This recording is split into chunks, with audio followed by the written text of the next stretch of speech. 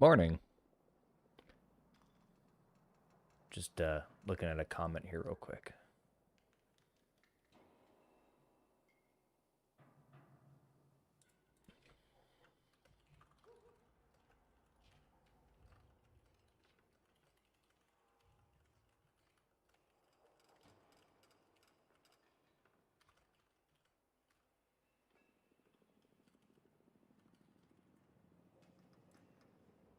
Hello, hello. I figured I'd stream for a few hours before I have someone coming over because it's kind of a different time than usual. So I'm just kind of cracking relics as I see fit, mostly on these exterminate missions. But there's some there's some things that I've been testing that I think are quite interesting. Like you notice, I'm using Umbra because Arcane Circumvent does a really good job at fixing the lack of knockdown immunity.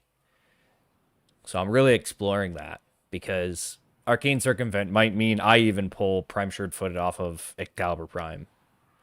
And I think the best way to test that is just to use Warrior's Rest and play Umbra instead and get some time on Umbra. Because unfortunately his sentience is really buggy. Even more, I was really hoping I could make it work, but there's even more bugs that I kept running into, which is pretty impressive. So this is my current test build that I'm just running on Umbra, which has Wrathful Advance, but doesn't need it, and that's kind of the nice part about it. The only hard part about all this is I need to find an enemy with overguard that I can roll through before slash dash hits it. And I am host, so I should be able to do that.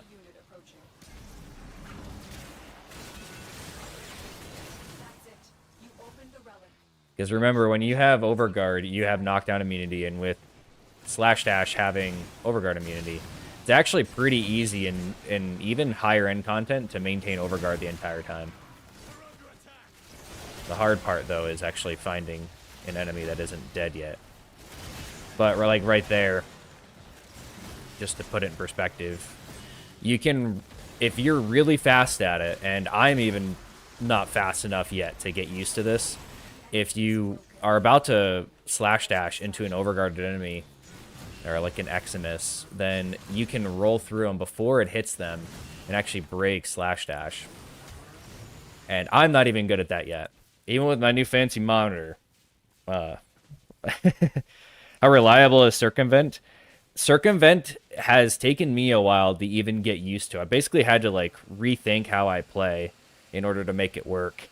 But if you use it right, Arcane Circumvent like fundamentally fixes the issue, but I think it opens up. And if you guys have seen my most recent thread that I made, I'm really going to start pushing that because I feel like Radio Blind needs another augment to make it useful, and the easiest way to make Radio Blind useful is to give it Arcane Circumvent's mechanic. And that would be so huge. It would make Radio Blind equally as useful as Radio Javelin.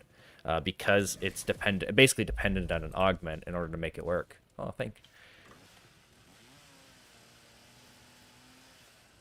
I don't need Veruna Prime. I already have her built, but I'm just kind of cracking relics to play. Let's see.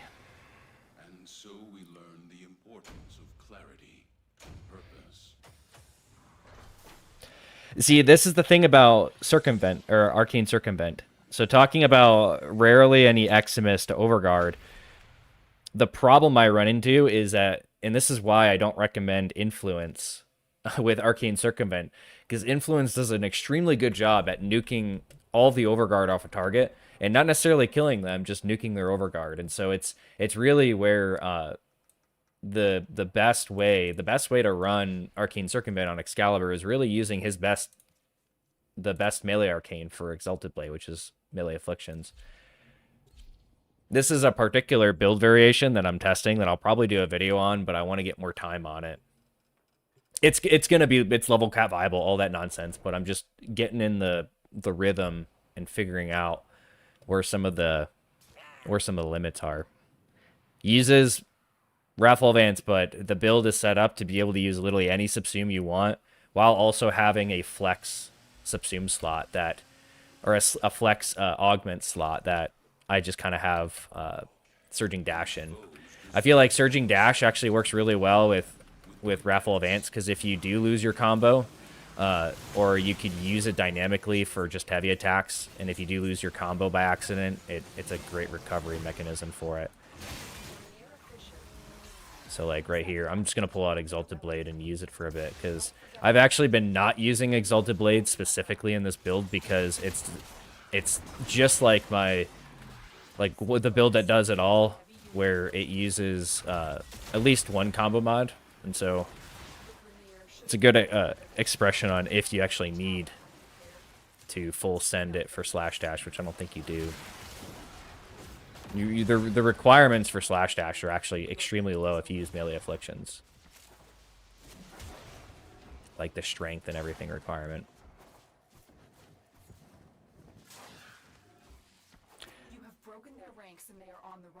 Okay. Sometimes I forget how fast people can do these.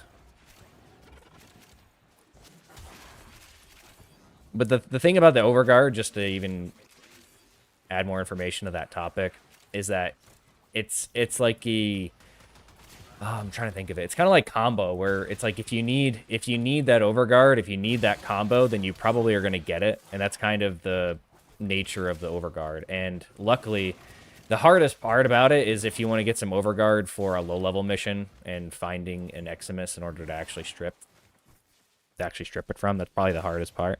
Hello there, Miner.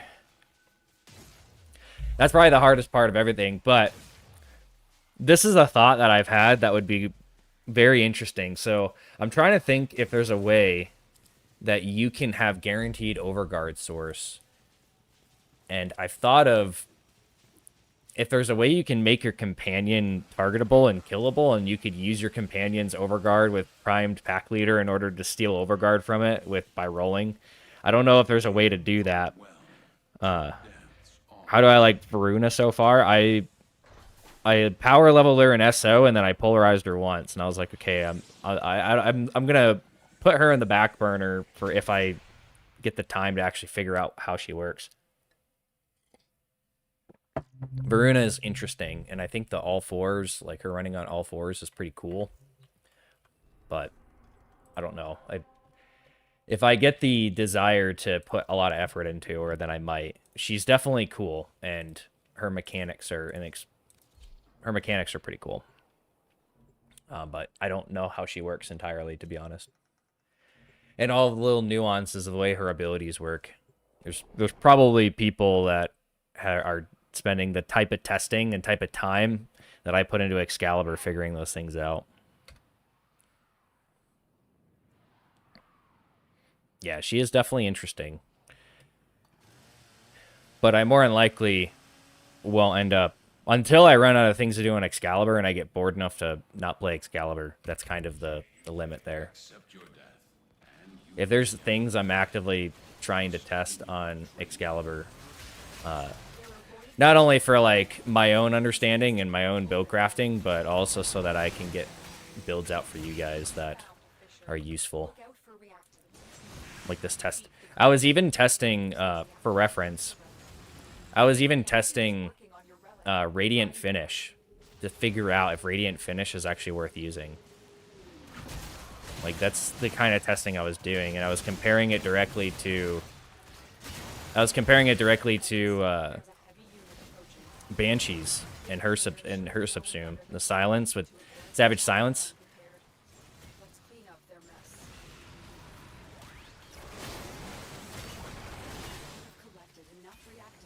You might notice I'm not using. See, like right there, I could have gotten some overguard, but I didn't. But you might notice I'm not using Truth's Flame, because one of the things that I was running into is I kind of want to learn one layer at a time of these things. So like adding Truth's Flame and Arcane Circumvent at the same time, I felt like I was running into a problem where I was not putting enough focus on learning how to maximize like skill-wise, like learning how to maximize one or the other. And the solution to that was to get rid of Truce Flame for now.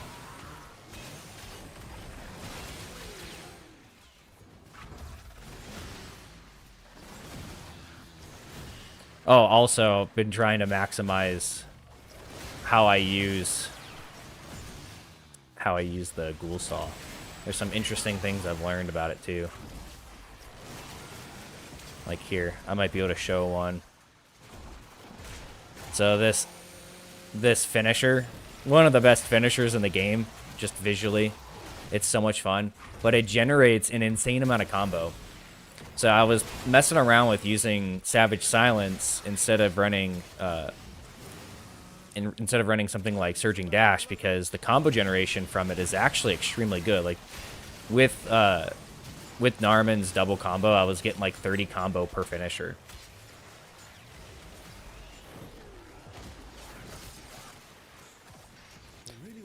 Possible to build Excalibur around Mirage's damage reduction. I think there's a place for that kind of stuff. There was a while where I was messing with I think Eclipse is what we're talking about, including using its augment. My next video that'll probably include this build will actually showcase something that doesn't really matter what subsume you use, because fundamentally, if you put melee afflictions and Arcane Circumvent on Excalibur, you can pretty much do whatever you want with the rest of it. Like it's that powerful on Excalibur. Are any of these 20, 45? No.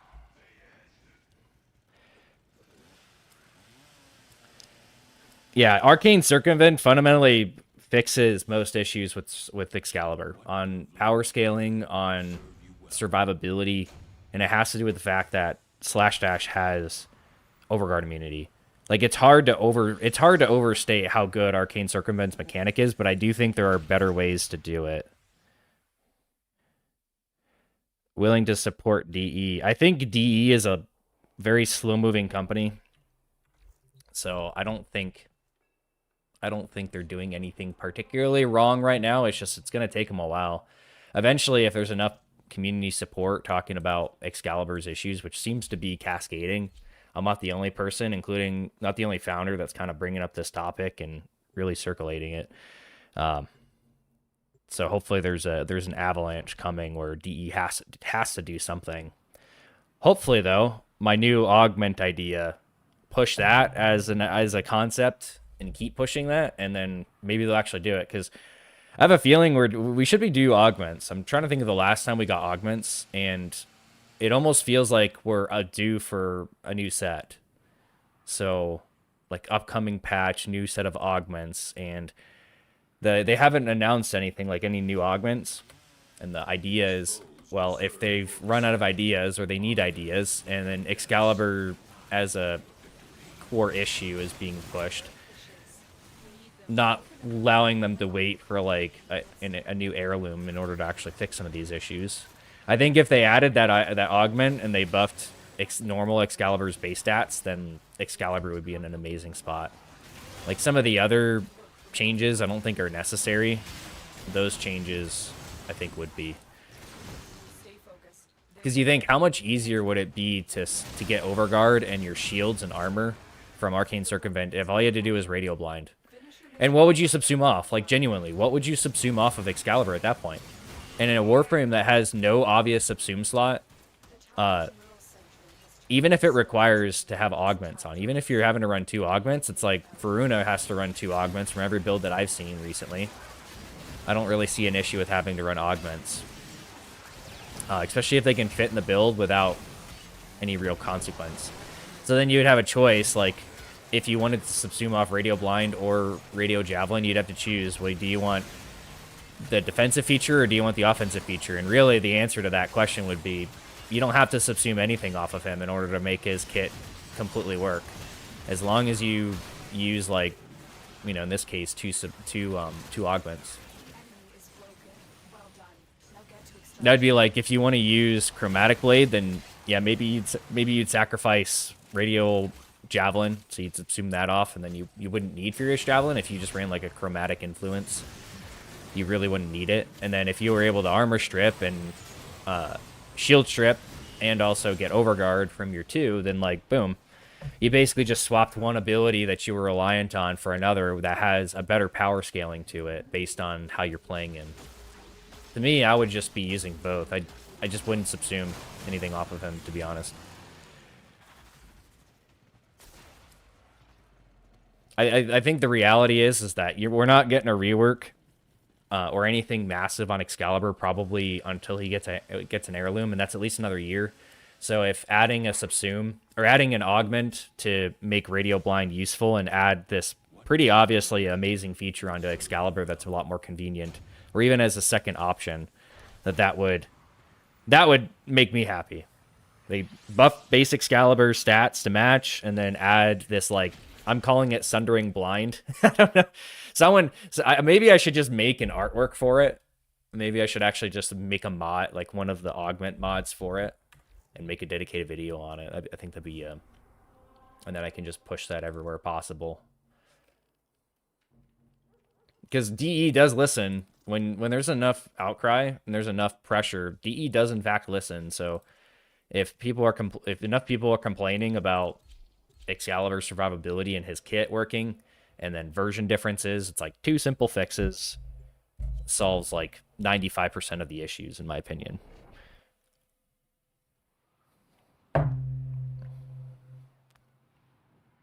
The thing too about, and this is one thing I've been trying to avoid when talking about reworks, making Excalibur too complex.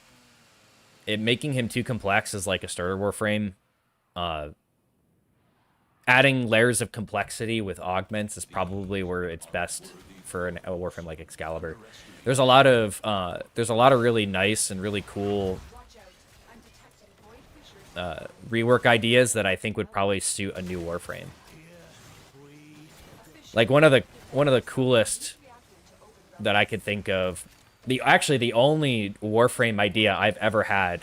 I think literally the only Warframe idea I've ever come up with is sort of like a barbarian from Diablo, where you have multiple melee weapons. So like a weapons master. But the way that this weapons master sort of Warframe would work is you'd be able to equip a second melee weapon as like an exalted weapon, and then you would switch abilities. You would switch between your melee weapons in order to be able to have like whichever one's holstered scales your scales your abilities. Like you'd have like a weapon throw that you'd be able to use, and that would pseudo exalt off of your holstered one, and then you'd have a melee weapon that you would be actively using that wouldn't scale your abilities, and then you'd have like your four would switch between them. I think that's the only Warframe idea, and that's not even that's not a new concept whatsoever. That's just like taking a game like Diablo's Barbarian and applying that to Warframe and its systems. That would be hard pressed for me to not play, to be honest. As long as the kit was good, it would be like, okay, well, this might be actually worth switching to for a melee Warframe. Excalibur kind of has that. It's just with an exalted weapon with slash dash and exalted blade. But that's the thing I've tried to avoid doing, is taking concepts that are better applied to new Warframes and applying them to Excalibur, and kind of keeping his kit simple.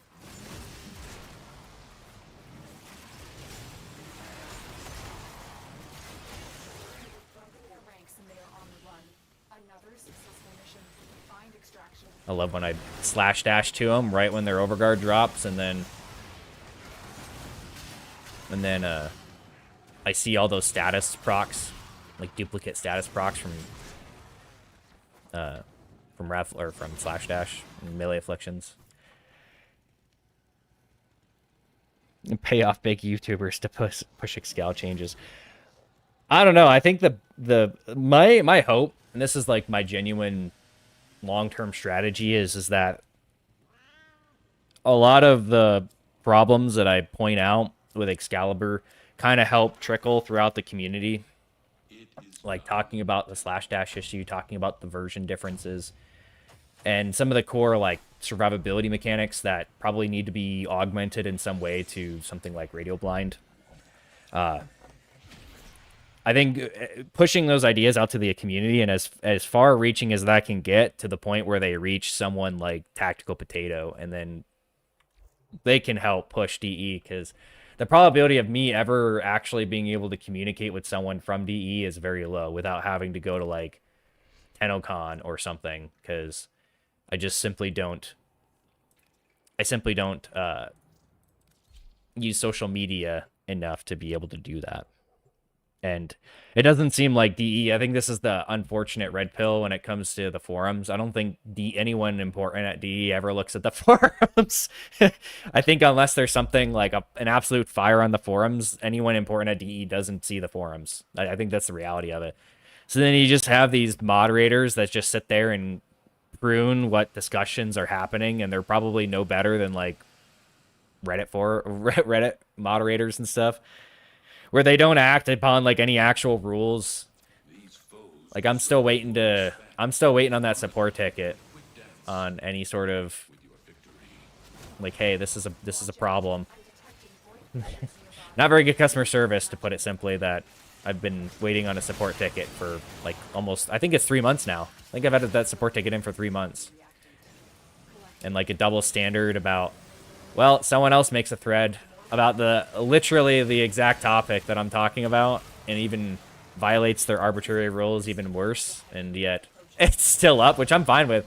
If you guys want to make threads and just always have threads going discussing this issue, that's probably the only way things will actually get done, because all they have to do is just keep silencing my threads, and then if no one else is making threads about it, then it's just going to die.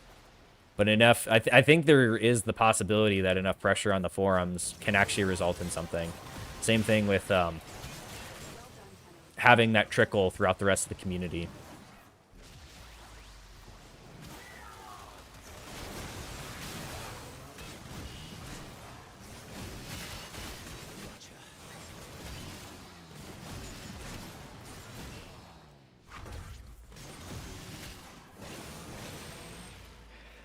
Is Circumvent future-proof? I would say Circumvent and its mechanic is future-proof.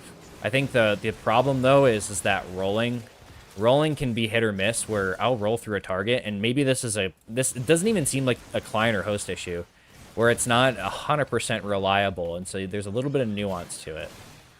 And sometimes you have to work harder than I think you should in order to proc it.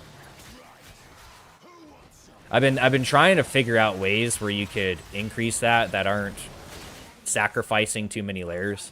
Like you can increase parkour velocity or anything like that, but like without forcing something fundamentally different in the build.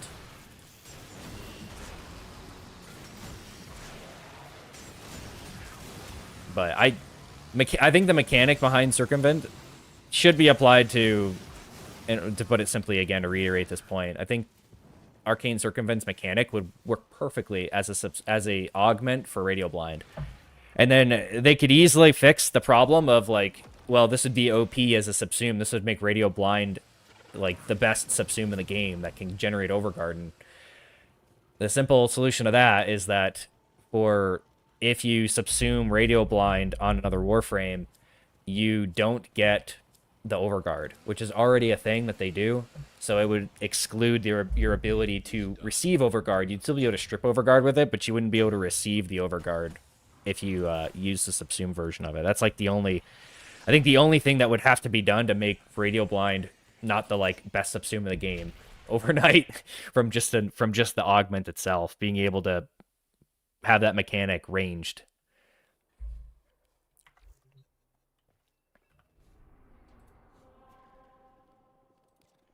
Just cracking relic here. Let me play some catch up on. I'm just cracking relics that have Forma in them because I almost ran out of I almost ran out of Forma blueprints, and so I feel like it's wrong to not have a daily Forma. always cooking.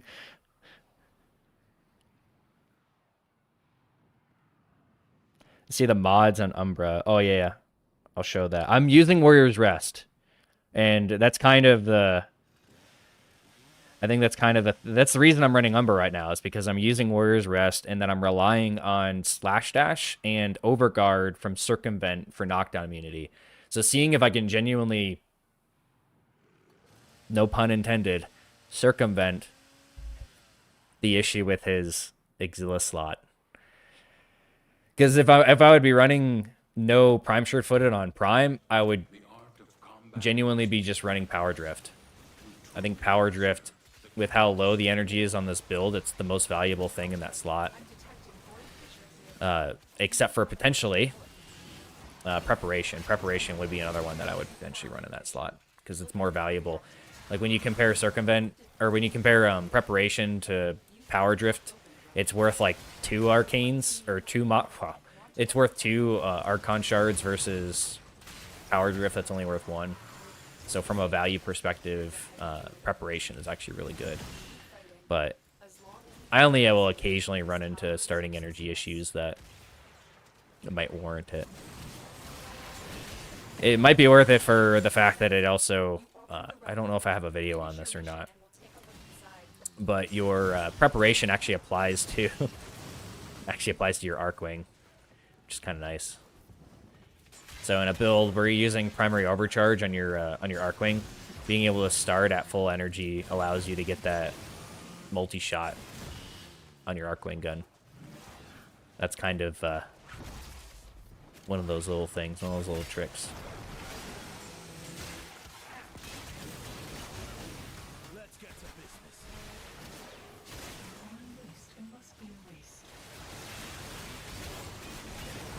I will say Arcane Circumvent has required me to like relearn how I play. And ghoulsaw definitely helps. I haven't tried Dual Liquor in a while. The fact that I haven't been using Dual Liquor is a good testament to how amazing the ghoulsaw is, the Kuva ghoulsaw. It is, I think it genuinely is my favorite melee weapon now. Because like this right here, all I'm doing is slash dashing, and then I'm breaking it with the block neutral. And the block neutral is that spin move. And it just feels so good. Like, and then the mobility on it. The other thing, I think that's very important to mention, I was probably just, at some point, I'm making a follow-up video on Kuva ghoulsaw to, like, give my, probably at that point, 100,000 kill review of the Kuva ghoulsaw.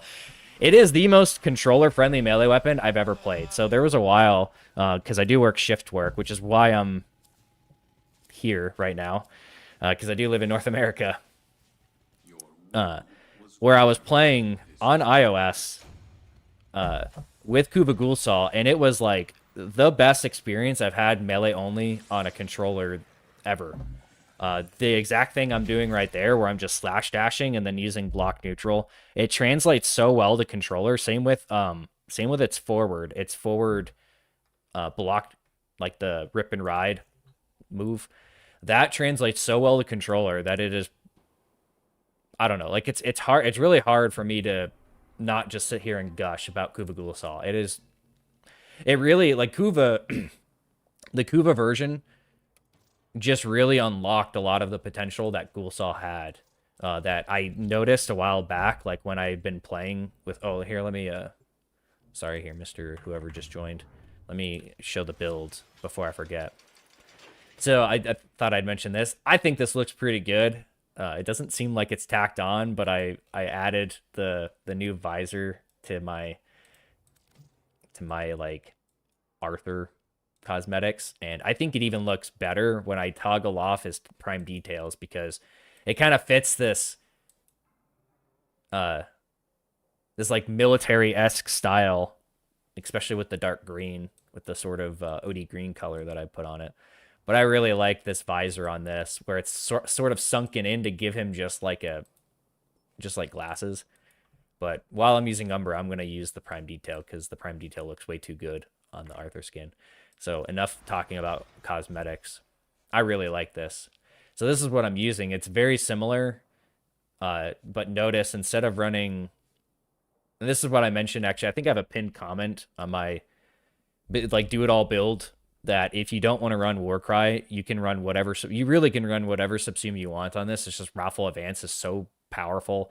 But you notice there was a lot of times I'm not using it because it's not necessary. And then if you don't run Eternal War, then you can just simply put an Umbral Fiber into that slot. But it's fundamentally the same build. If you wanted to copy this and get a little bit of insight into probably my next build video, Arcane Fury and Arcane Strike are what you put here. So if you want more attack speed, use Arcane Strike. I personally don't find it necessary, the extra attack speed. On Exalted Blade, I'll show you what I did though. So like Arcane Fury, I think scales better than Arcane Strike, but if you want more attack speed, just use Arcane Strike. Remember that Arcane Fury scales really well with Furious Javelin. Same thing with Steel Charge. Steel Charge isn't even necessary here. If you wanted to run literally anything, you could. If you wanted to run Brief Respite, if you wanted to run Dreamer's Bond, you could even run Empowered Blades. I don't know if you found that necessary. Melee Guidance is actually a pretty good option here because you get damage, you get melee damage already from here, and the other thing that you don't get built into this build is combo duration without having like a heavy weapon. So you think about Circuit, if you had Melee Guidance on, you have combo generation, combo duration, melee damage, scalable melee damage, crit damage, or crit chance, and crit damage, all built into a single build. So like you could drop in any melee weapon into this and it would work amazingly, which is where like Melee Guidance might actually be a pretty cool option to give you combo duration in scenarios like in Circuit where you don't get combo duration. And this I used to use a lot. I actually used to use Melee Guidance a lot back in the day before the heavy weapons because of the fact that having no combo duration kind of feels bad. But you can make an argument that if you're running Narman, you probably don't need it. You probably don't need the extra combo duration, but if you're not running Narman, then this is probably a good option here. And then, like I sort of mentioned already, Brief Respite works perfectly fine here. You're really just soaking hits with it. So if you do run into survivability issues with Circumvent, I see no downside in just putting Brief Respite. But I've been using it as a benchmark to really gauge how necessary it is by not using it. Run anything. That's the nice part about this. There's really nothing that's bad in this slot, as long as you can tolerate not needing Brief Respite. And that's really just it's a mechanic that I've relied on in the past, but I've been trying to get away from, because I think if you get really good with using Arcane Circumvent, that it solves that problem. And then the only thing I'll mention is, while I'm using Wrathful Advance and using Arcane Fury, I did put Primed Fury on Exalted Blade and switched it out. If you notice, this is what you usually hear. But if you want more attack speed, consider the fact that with Wrathful Advance, you don't need Blood Rush, and then also Blood Rush doesn't apply to just Slash Dash, and neither does Primed Fury. So you're not losing anything out on Slash Dash running Primed Fury here. You get what you need out of this when you need it, which is that extra status, but you really don't need that extra crit chance if you're running Wrathful Advance. So it's really a value add. And if you're comfortable with this amount of attack speed on Exalted Blade when you're using it, then Arcane Fury really scales well. It scales extremely well. Because of the way that it works with Furious Javelin. Same with Steel Charge. These combine, like, look at that. You get 240 melee damage, and the way that scales with Furious Javelin, it's dumb. And you don't need a lot of strength to do it. That's the most important thing about using melee afflictions in general. You don't need a lot of strength. This single-handedly prevents you from having to run, like, you could run 100% strength, just baseline strength, and melee afflictions could single-handedly carry Slash Dash and Exalted Blade. It's definitely his best arcane on Excalibur's Exalted Blade.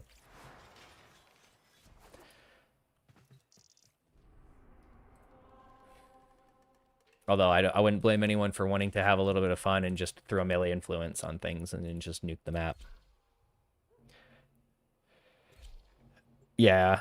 I can't stop cooking on Excalibur enough to be able to put enough attention to Veruna. So until I hit a wall on things to test, I've been playing around, like, I have Wrathful Advance on this build, but genuinely, I've been playing around with... I don't find it redundant to have Surging Dash and Narman, because the vast majority of the time, in most of these missions, you're going to struggle to get up to max combo in, like, these kinds of missions, and you're also going to struggle to keep that up, even with... Like, you're going to struggle to keep that up, even with a bunch of combo duration. So, if you wanted, like, the universally useful version that you don't have to really worry about combo, it would be using both Narman and Surging Dash. There's a name that I have for this build that I'll probably end up making a video on. I'm just testing different subsume options. The last one I'm testing out of the subsume options is Wrathful Advance, because I genuinely could not find a subsume that was like, if you had to choose one, this is a subsume you run. I couldn't find one. And Wrathful Advance just is like the obvious answer there. Which one of these don't I have? I don't care. I'll just give this guy some traces. I haven't been able to cook with Veruna yet, because I need to figure out how she works. Because, fun fact, turns out, just because I'm an LR6 founder, doesn't mean I know how every Warframe works. Actually, quite the opposite, because of the way I've played the game for now coming up on 13 years. To put it simply. There's a vast majority of Warframes, I have no idea how they work. I can tell you kind of what their subsumes are, and that's about it. Like, I know Warframes based on what their subsumes are, because that's where they're useful to me. Other than that, like, even ones, like, I don't actually know what Baruch's subsume is. I don't even know what his abilities are. Because his subsume has never really been useful. Let me think of what else. Who don't I also know? I think this one's the spectrograph thing. I've almost tried using that. Everyone knows what Grendel's subsume is. I've used hers every once in a while. I haven't really used Jade's subsume, because, especially now with Circumvent, you don't want armor stripping occurring. So then it's kind of counterproductive. I forget what Korra's is. I think it's the snare or something. Ensnare? I don't remember. Lavos' subsume's kind of bad. Kome's is nice. Obviously, Kalervo's is one of the best in the game for melee type playstyle. I can't tell you the difference between Nova and Mag, because Nova, Mag, and Ember all to me just kind of blur into like Femo Warframe. I don't know what does. It just is what it is. Yeah, and then I don't even know what Zephyr's. I think this one's the Airburst or something, her subsume. I don't know the rest of her abilities. That's kind of the reality of it. The way I play the game, I don't know the vast majority of Warframes. I didn't really care for Veruna when she came out. Her Prime is definitely more compelling with the way that her like gameplay style of you turning into a dog. Like I said, if I run out of ideas on things to test on Excalibur, then Veruna is like number one she's number two for Warframes right now. She's number one on the chopping block for if I get bored of Excalibur. Like that, genuinely.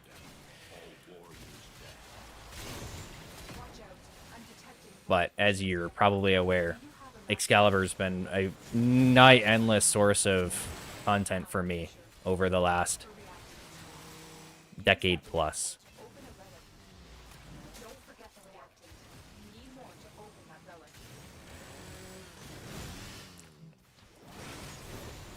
Aha.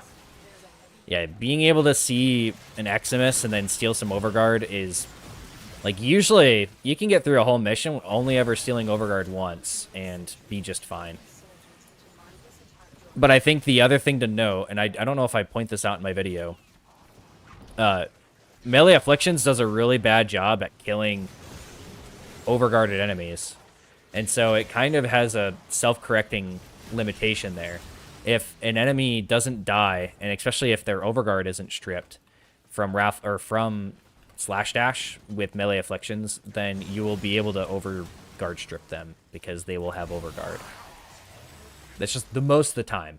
Wrathful Advance makes that a little bit different because Wrathful Advance will one-shot an enemy, even with melee afflictions and full overguard. It does a really good job at nuking everything with slash dash. So that's where it's definitely a downside of Wrathful Advance. Wrathful Advance is too good, but you could simply just not use it. You could have it there because it's better than having no subsume. You could always just have it there kind of in your back pocket, which is exactly how I'm using it right now. Like, I really don't need to be using Wrathful Advance right now. Where are all these enemies? Oh, elevator. They were waiting for me.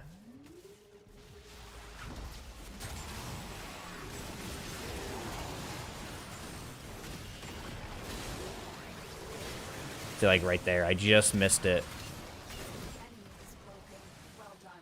I was like, putting it simply, Arcane Circumvent solves basically the vast majority of issues with Excalibur, especially Excalibur Umbra, but it is so skill dependent that I'm even trying to get good at it, and I think that's saying a lot. Like, it takes a lot of nuance to do it. What's here? Like, it's such a nuanced, like, the fact that slash dash gets you to melee range and you're already playing melee, you're already close in, so then the probability of you being able to it's very skill dependent on identifying an overguarded target and then hitting them with a roll before they get stripped, especially in this kind of content. When you go higher up, it's a whole different story. Oh yeah, ghoulsaw is so good. It genuinely has become my favorite melee weapon. My progress on it so far. What I'm doing is once I hit XP cap on it. So you see it's creeping up here on my usage. But once I hit XP cap on it, I've already got 19,000 kills on Kuva ghoulsaw. Once I hit XP cap, I'm gonna fully omniform it, just because.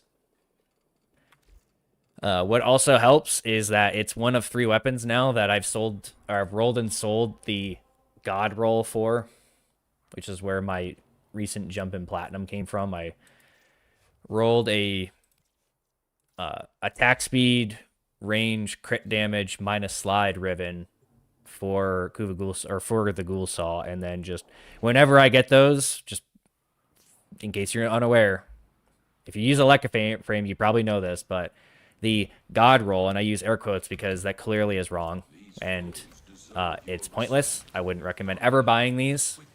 I really can't think of a single melee weapon where this is actually better, because I don't think it's been updated since Arcanes were added, to put it simply.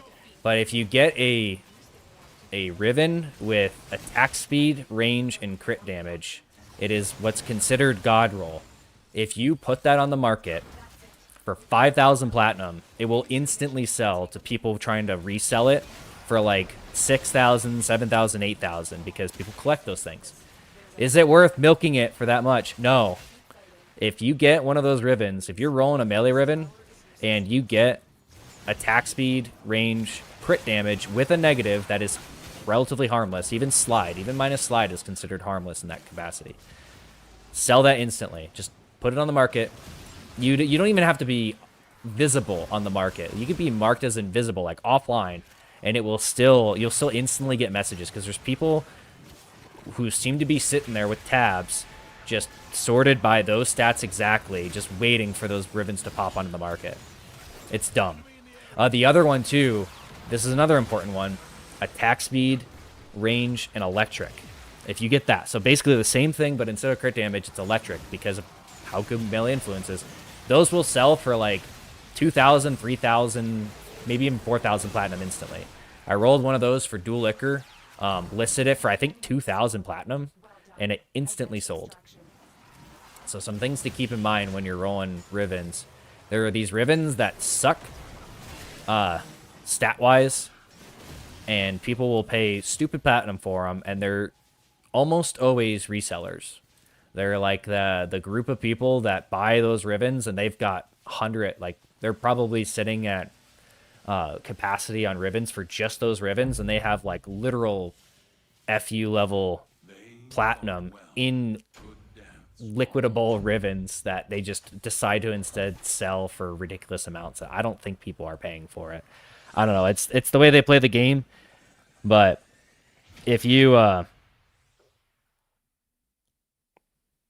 yeah, if you roll enough Rivens, you will eventually get those stats. And just be aware, the first time I rolled one, like I still remember this. So first time I rolled one of those Aleka God frames, air quotes, because it's not God roll, not Aleka God roll Rivens. The first time I rolled one of those, I listed it for like 1,000 platinum because I'm like, okay, so someone would probably buy this because it's got like 2 really good stats on it, and then like it's got range and attack speed. Someone might want that.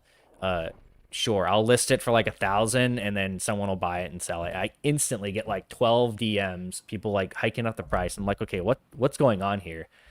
Because I've never used a Leca frame. I don't want to use it. I was the type of person that played WoW, even playing top 1% of PvP in WoW, like multi-gladiator type individual, and I never used add-ons. I just stay away from add-ons, and Aleka frame is an example of that, especially with my account. I don't want to have like even the remote possibility that that it becomes like Aleka frame gets hacked and then it gets pushed a malicious update and then a bunch of people get banned for it. I don't even want to have to deal with that. So just be aware that those stats are extremely valuable, even though they suck. Because, to put it simply, I don't think Aleka frame and what is considered God roll for melee has been updated accordingly for the melee arcane editions. Because those stats have not been updated since Whispers in the Wall. It's been like 4 years, or like 3.5 years since then. And it's still considered the God roll, when the vast majority of things, not only melee arcanes adjusting to that, but also the elementalist mods. Simply put, you can't really double up stats in Rivens like range. That doesn't scale well in Rivens anyways. And attack speed without sacrificing something core to the build, like some sort of element in order to make the build work, or it's just low value, like range on a Riven outside of like the absolutely highest, like even the absolutely highest ones don't come close to primed reach. So then it's like you're sacrificing primed reach for a lesser version. And then at that point, it's like, well, why don't you just use elemental damage instead? Because elemental damage turns out scales extremely well on Rivens. Like my current build on ghoulsaw does not work without a blast Riven. You need a blast Riven in order to make it work. Those are easy to roll. I've already rolled more than one, where you have heat and cold, and then it could be a +2. You could even just have a +2, and it would work amazingly. It would work as good as I'm showing here. And really, all that, even though that blast damage isn't that high, it's not about the blast damage from ghoulsaw. It's the fact that I hit them with the ghoulsaw, and they get blast on them, and then I stack it with melee afflictions. So like this guy right here, like right there, he was even immune. I was able to knock him down, stack blast, and then the blast one-shot him. And that's where like blast electric with influence on this really isn't about like nuking everything with influence. It's about priming targets for slash dash if they don't die from this alone.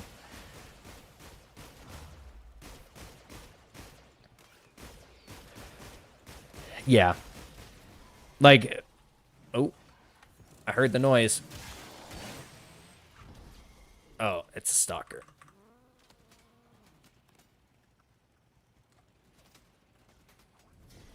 I think stalker wants to find out. I like killing stalker still, even though I don't need anything from him, and I've gotten like 30 blueprints of all of his stuff. He's still fun to kill. And I don't know why people don't leave extraction.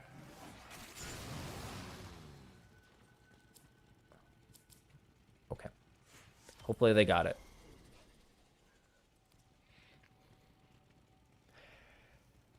Oh, yeah, just remember that something like a Leca frame is one one breach away from compromising your computer, your game, your account, like everything like that.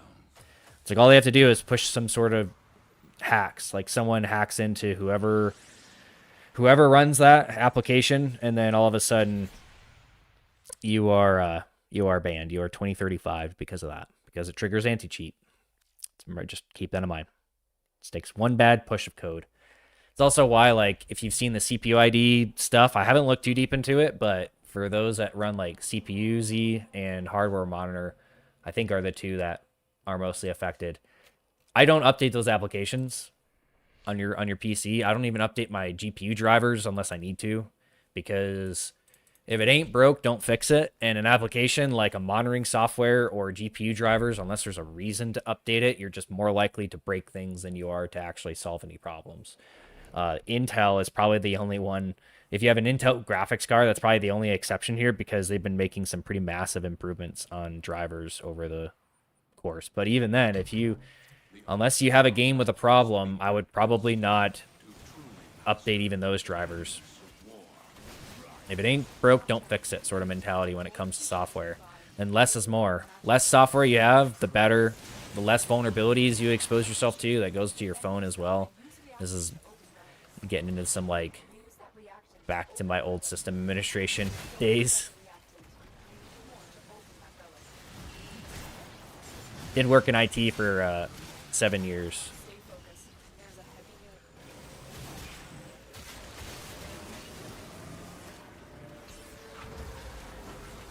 Let's see, yeah.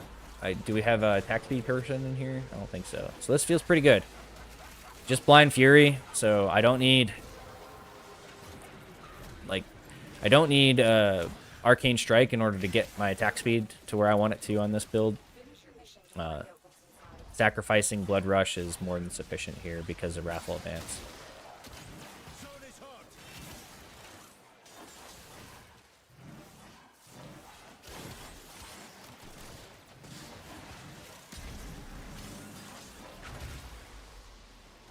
Yeah, see, I didn't even get the double...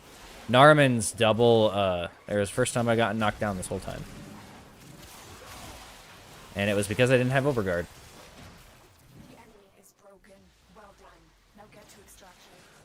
And I just missed out. Oh, can we get it? We got it. Got some overguard. Yeah, the problem I've always had with Wrathful Advance is even when you are really good at avoiding hitting a target and you have it flipped on a keybind where... Like, my keybind for scroll down, you can't hold it. So you only can cast it in its inverted form right now. So, like, the just blinked version of it. And even with that, there's plenty of times where just for some reason, it decides to target someone. If you saw my hard mode Parita, the guilty mode, I heavy attacked the Hunhulis by accident, like, multiple times. And even though I wasn't targeting it, it would just decide, oh no, we're just gonna heavy attack the Hunhulis's leg, and then I lose all my combo. Surging Dash kind of helps fix that, and running Narman to help maintain it, but also so you can get double, because that does work. When you run the slam and it gives you that double combo, that does apply to Surging Dash.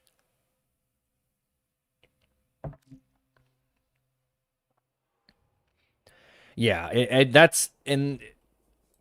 Using like some sort of side-loaded or inserted game add-on, I didn't even like him in WoW. And in WoW, the only add-on I used in WoW for like a decade was Recount, because the ability to efficiently comb through your combat logs is like, anytime I would try to go through combat logs, it was miserable. And something like Recount was at least enough data collection so I could see, like, oh, how hard did this ability hit? So for a lot of the build crafting, because I did build craft when I played WoW. It's actually what got me to finally quit the game when I got in trouble for build crafting in that game. Yes, sysadmin. Most of my networking experience, most of my like sysadmin experience is being a literal jack of all trades. So then having to do everything like firewall management, switch management, client management, domain management, everything. Like I managed the entire network, two whole separate, entirely different networks. To the point where I even was doing all the physical security, all of the fire alarming, the HVACs, like anything tech. I was troubleshooting and doing like technician level repairs on equipment too, on some of the industrial equipment. But that's hearkening to some other experience what I currently have for a career technically. Yeah, the add-ons aren't worth it. They weren't worth it in WoW, in my opinion. They're definitely not worth it in Warframe. The inventory management, I can see the advantage to it. If people want to risk that, go for it. But you won't ever see me recommending Black Frame out of not only principle but also practicality. Like it is. Sure, it might be one of those things if you wanted to install it for like a week and then have a bunch of stock of inventory that you want to be able to efficiently figure out the value of and then list, then that might be something advantageous. So like using it as a quick tool, but like keeping that installed permanently when it's in a constant unknown state is completely different. Like from a security standpoint, if it's in a known good condition, you install a version of it, like the most compatible version of that application at the given time, and then list all your stuff and then remove it. And then don't touch it. Maybe not ever touch it again, and probably only do that if you need platinum. Your will was greater. This is good. Yep, SCADA and industrial security. So I saw that. I didn't look too deep into it, but that there was like Iran compromised one of the vendors that provides like PLCs for all of like a bunch of SCADA stuff. I actually do manage currently SCADA stuff, to put it simply, because I do work in the industry of managing the grid, and that's all SCADA controlled stuff. But I don't think a lot of those PLCs that use SCADA and that like FET communication, I don't think those are affected. I probably would have heard about that, but I don't work on the sysadmin side in that industry, so I don't know. I get cued into some of that because of my previous experience. I've had to troubleshoot and assist the network engineers and stuff at the company I work for, because of issues on the networking side. Yeah, macros, like anything that sounds like it's an advantage, like an external advantage to the game, is not worth using. Like technically, even if you sit there and you really abuse like unlock scroll wheel, like if I hooked up a little motor to my mouse and then use that as like an auto clicker, like that can get you banned. Anything that like sounds like you could get in trouble for it, you probably will get in trouble for it. So don't do it if you, unless you're willing to take that risk. I'm not that type of risk taker, especially with my account. If I ever ran into an account issue to where it was creating a new account to play Warframe, I would just quit, like genuinely. Like I wouldn't make a new account.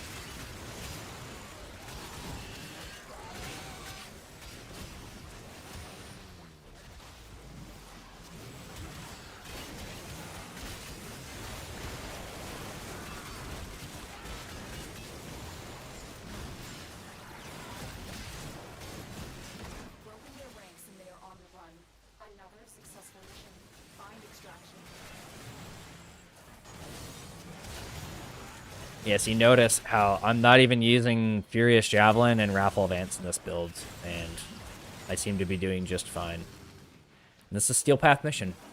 So it's really like you have tools. You have a bunch of tools that will boost your builds. Or boost your build, and you don't always need them.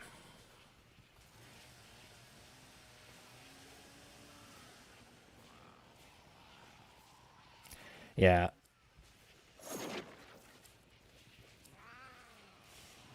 Yeah. You are a blade. You exist to I think it stands at a principle too. It's the reason I quit WoW. I got my first ever account offense for they accused me of RMT, and really the reason why it happened was I build crafted a threes comp that was extremely good, and we went from basically like 1200 or 1500 rating to 2800, over 2800 within like 2 days. And one of my buddies, we were all like, for those that know WoW, we were all like multi-glad 2700 experienced players. The guy I was playing with, I had played with for years, like all multi-glads, heroes, like all that kind of stuff. And they used that as like a flag. It was one of these like auto flags where if you climb this fast in rating, then you get flagged. And more than likely, it was that on top of probably getting mass reported because I beat a bunch of top 10 players while they were streaming. So there was a couple thousand people that watched me beat a streamer with an absolute cringe like meme comp at 3100 MMR and 2800 rating. And it was a big issue for that season where I basically broke the meta of the season because it was a very good comp. It had very specific limitations in it that only one team actually figured out, like how to counter it. When I played against the best RMP, for those that know WoW Arenas, I played against like the best RMP in the world. They figured out how to beat it the second time we played them. And it was obvious. As soon as they figured out, it was like, oh, I didn't even realize that was a giant, how gaping of a hole that was in this build. And luckily we didn't play him again because we would have lost every single time. So yeah, that's in competitive games, you can get in trouble for buildcrafting. And even if you have never had an account offense, all they did was take my gladiator. They gave me a 30-day suspension and took my gladiator, but it was my fourth gladiator at that time, and I quit out of principle for it. And I'd do the same in Warframe if that ever happened. Like if, I don't know, me rocking the boat on Excalibur resulted in me getting banned or something, I highly doubt that. Even on the forums, it's not like the forums are, they get banned on the forums, it's not going to ban you in game. Like, put it simply. But the consequence of that is I can't play the game how I wanted to be played, even within terms of service. Then I just don't play it. I can do other things with my time.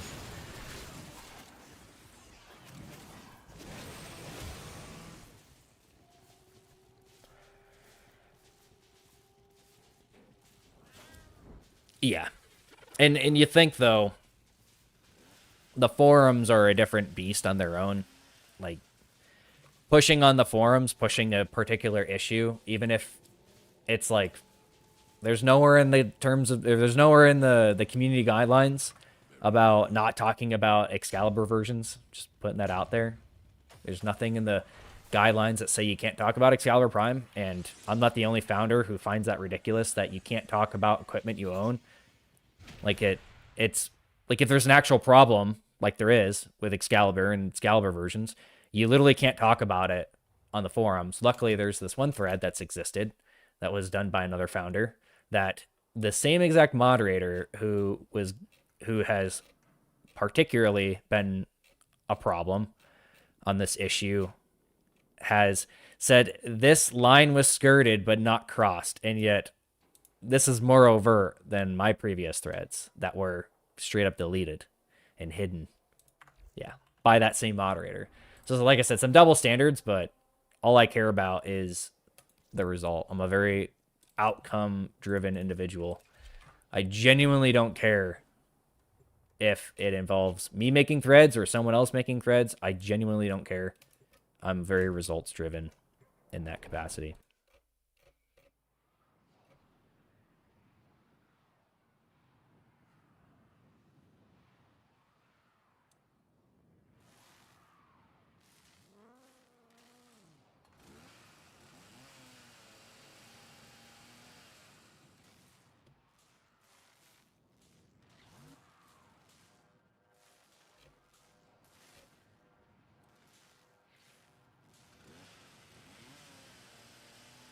Yeah, and that I actually found that quite quite childish. What you're saying, that he edited and marked your Excalibur Prime bingo spot. So it's like a game to some of these moderators. Like ignore the problem.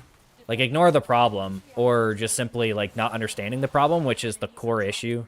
Like every time that moderator has aggressively moderated, it's because they're genuinely ignoring the entire point of the conversation and then just saying, oh, it's talking about Excalibur Prime. Bad. Okay, cancel. Yet, where's the policy for that? Where's the policy?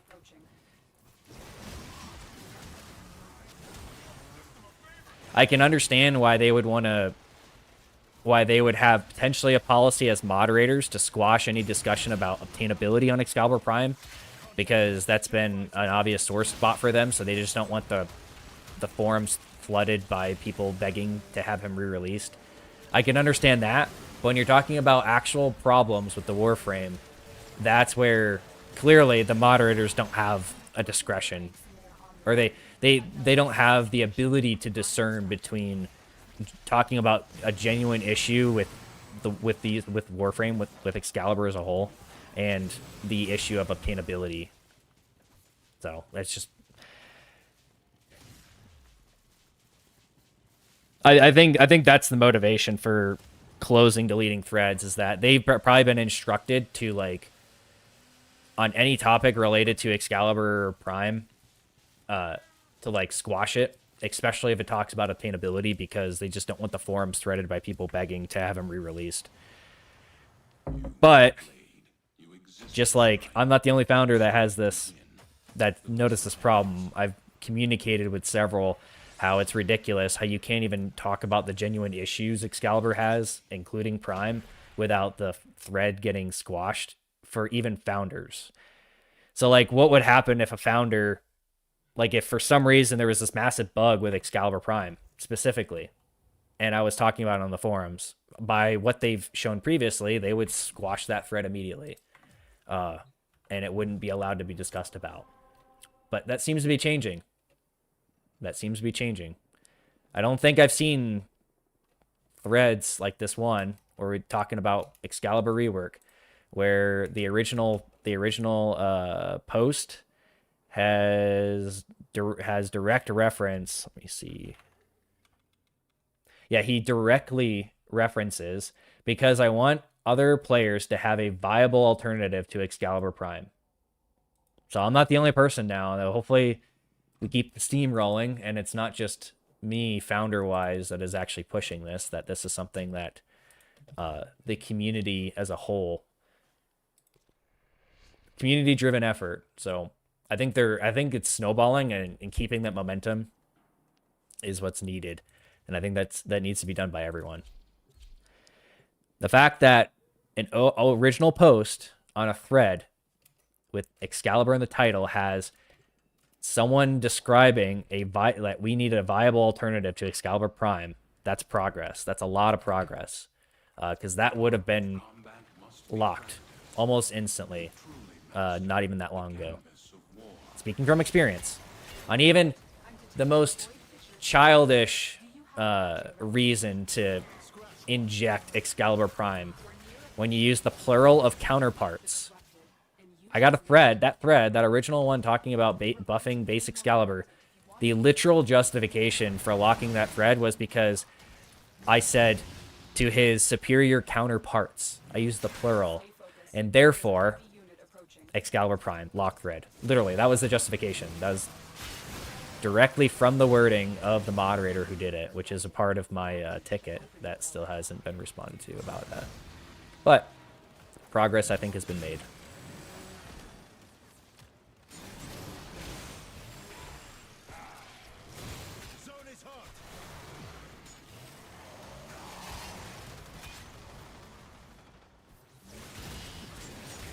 See, the fun thing about when there's a door that needs to be unlocked, you have the best melee weapon in the game that can pierce through walls.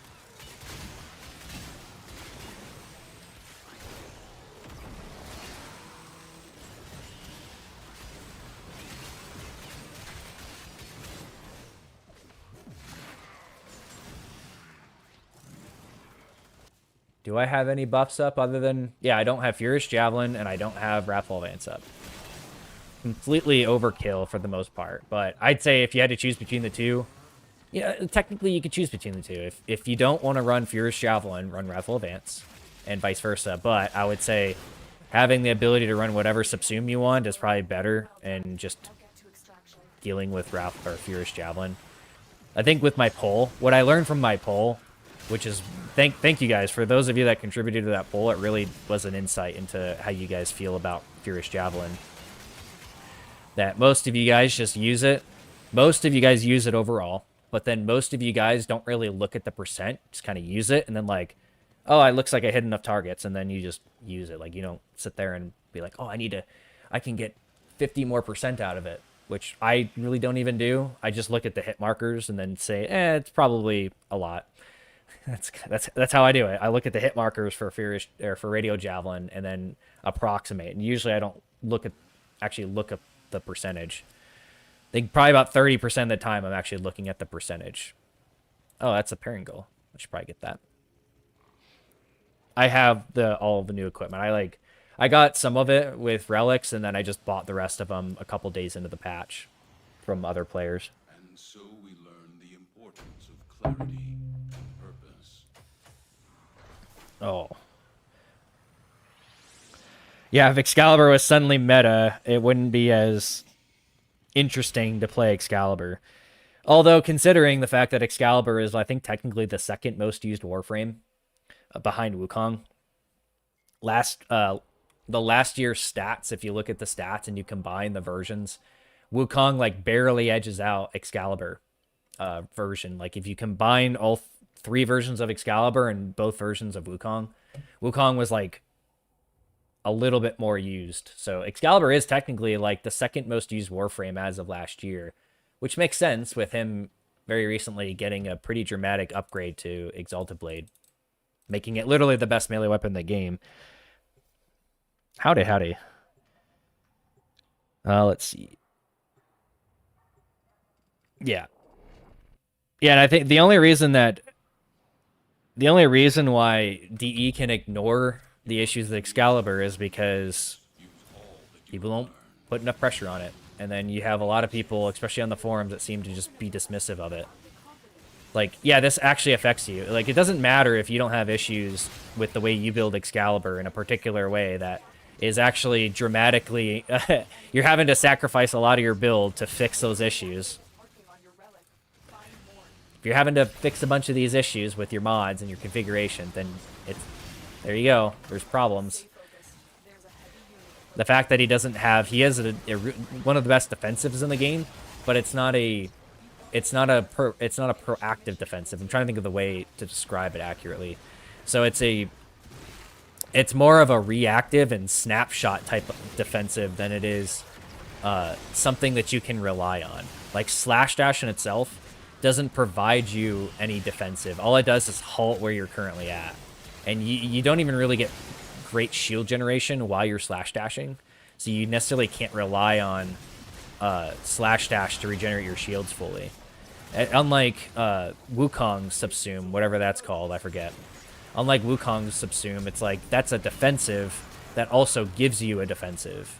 And that's where I'm thinking, just really the pretty hard conclusion I've come to. An augment on Radio Blind, let's call it Sundering Blind, because I don't know, I'm not very creative for naming, but that seems to work in my mind. That would basically give you the features of Arcane Circumvent per enemy hit. So it would like strip their defensives, just like rolling through enemies with Arcane Circumvent, but it would apply to Radio Blind's cast. So then you could Radio Blind, it would give you a bunch of overguard. If there's an Eximus nearby, it would give you shields and it would give you armor, and it would scale. I'd literally just copy and paste the coding, but just cap it at like 10%, because you don't want it to like full strip them, but you want it to be able to scale up to not be like a full strip.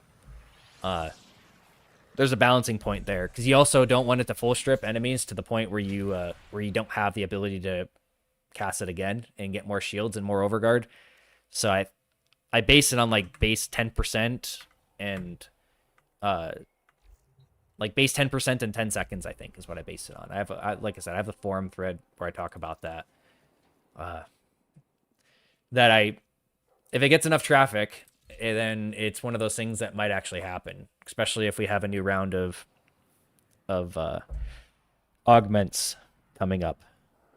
Yeah, Defy, that's what it is. But Defy at least gives you immunity and gives you something from that immunity and damage. So if you compare it to Slash Dash, it's like Slash Dash doesn't give you anything defensive other than some sort of snapshot. And then his other abilities that are defensive in nature, like Radio Blind, are simply not... Like, Radio Blind either needs Overguard, the ability to pierce through Overguard, or they need to add some sort of augment, like I'm suggesting, that turns it into a more powerful defensive ability while also potentially making it a bit offensive. Just like what happened with Furious Javelin. Like, putting it in almost the same category as Furious Javelin.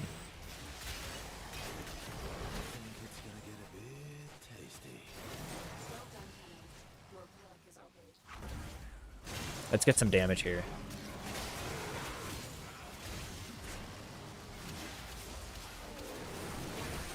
Oh, I love when it does that. Yeah, as a reminder, and I'll probably reiterate this a bunch during this stream, when you have Overguard immunity, or when you have Overguard, you have knockdown immunity and full status immunity.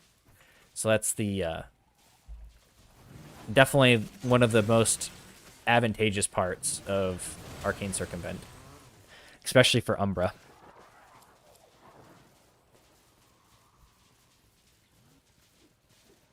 Yeah, the problem though, and this is just where I really get down to, like simple things for DE to do, because like there's so many good things that could be done to Excalibur, but the probability, the more complex those suggestions get, the more likely it isn't to have happen. That's just the when you talk about the probability of these things occurring.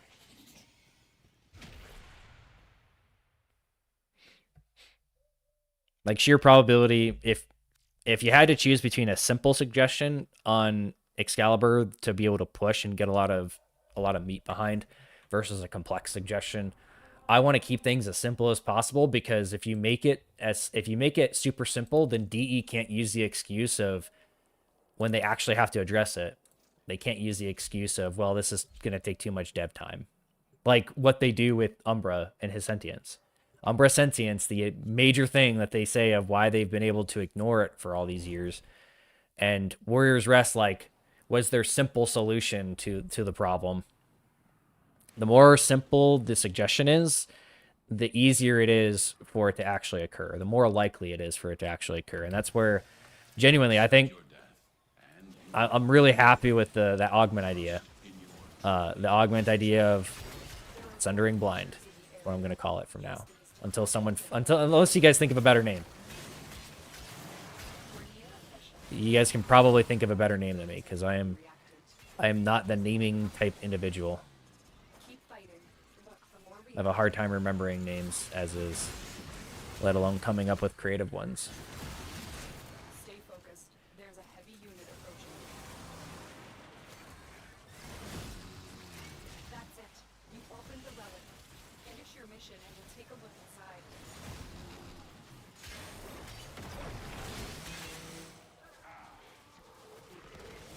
Yeah, what's nice is I don't really even have to pay attention to my combo with Surging Dash.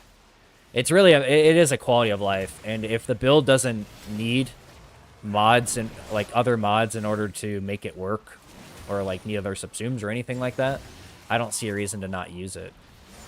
It's really really just how good melee afflictions is on Exalted Blade.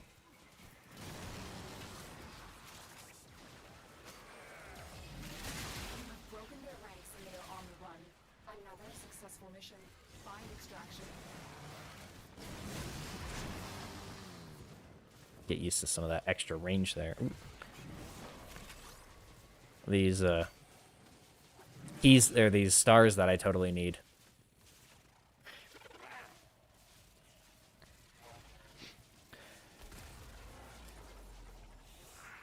Yeah. They have a ton of stuff that they need to fix, but I think there's been enough people complaining and enough like justification to discussing Excalibur. Like their literal poster boy shouldn't be in the state that he's in now for the lack of like long-term capability. So even like early game, it's fine, and then you get to that mid part where you get to getting Umbra, and then you use Umbra, and then as you develop more skill playing the game, you run into more and more issues with Umbra sentience, and then you potentially you find out, oh, he's got a Exilis mod in order to solve this problem, and then you get deeper and deeper, and you realize, oh, well, if you get to 400 login days, you get to the point where you're like a long-term player.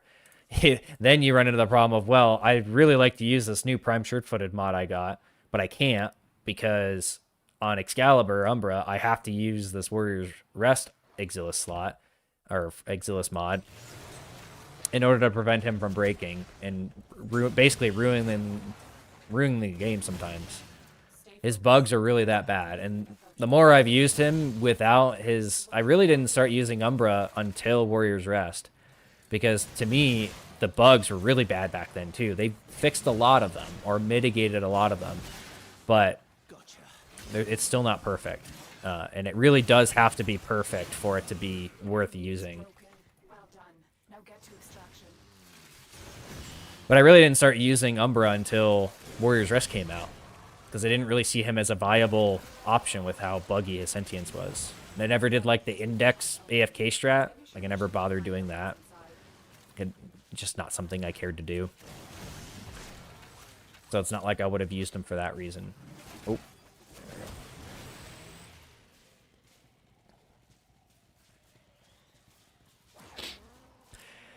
Yeah, I'm glad I can help people enjoy Excalibur, because I think I demonstrate an interesting type of gameplay style that I didn't know was unique until I started running into like Steel Path face off. There was actually a point where I ran into a streamer doing an absolutely cringe like meta 4 stack on Steel Path face off, and then I got flamed directly because I don't know, maybe he was salty about the version of Excalibur that I have, but looked at my dual Ichor Excalibur only setup and thought that that was bad. And I'm like, does this like really top streamer not understand how this build works?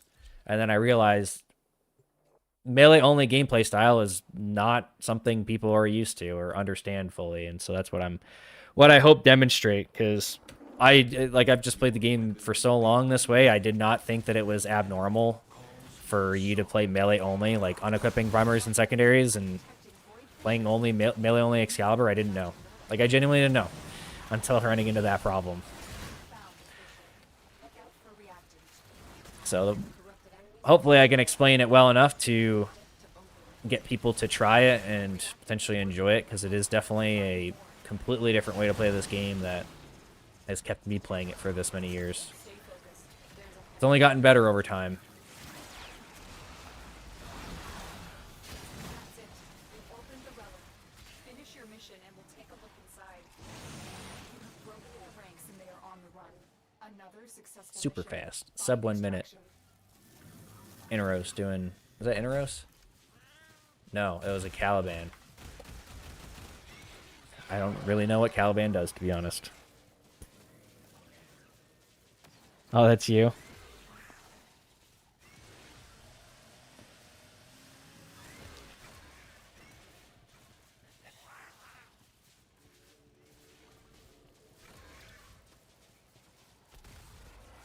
What frame do I think will get reworked next? Oh, I guess Mesa will probably get some improvements because she's got an heirloom coming out. I feel like there's some simple economics here. The probability of DE reworking or retouching a Warframe that isn't about to get a huge cosmetic for it that they can sell for money, I think that's just the reality of it. That's simple economics, that they're going to withhold something like that until there's a financial reason for them to do it. So I don't think that Excalibur will get touched in any meaningful way without having like an heirloom or a new skin coming out for him. You think of that, that's exactly what happened with 1999. He got one of the biggest buffs he's ever gotten with shield immunity on slash dash. And then he very shortly after that, this is kind of the delay that occurs with DE and the release of stuff. Tekrot Encore was probably something that was supposed to be baked into 1999, but it got delayed. Same thing with potentially fixing slash dash overguard immunity. That might have been on one of those things that was in the pipeline from Old Peace. If Old Peace from the patch notes from the very beginning got overguard immunity on slash dash, if that was in that patch, 100% this Arcane Circumvent build would have been day one sort of thing that I would have been running and getting used to. And I have a feeling that was in the pipeline for getting fixed and pushed, but it just didn't. It wasn't ready in time for Old Peace. Same thing with Tekrot Encore. I feel like Tekrot Encore was supposed to... The Exalted rework was probably supposed to come with 1999, but it just didn't make it in time. And so it got pushed to the next patch. That's some speculation there, but I think that's a pretty reasonable theory, I guess you could say, more than speculation.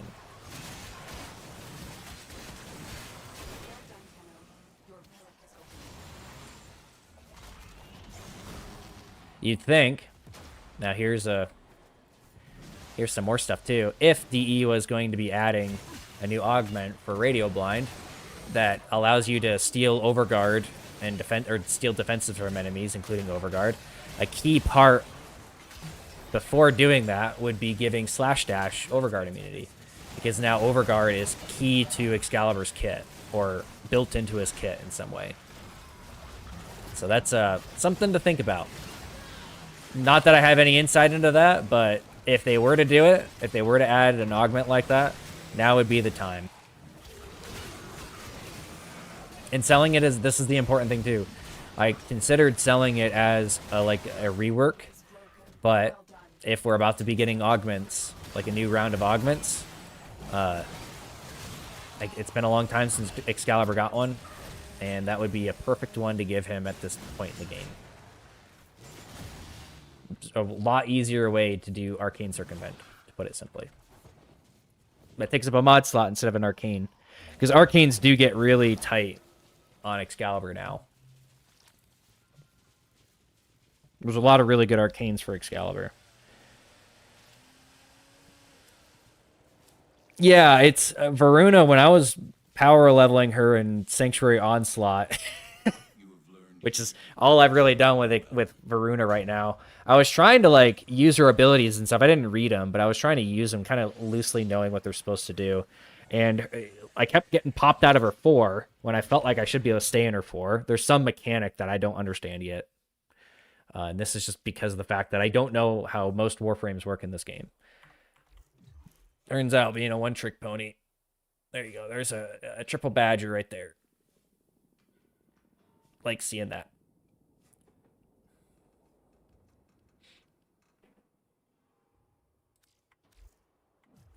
Ooh, I have an interesting idea for Excalibur Heirloom that I feel like any Discipline founders out there might like. So if they did ever do an Excalibur Heirloom, I don't think they should do an alternative helmet or anything. I think all they need to do is have an alternative Signa. So instead of it being an alternative helmet or something that founders get, it's a Signa that has the badge. So it's if you're not a founder, you get the base Signa, and then with your founder level, you'll get the same you'll get all 4 if you're a Grandmaster. But if you're a Discipline founder, then you'll get a sort of special version of that Signa. Special version of that Signa that matches the heirloom for Excalibur. So you can use it on whatever Warframe you want. It'd be probably, other than the title, the biggest thing that Discipline founders have ever gotten. But it would have the symbol or something, or some aesthetic. Someone can figure out something super creative for that. But it would have the aesthetic of your founder badge sigil thing built into it. which would obviously be usable on any Warframe, and that's kind of the cool part about it, but it would be built to match the heirloom for the, no special helmet. I don't think an Excalibur heirloom needs any sort of special helmet for Prime. I think just a different Signa would be really cool. Because then founders can buy the Excalibur heirloom and to get the Signa if they want, and then just use the Signa. Or just buy it. I don't even think they'd have to buy the pack. You can just buy the individual Signa. Or they would just get awarded it when it comes out. Something. They could do something like that. I think that's all that they would need to do. When we talk about really keeping things simple, to let DE actually release it instead of just probably never releasing it.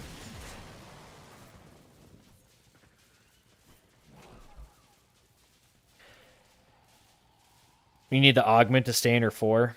Yeah, I threw on the 2 augments. I don't even know what they do. Honestly, I don't even know what the augments do. Every single build that I've seen or video I've seen use both augments. So I just throw them in just like everyone else. I really haven't looked at Veruna that much, if any. I wanted to get her so I could have her. I let her just build. I got most of the parts through relics, and then I just bought, like, I think one of the parts or something that I didn't get from relics.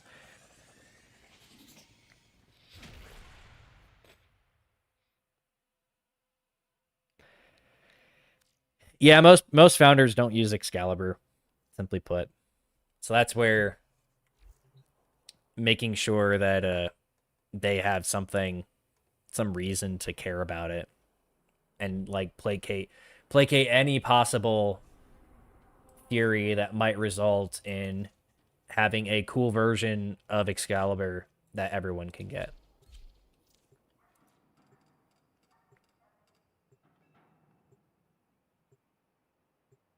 Yeah, when you proc Furious Javelin and the percentage is high, you feel it.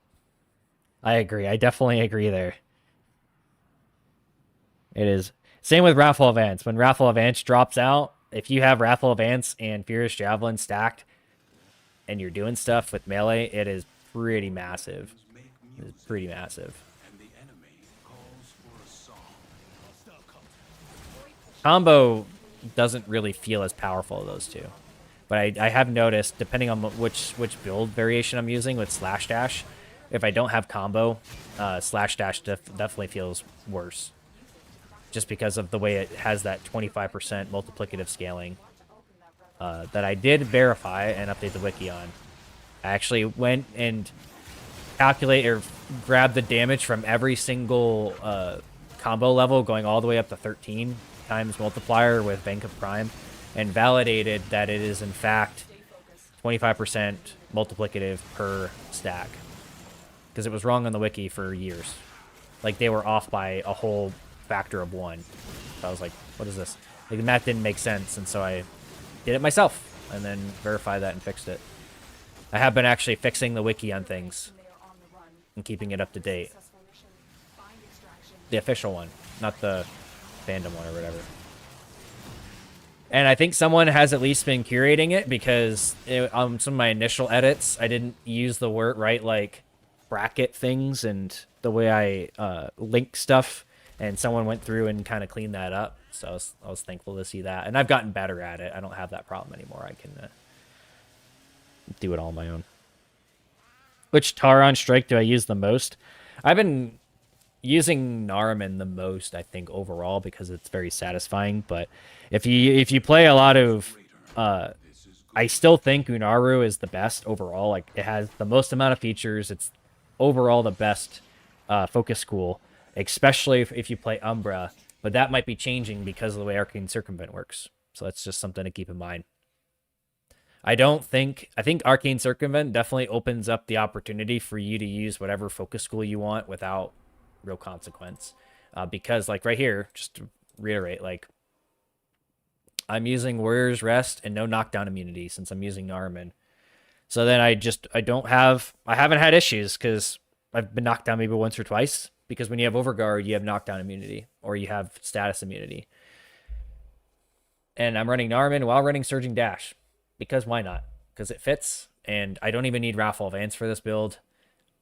It really is pretty great. the strength requirements on melee afflictions Exalted Blade are really low, and that's nice, and I enjoy that. Yeah, Unaru is definitely the best overall. I think Unaru is even still best overall before Old Peace. I think it was the most useful, because it wasn't like you could take Unaru to level cap and still kill Thrax ghosts very easily. So it wasn't even like you needed to use Matter Eye for Void Cascade back then. You could use Unaru just fine. You could use Naraman with all of its extra melee damage or extra weapon damage. Withstand their fury. Bishop, defend yourself and use reactant to open relics. Select reactant to open your relic.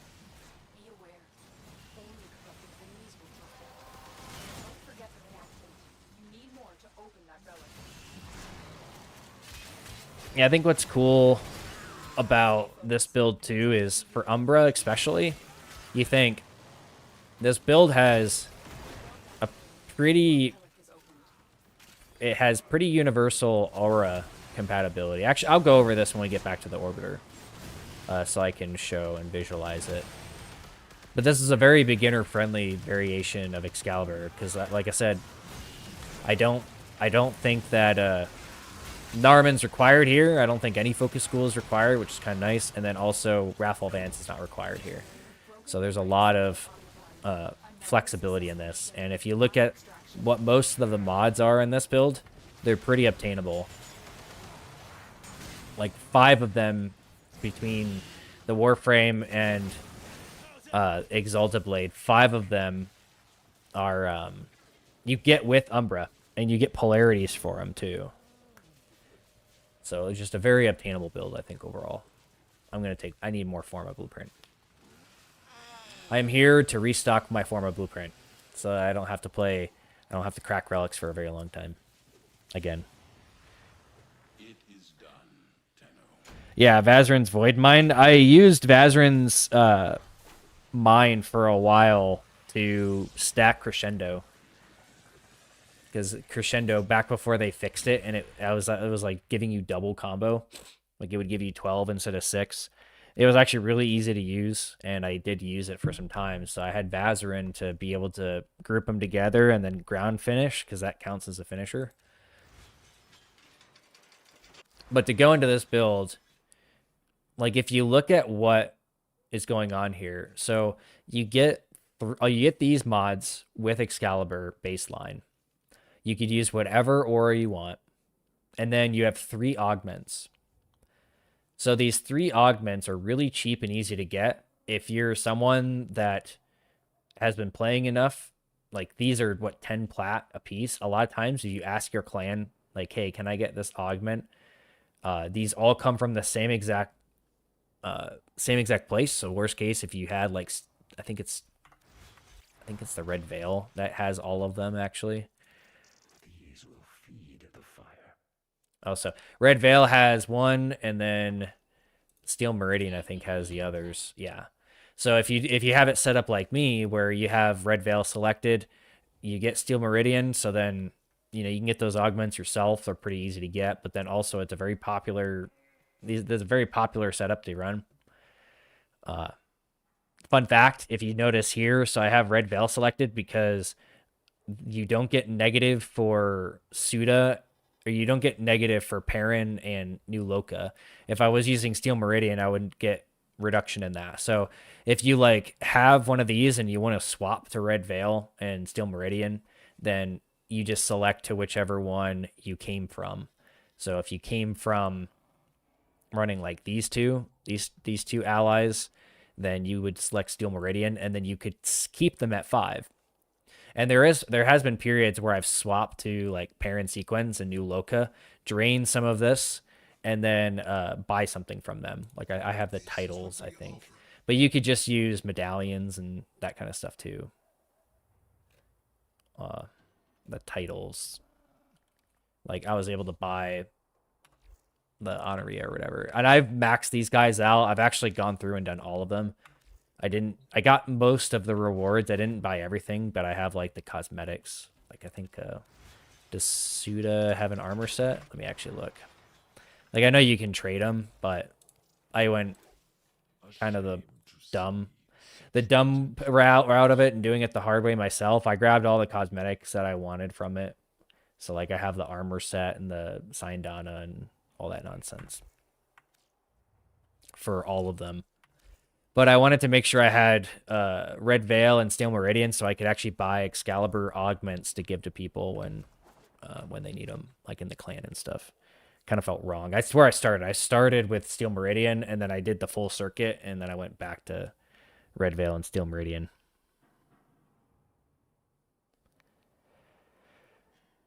Yeah, as soon as I thought of, like, and this isn't like a new concept, like, it's really not. A lot of the things that a lot of the ideas I get feel pretty obvious once I think of them, of like, why wasn't this thought of before? But I think Arcane Circumvent and how effective that tool has been for Excalibur, I think it makes it pretty obvious that that should probably be built into his kit somehow. And there's one obvious place to put that, and that is the place where he has like the easiest subsume slot in the game right now with Radio Blind, because Radiant Finish sucks. If you wanted Radiant Finish, don't use Radio Blind and just use Silence instead. Like, that's how bad it is. Like, you're better off just using a subsume and almost exactly the same type of augment from another Warframe. So, if they added that augment idea, you know, Sundering Blind, I think, is so far the best name I can come up with for that. Sundering being like, you know, you're stripping armor and defensives, so it's kind of like when you sunder someone's defenses, I guess. And then blind, because it's radio blind. The other one's called Radiant Finish, so, you know, it's there's room for an augment called blind, to put it. Let me look at the Conclave one. Let me look at the Conclave. I don't remember what the Conclave one's name is, because I think there's a Conclave only augment for radio blind. I only loosely remember this because I have all the I had to buy it at some point from to get all the mods in the game.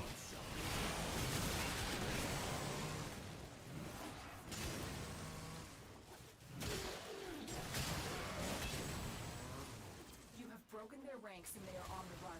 Another successful mission. Find extraction. It has been enjoyable playing Umbra without running into issues to Warrior's Rest. Still, unfortunately, it's basically required to not run into some massive issues. More than I even expected before. Pairing Gale. Is this the new one? I think that's the new one. I'm going to take that in case someone needs it. As an old prot warrior, Sundering armor vibe. Yeah. You conquer yourself.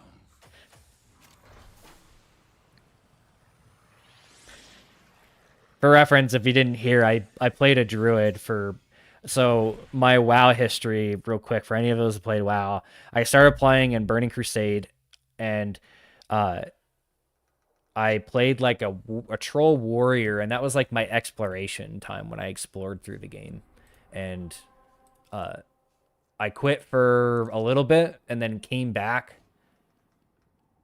approximately, I think the time, like a little bit after, I think about right before Oldular came out, I quit. So I quit for like basically the launch of Wrath of the Lich King.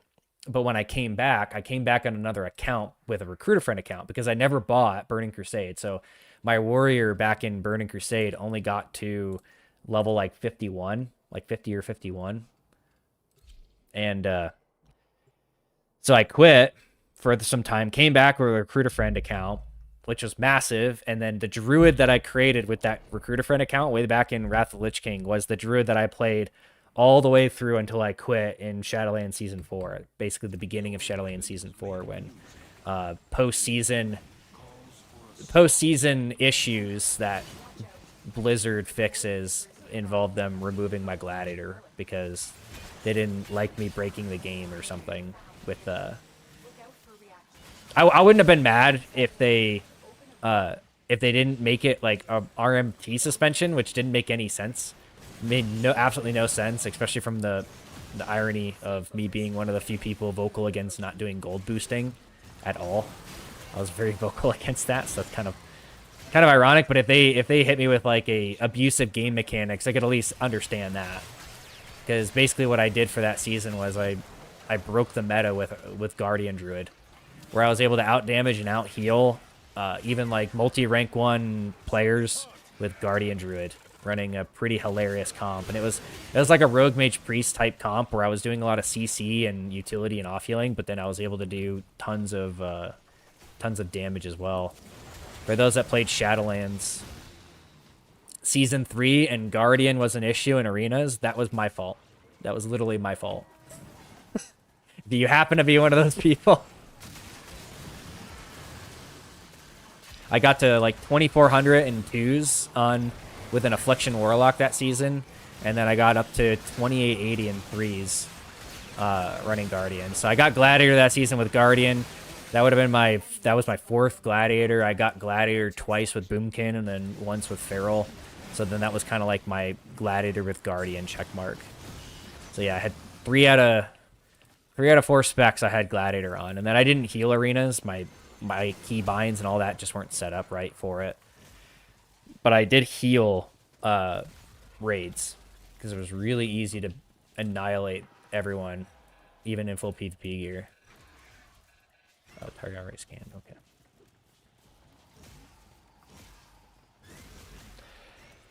Yeah, the thing, like I was mentioning, what actually, it was the best Rogue Mage Priest team. Like, when I say the best Rogue Mage Priest team, the best RMP in the world, it was the RMP that has literally gotten rank 1 Gladiator all the way back from Burning Crusade together. I forget their names, but that was literally the only team that figured out how to counter it.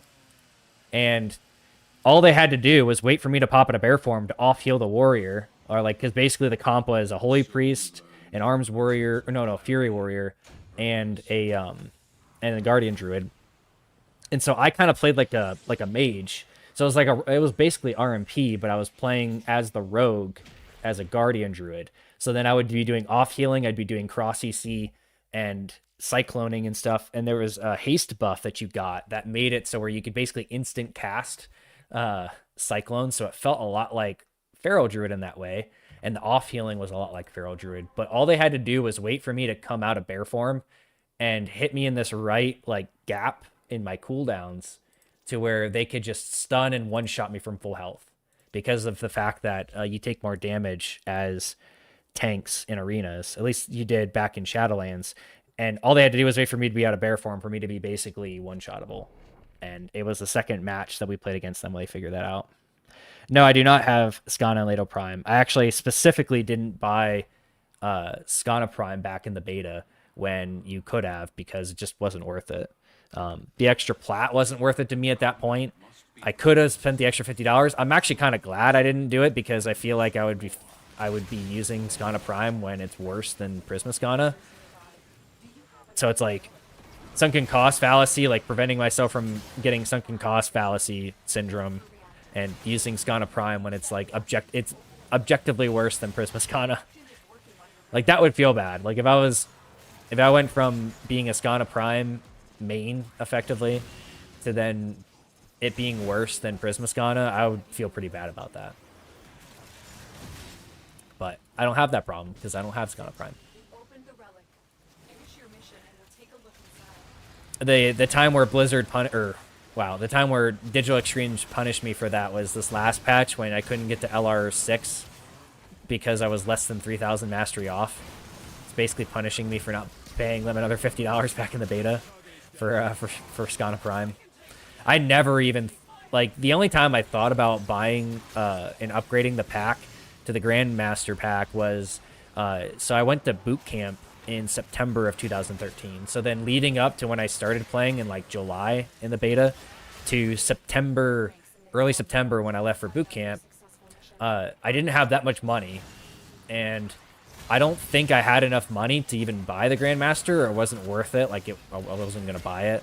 But after I got out of boot camp, I was like, okay, if I can still buy it, I'm gonna buy it. And I don't think I knew the actual close date at that point, and it closed like I got out of boot camp in late November, and so by the time I got out and I had the money to be able to like just upgrade it, I couldn't buy it.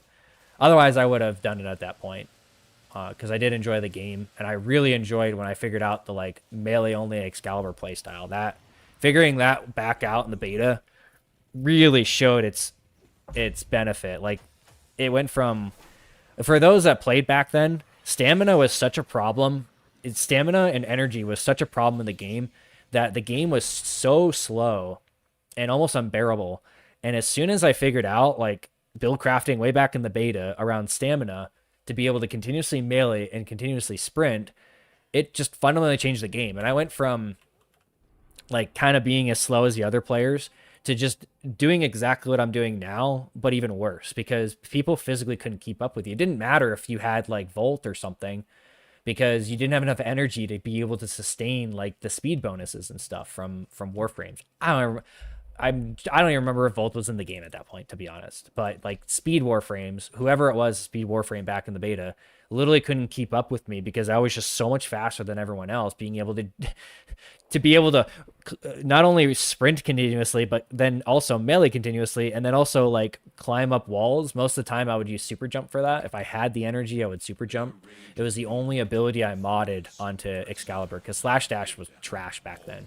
Slash Dash wasn't good until Veilbreaker, when they gave it like the infinite mobility in like direction that you have now.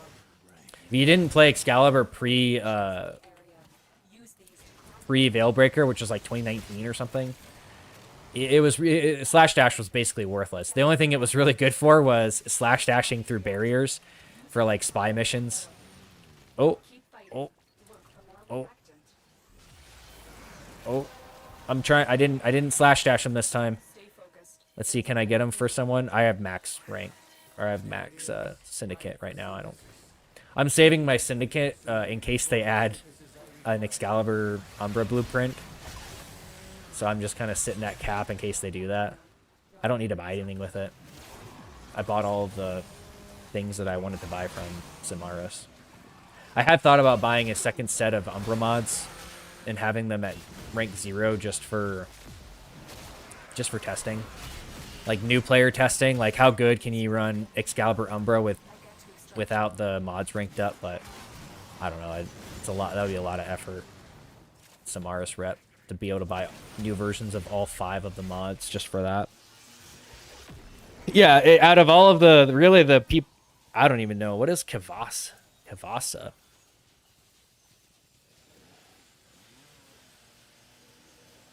Oh, that's the Kubro collar. I haven't used the Kubro collar in such a long time. I don't even remember the name of it. Yeah, the collar.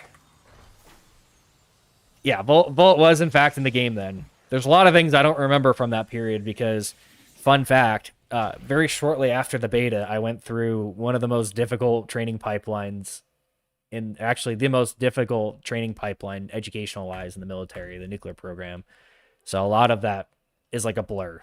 Like that's getting out of high school and then going into the military was basically the period where I played the beta in Warframe. And there's stuff that I didn't even remember. Like apparently there was alerts that would give you arcane helmet blueprints. Like I said, I don't even remember that. Like if I think hard enough, maybe I can think about that because I feel like I had a couple of blueprints that I never built because they weren't worth building. I didn't use the Warframe, but I didn't even remember that.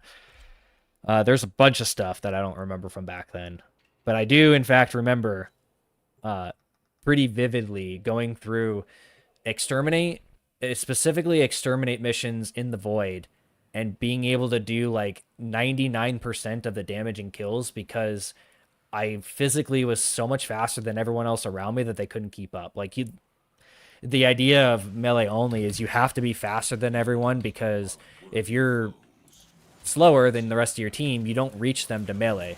And as long as you are in melee range of the enemy, you will continue to be in melee range of the enemy as you progress. So it's just like, it's an avalanche type effect. If you don't get close enough to melee, then you don't get close enough to the next enemy after you kill that one to be able to melee. So it's a very important thing of having really high mobility, and it's been that way since the beginning of the game, since literally the beta. You needed to be able to do that. Same mentality still applies. That's where like slash dash is such a crucial part in your energy economy. Like right here, my energy economy is a little questionable. This is where I might tune it and get rid of one of those violet shards for starting energy. I've actually already tested that. I think my prime is set up for that right now, actually, where I have starting energy shard instead of 2 violet crit damage shards. The 2 violet crit damage shards are kind of overkill. Having 1 is really good, but having 2 is like pretty overkill. Like you don't even need it in order to make it viable anyways. So it's like even more overkill. But you can see here, I've very quickly like recovered energy because I got one of my slash dash Arcane flow procs. And it just takes one Eximus for you to be able to get enough.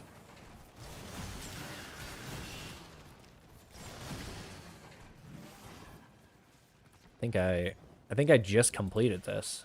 Nope. Okay. There you go. Oh boy.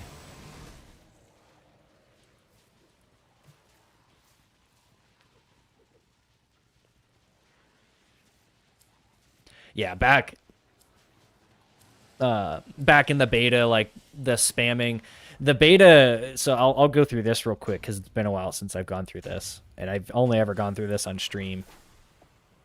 But you can actually look at my Warframe usage and figure out exactly, like you can look at my equipment usage and figure out exactly what I used in the beta, because there's a pretty hard line where I switched from what I was using in the beta to what I started using post beta, which is the vast majority of that is Excalibur melee only. And so there's some pretty obvious signs of what I used. So if I look at used, you can notice I have 0 kills on Loki and 3.7% of my usage. I have Kunai as my most used secondary, and I have Paris and what else? Brayton Prime, Paris, Dread. I bought that pack a very long time ago, so I used this all the way back in the beta. I used it between Paris and Paris Prime because it took forever for me to get all the parts for Paris Prime. Looking at you, lower limb. Still remember that to this day. So, and then for melee weapons, you can see Orthos Prime all the way up there. And same with Fang Prime. So these are primarily what I used back then. Because I don't think I switched to melee only until I already had Orthos Prime and Fang Prime. Like I was already deep into farming that. But you can see Loki was my starter Warframe.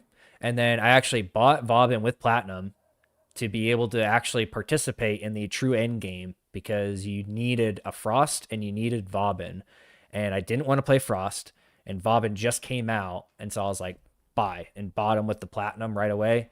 And then got him fully set up. So I have not touched Vauban since the beta. This is the same thing with Loki, because when Loki, the last time I played Loki was when Loki Prime came out, and you can see how much I actually played him. And then I had to play Necros for some time. Like I didn't really like, Vauban was no longer the thing. Survival came out, and Necros was a very important part of that, even having like 2 Necros. So then I bought Necros when he came out. I didn't farm him and build him. I just bought him with Platinum. And then when Necros Prime came out, I switched to him. And I had to play Necros Prime for a very long time because people would not invite Excaliburs. They simply wouldn't invite them. So you can even see on my usage, excluding Excalibur Umbra, who's recent, and normal Excalibur, you can see what I've primarily done. There was a period where I tried to make Inros Prime before his 2 reworks, where I tried to make him a melee-only Warframe because he was so tanky. And Excalibur for a very long time was actually pretty bad, tanky-wise. Like, he was a pretty bad melee-only Warframe. There was this lull period where he was pretty bad, and then Veilbreaker completely changed that. Veilbreaker, when they added the slash proc, and they added, and they gave slash dash, like, the ability to move vertically. Before, it was like Rhino's dash forward. It was really bad. Like, it was really slow, it didn't connect, and it only moved on the ground. It was really bad. So Veilbreaker was when Excalibur actually became useful, and then that's when I swapped to running like Daiku and Nikanazaw, and then I ran this combo for literal years. It wasn't until Melee Arcanes came out.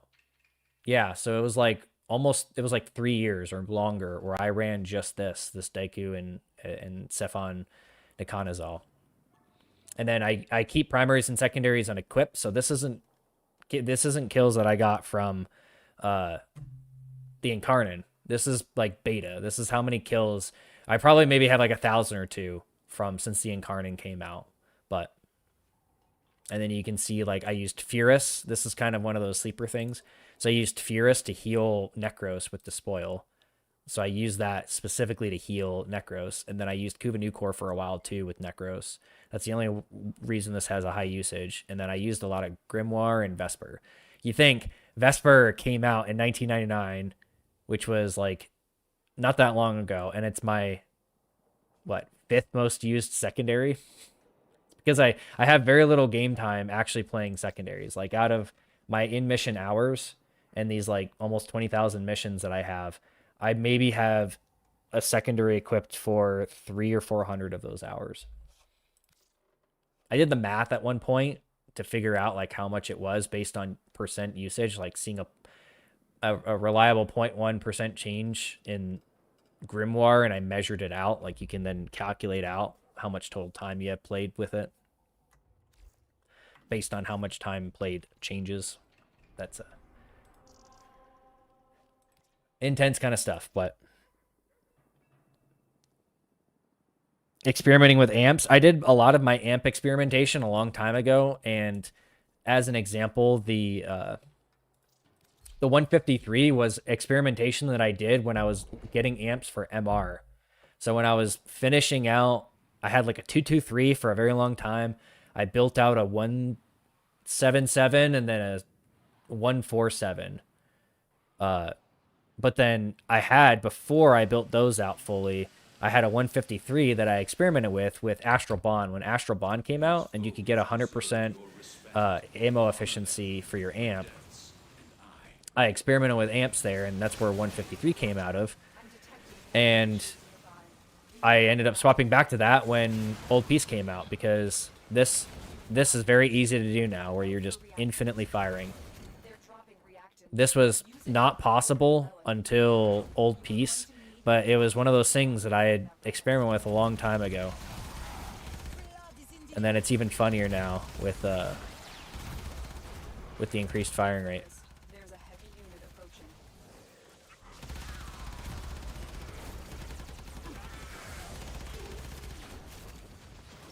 Just for the lulz. The relic has been cracked open. Finish your mission to find out what's inside.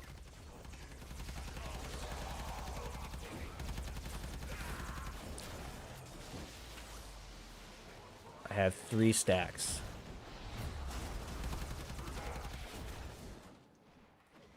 Just for the lulz of it. So I absolutely love this amp. This is not a new amp build from Old Peace. This is something I pulled out of the closet, or from like the drawer that I had stored a bunch of amp builds on that were just awaiting something useful for them to have. And this one was just awaiting amp efficiency mod. As soon as amp efficiency mod came out, it was like, oh, I can actually make use of this build again.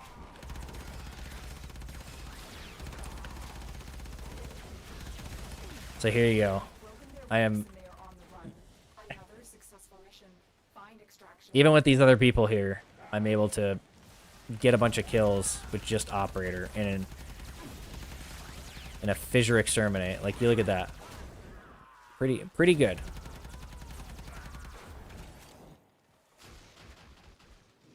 Should probably get my Warframe back.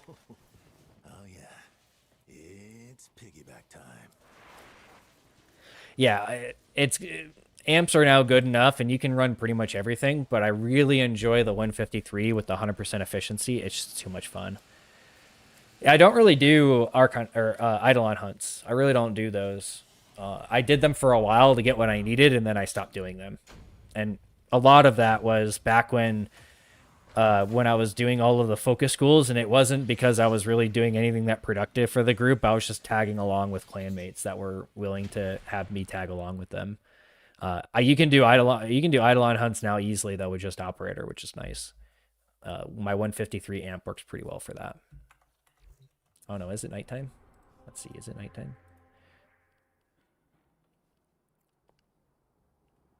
Day ends in 25. Okay, it's not yet.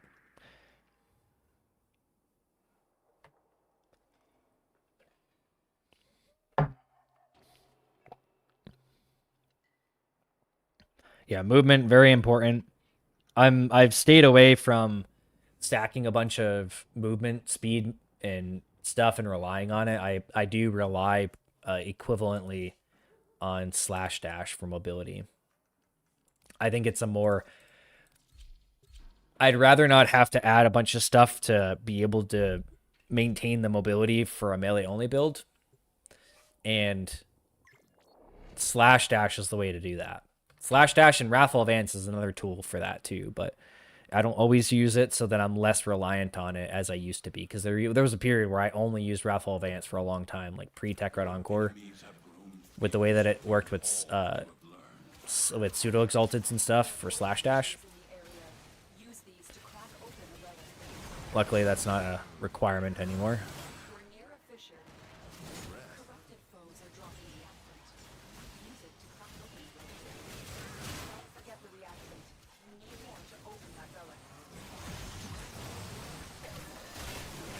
So for those that might have not heard this before, the thing that impresses me and was actually a pretty good surprise about ghoulsaw and Butcher's Reveille, the stance for the ghoulsaw, is it is like the most controller friendly stance I've ever used, where like if I can use it flawlessly with a controller, with how little I use controller, like it feels no different than how I use it on PC. That's impressive.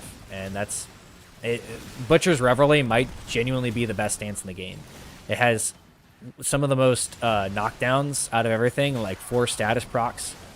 It's just an extremely good stance. It's a great like Kuva Ghoulsaw is a great melee afflictions host, but as I mentioned in probably a lot of my stuff, I don't like doubling up on arcanes. So like I'm already using melee afflictions on Exalted Blade, and I don't really see the point in using it on my Ghoulsaw as well. Like doubling up on that doesn't really seem... I'd rather use something different. And in this case, especially with Blast on this, I'm able to prime targets with melee afflictions, or with melee influence with Blast Electric.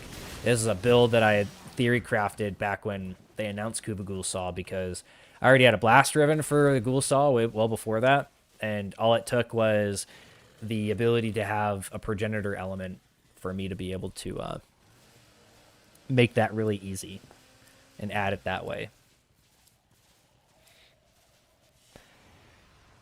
Yeah, back when Eidolon hunts were the only way to progress focus schools, where you had to do them, that's the last time that I really did them.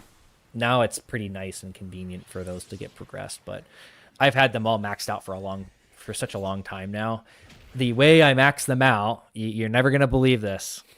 So remember how I said for years I ran Excalibur Prime with a Sephon, Nikana, and the Daiku?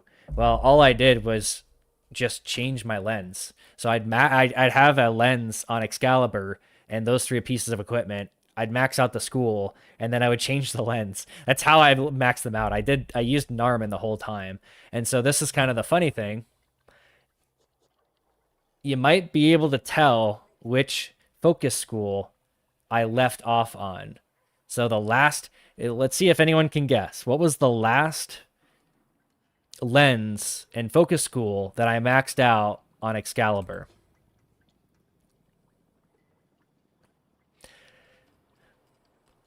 Just take a guess.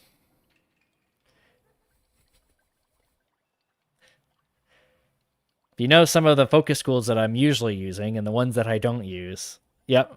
Yeah, you're right. So I finished my focus school upgrading. What I did was I actually went through and did all of the passive ones first. on every single school. I went through, did all the passives with lenses, and then I went back and did them all again to max them out fully. And the one that I left off on, so the last focus school I upgraded was actually Matter Eye. And so that's why. So my Excalibur Prime had a Matter Eye lens in it for years. For like probably 5 years until this most recent patch when changing them seemed like it mattered when really it didn't. All you need is at least one lens in it for you to be able to get the increased rate. But back in the beginning, I was experimenting with if having a certain lens in your Warframe made it more advantageous for a certain focus school, and that doesn't seem to be the case. I think Kenjineer's video really confirmed that. The deep dive that he goes into a lot of these mechanics. So it doesn't appear that you need to have a particular lens. You just need a lens. And so you can have a rank 1 like I do in the ghoulsaw here. You just need a lens, and it doesn't matter what focus school it is. It just you need one in there to get that rate increase, the charge rate increase.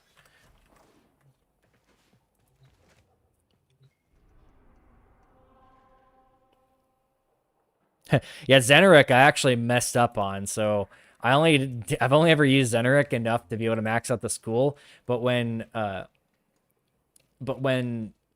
went to go upgrade all of the nodes, I didn't know initially that you needed focus in order to upgrade the nodes. I thought it was just the new currency. So I only had enough on old pieces patch day to buy the new like title and stuff, and I didn't have enough to actually upgrade the focus school. So I actually used Dante in order to farm focus school for like a few days to be able to finish Xeneric. So that's why Xeneric only has like a very little amount in it, because that is like fully maxed out. I have all of the represent rewards, including the new title that I'll never use. Is more powerful than before. Only with true mastery of the Ten of Arsenal will you succeed. Yeah, if you notice, I always opening slam, and that's useful even when you have surging dash. You just get more combo faster. Found a fissure. Look out for reaction. So like, if we get a double strength, I'm gonna pull out Exalted Blade. You are going to need more reactors. You want to open that relic. Stay focused. There's a heavy unit approaching. And then go pull out Exalted Blade anyways. Well done, Tenno. Your So opening slam, 0 combo. Single 2 slash dashes. I'm already at almost at max.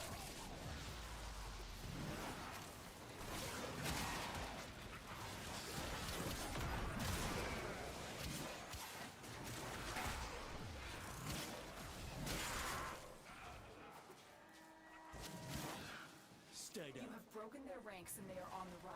Another successful mission. Find extraction.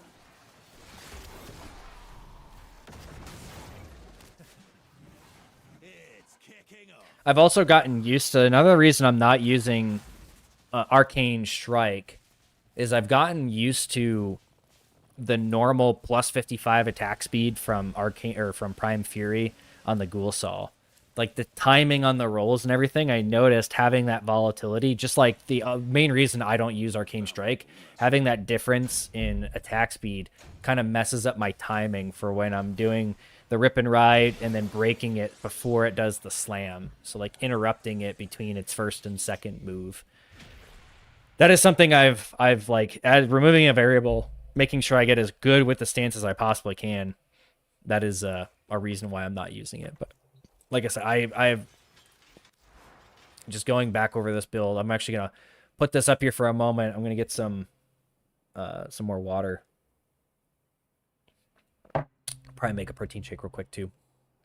But if you wanted to run Arcane Strike here, do it. Like you're on Arcane Strike here, you get more attack speed, and then you can, if you're running Wrathful Advance, you can get rid of Blood Rush because it doesn't benefit you in Slash Dash anyways. And then when Exalted Blade is drawn, you can make use of Prime Fury.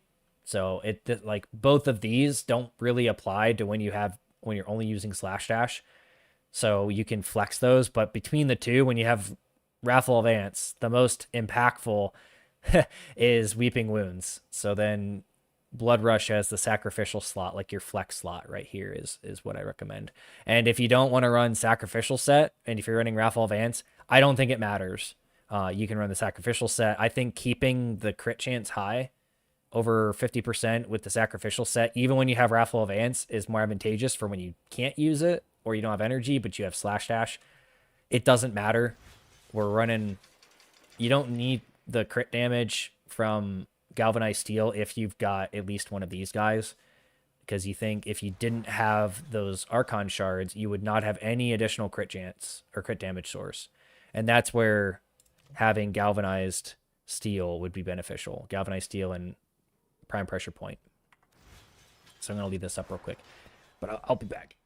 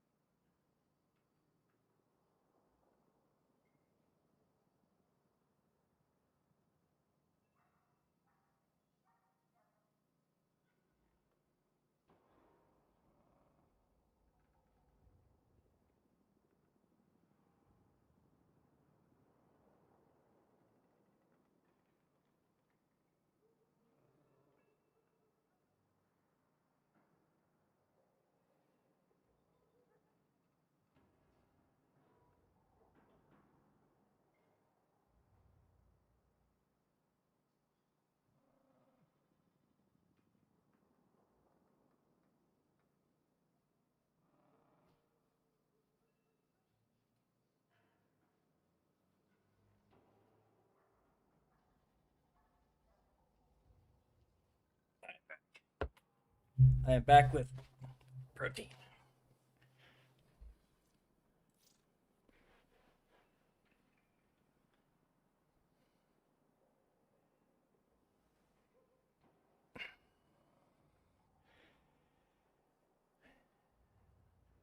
Yeah, raffle events. Yep. So if you had to choose one for this sort of general-ish purpose, raffle events is kind of something you don't have to run here, but if you had to choose one, that would be my recommendation for this build, this exact build.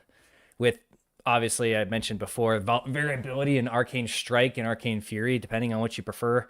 If you're like me and you don't really like a lot of attack speed on melee because it messes with your timing, then Arcane Fury is hilariously high value on Excalibur because of the way that Furious Javelin works. The way that it scales slash dash directly and the way that Furious Javelin works. Since this doesn't scale damage the way that other ones do, it scales your melee damage and elemental damage on melee. So that's where Arcane Fury and Steel Charge are very good on it. They're simple and effective that way. So that's a simply put there. Yeah, immersions dissipate. I'm trying to think if I ever I don't think I got to use that before. I don't think I got to use that before they nerfed it. I've tried using it recently to see if I could get it to be good, and it's so buggy. It feels so bad when you use it now. Like it doesn't seem efficient.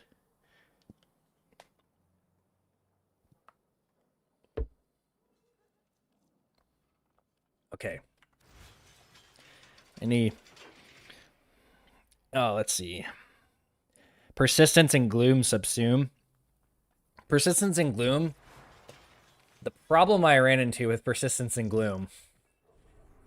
So Gloom prevents you from taking damage a lot. And when you're relying on something like Hunter Adrenaline or the Rage mechanic, if you're relying on the Rage mechanic to be able to get energy, Gloom is really good at preventing you from taking damage. So then if you use Gloom on a Persistence build, you have to like toggle it. You have to like toggle it and then kind of micromanage it a bit, because otherwise you don't take enough damage to actually generate enough energy to keep the build going. If that makes sense. That was the problem I ran into, and that was a level cap tier issue. Like just not taking enough damage. The enemies are too slow. It's too effective as a defensive. So then it's like a paradox on a Persistence build. It prevents you from taking the damage you need to keep the build going.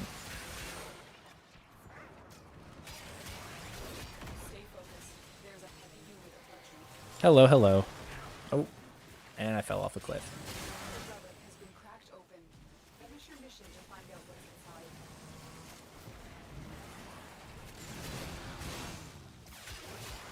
Oh.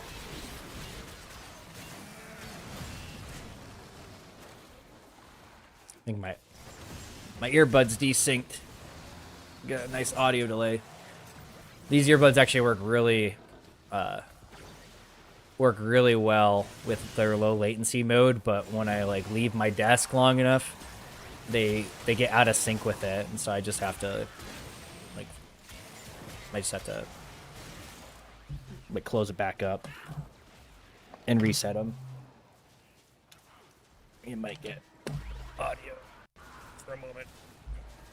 I don't even technically need to wear them. I think my microphone does a pretty good job at not picking up. I think I got it kind of nicely tuned. I don't really have to worry about it. Is broken. Well done. Now get to extraction.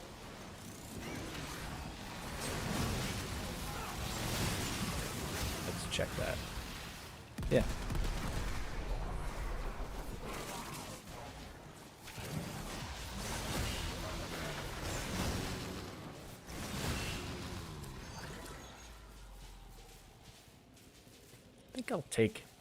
I might have a full set of Urelli now.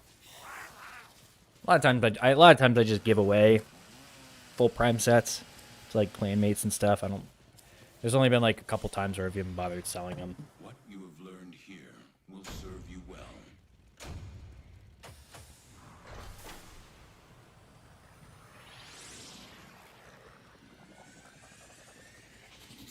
Yeah.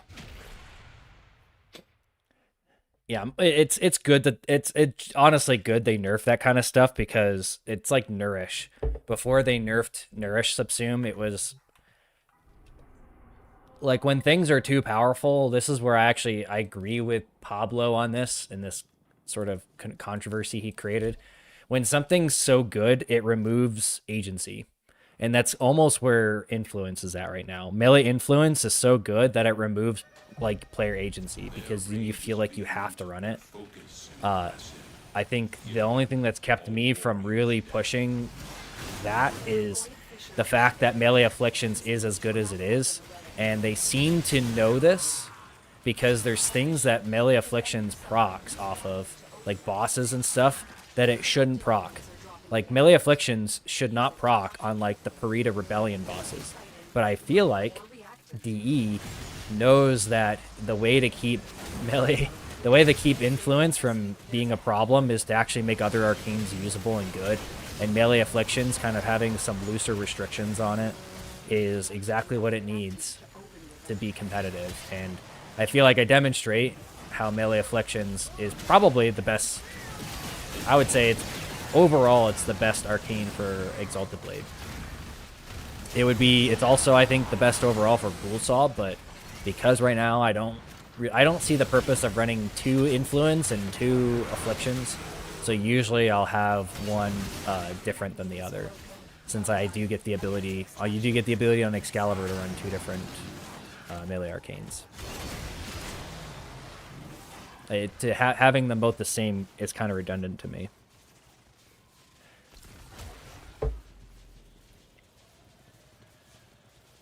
$25. Oh, I want Forma.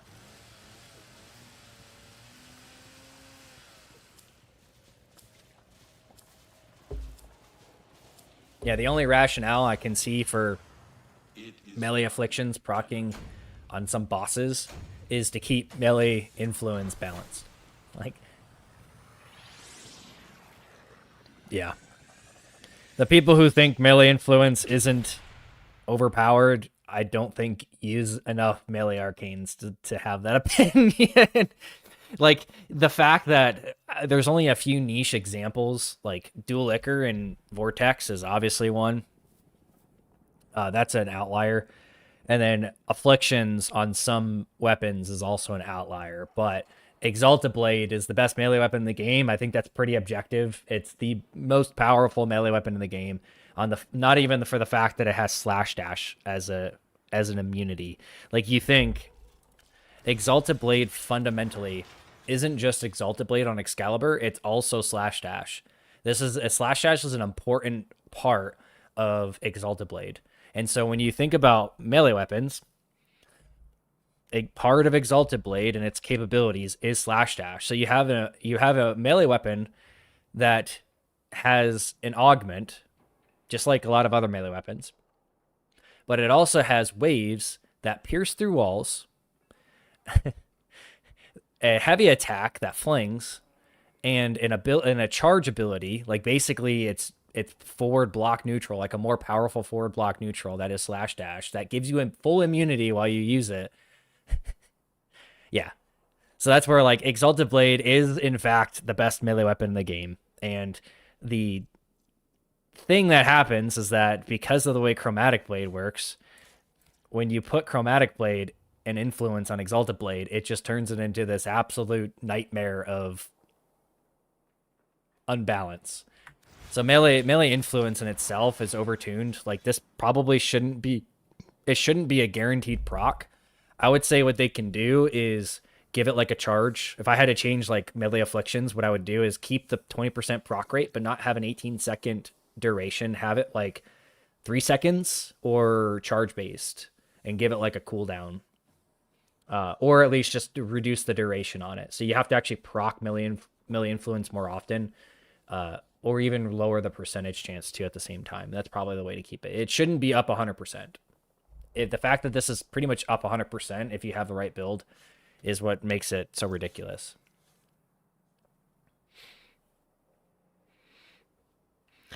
Well, the influence used to suck against bosses, but then the attenuation nerf completely changed that. So Exalted Blade used to be trash against, like, when you ran chromatic influence Exalted Blade, it used to be really bad against like demolitions, and that is not the case now. And it was the attenuation nerf that changed that. So the attenuation nerf made influence even more powerful than what it was before.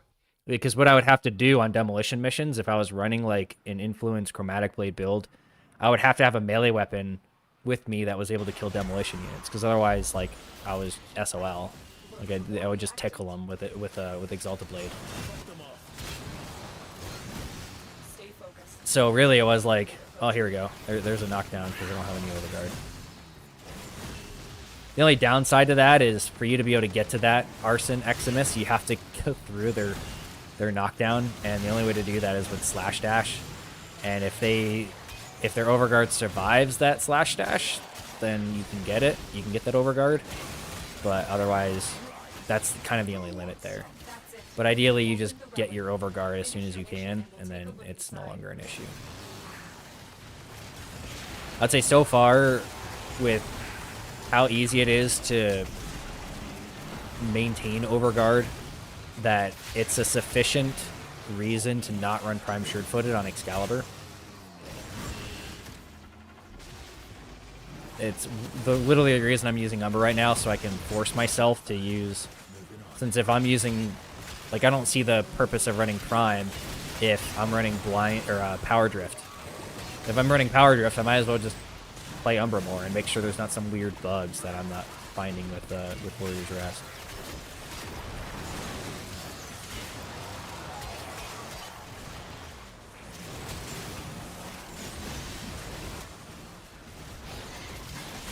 Oh, that overguard, sadly gone. Oh, I got some. Finally.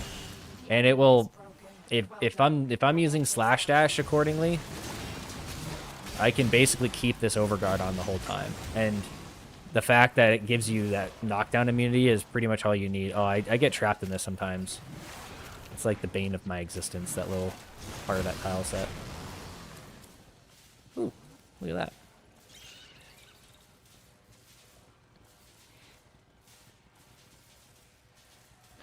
Yeah, if you talk about even probably the second most overpowered melee in the game is like still Exodia Contagion. Exodia Contagion is probably like Zaws still compete with Incarnins in the modern game, and if you put Contagion and Influence on a Zaw, it's like you get the best of both worlds. You get one of the most powerful single targeted abilities for melee and the most powerful AoE, and they actually work together. It's dumb. Yeah.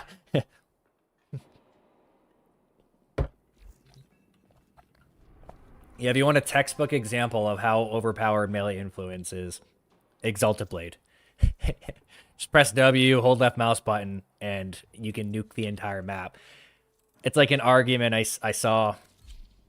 Like, oh, Excalibur's fine because you can do everything on him without having to do a bunch of stuff. And it's like, well, yeah, you just put Chromatic Blade and Influence on him, and you can nuke Steel Path to pretty much any degree. I've done this myself on normal Excalibur. It's like no Prime mods, just Influence and Chromatic Blade, and you can go and be in your Steel Path viable. Like, that's how powerful it is. Your enemies have grown fierce. Use all that you have learned. There are bright fissures in the area. Use these to crack open a relic.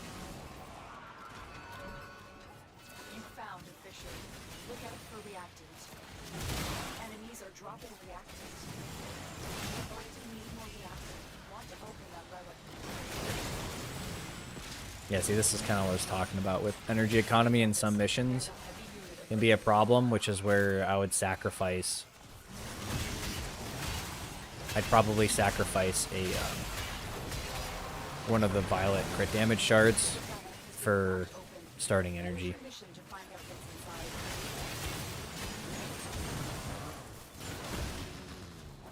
The way I've been looking at, I've kind of had to reevaluate my stance on starting energy, Archon shards. I think the reality of it is, in the vast majority of missions, it's highly beneficial, and the consequence of that is you lose a little bit of crit damage that you don't need at level cap anyways. So then from a value perspective, it's far more advantageous to have it than to not for the vast majority of content. And so it's a net positive in that way. Even though, like, yeah, if you could get rid of, you could just use like a pad or something in order to get energy. I'd say if you've got Excalibur Umbra and you're able to get a rank 0 melee afflictions and use slash dash, then you're going to be perfectly fine. That would be my recommendation there. So as an example, I tune these energy orb effectiveness. So I tune the one energy orb effectiveness off of using Arcane Impetus. Because we're not using Arcane Impetus, I might actually need 2 of these. Because the difference, and this might be a textbook example of it. So instead of using starting energy, it might just be that my energy is tuned too low, my energy economy. Because the difference, if you don't have enough energy economy built into the kit, then the consequence is 0 energy. If you have just enough energy economy, then you will, instead of like staying stagnant, you'll be overflowing. And I would rather be overflowing than not have enough. Like it's that tipping point. You either don't have enough in the kit and you are constantly running into no energy, or you have a slight overflow and then you're just sitting there riding the max amount. And tuning that around the variety of missions is what I try to do. So if in a mission like this, I run out of energy quite frequently, then I tune my energy up, because I want it to be universal across every mission. And that little type of tuning is exactly what I do on these builds. And I'll make a micro adjustment like that and then continue testing. And remove crit damage I don't need. I need one of those shards to be able to get crit damage on Exalted Blade, to have some crit damage other than Tenacious Bond. But more than that is kind of like, if you can, not a necessity. Like right here, I'm already getting more energy than before, and I haven't even procced my energy orb yet. I haven't even procced the slash dash one.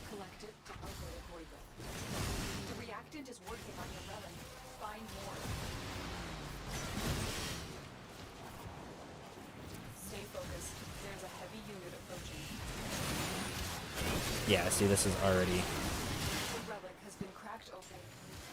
like I said, I'd rather have a surplus of energy, especially if we're more reliant on slash dash, rather than not having enough. And there's really no one... I can't think of anything. It's not like she's got Strangle Dome up. I at least know how that works, dropping more stuff with Strangle Dome.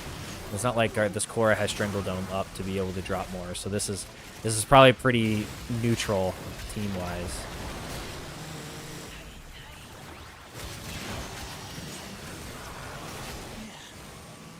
Enough enemies?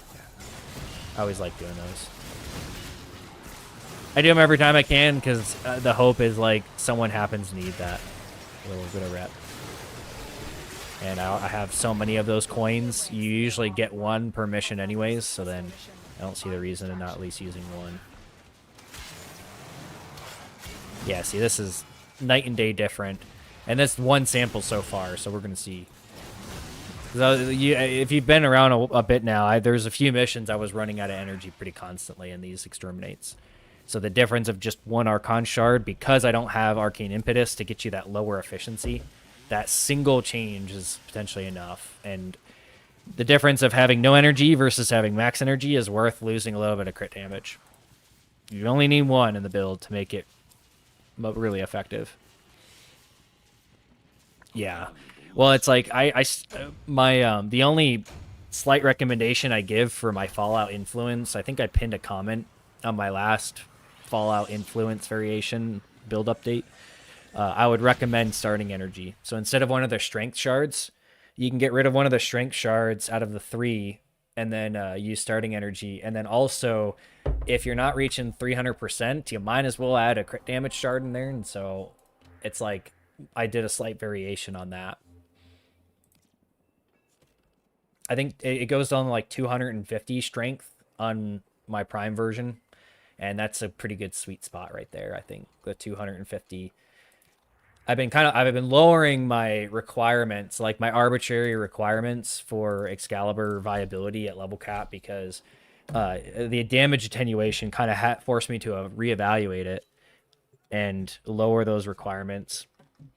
But then also, so I lowered those requirements because of damage attenuation, but then also, especially with melee afflictions, you don't need like 300% strength. You don't need even Furious Javelin sometimes, or Wrathful of Ants. Like, those requirements are a lot lower. Like, if you have melee afflictions, you can use one of those three. Like, you can get away with having only one of those three. But are you confident you can withstand their fury? Yeah, and be level cap viable. Fisher, defend yourself. Yeah, see, look at this already. Except there's a Uriel, so that Uriel is probably messing with my... Let me see. To open your void relic. Don't Yeah, I already have 28 pickups. more to open that relic. So I think the Uriel is dropping some orbs more than usual. Because that's overperforming what I was expecting.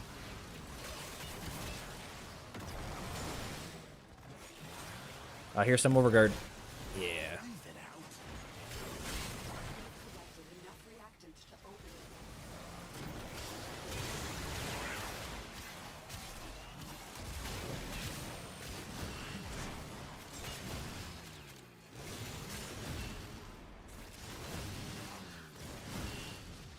As you can probably tell, though, I break the stance movement, forward block neutral, quite a lot with slash dash. That's probably one of the best ways to do it. So you forward block neutral, and then you stop forward and then do the spin. So this is the block neutral for it. And that combination of forward block for mobility, slash dash, and the block neutral is all I'm doing here. And this is so good. This is so easy. This is as easy to do in controller, I think. Especially if you're doing so much damage in normal steel path, you don't need to be like keeping Wrathful of Ants up or Furious Javelin stacks. You just don't need to.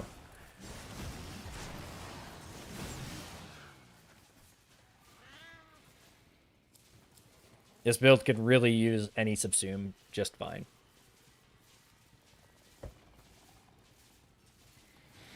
I'm glad you're having fun, because a lot of this is just me playing and talking. So I'm glad you guys are having fun while I play and talk.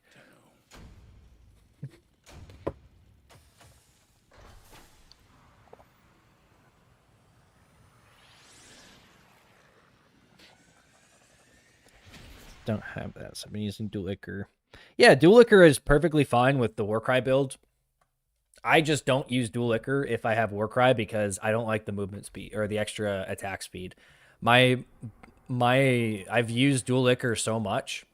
So to put it in perspective, this 20.7% of my usage of all melee weapons and the 775,000 kills I've gotten with Dual Ichor, I've used all of that with the base attack speed. The base attack speed plus the 10% from Excalibur in his passive. So my ability to use Carving Mantis that I've used the entire time I've used the Dual Ichor is so precisely tuned to that attack speed. When I use Warcry and I have Dual Ichors, it feels awful, because I'm like breaking all of this just hardwired at this point level of timing where I just don't use it. If I'm using a build with Warcry because of Exalted Blade and stuff, I just don't use Dual Ichor. It's miserable. And every single time I get a Warframe with me and this is the same thing with the Nakanazaw build. My Nakanazaw timing for my use of Blind Justice is so perfectly tuned around like 1.1 to 1.2 attack speed. When I go over that, it just feels awful to me. Like, it feels like I'm not playing it properly. That's the consequence of using the same equipment for a very long time. So this build, like what I'm using right now, I could drop Dual Ichor in this perfectly fine. Like, Dual Ichor would slot into this exact build. It would be kind of redundant with Surging Dash. I don't really like using, because Dual Ichor has such insane combo generation that feels a bit redundant using Surging Dash. But in this case, I don't feel like playing Dual Ichor. I think ghoulsaw is so much fun. but I can completely understand why you would want to use dual liquors with that build variation, and there's nothing wrong with it.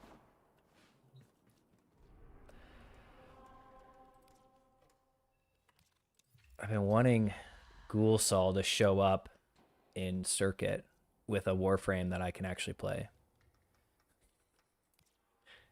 I could play every Warframe if I needed to, but I just don't feel like it. Like it's not like I'm incapable of playing the other ones. I have them. I can build them out real quick for like ETA, EDA, but there's no point to it. You don't have to. Even when I do ETA or EDA now, I just go in with exactly the same kit I'm running and don't care about the rewards because I don't need, the consequence of playing the game for a very long time. You get enough stuff to where you don't really have to worry about it. Like right here, I have so many Archon shards that I don't need to be doing ETA or EDA every week to get more that I don't need. Like, I don't farm stuff because I just don't need it. Like, I don't even care to farm credits because it turns out when you don't sell primed mods to make platinum and you have every single mod except for the two you can't get right now, the Velux and Venato Ravens or augments, whatever.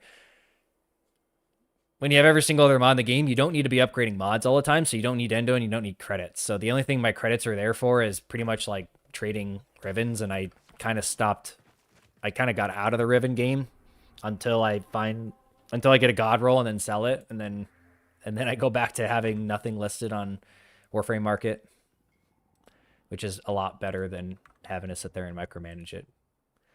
But that time has passed. I just don't have to worry about that anymore. Okay. I think what I'll do here, I'll do like a little bit of solo. Make sure I don't use a new relic because I'm gonna save those for people. Oh, May, do you wanna join in a conjunction? We can go at this. Do the 200 conjunction. Just two of us.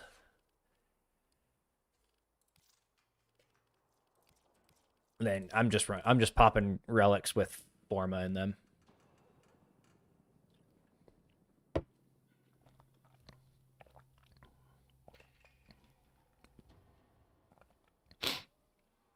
Yeah, the end game is so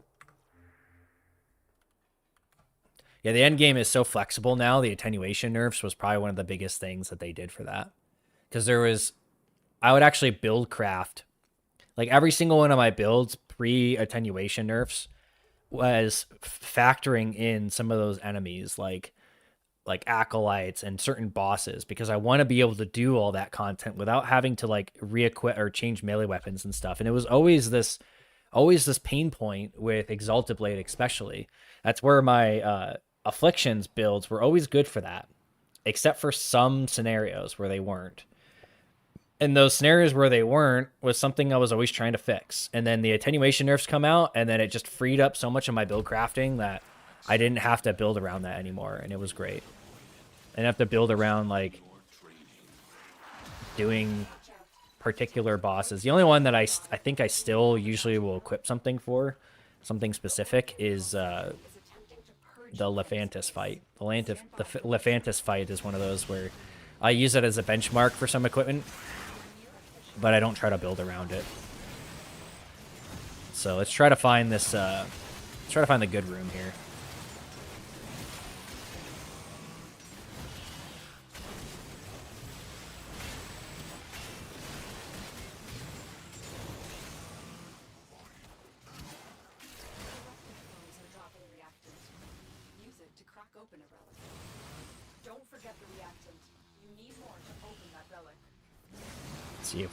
See if we get the good room here.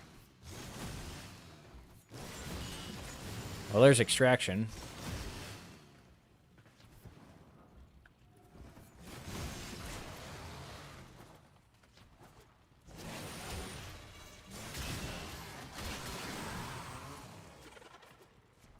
Yeah, if you find a good room, ping it, and then we can do the thing. Oh, overguard. Thank you. Thank you very much.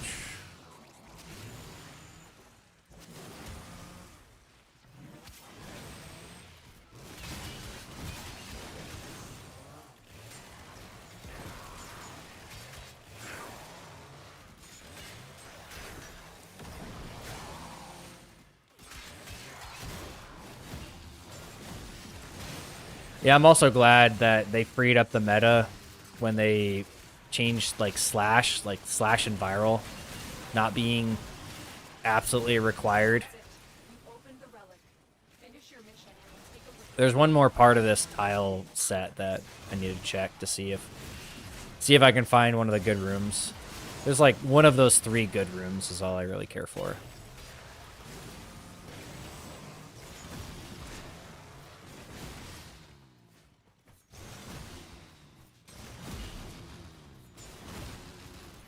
Zone is hot.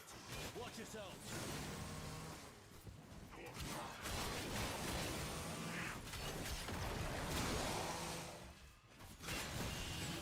Oh, I found not one of the good rooms.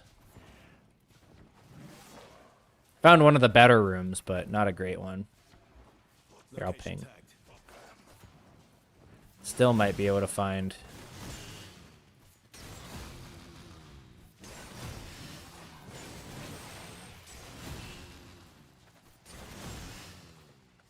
So a lot of times on this map, I like camping this top part because they'll group up. So then you play this room right here, and it can be kind of fun.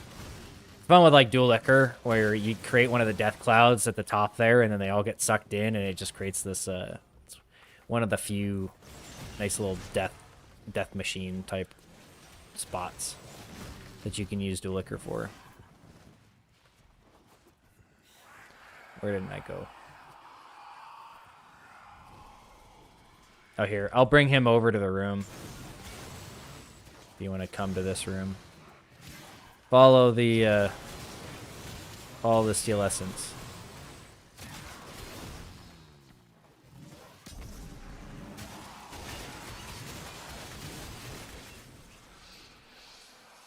Might as well do this. Bam. Get our totally useful Exilis mod. I think one of the easiest ones to get, and also one of the worst ones.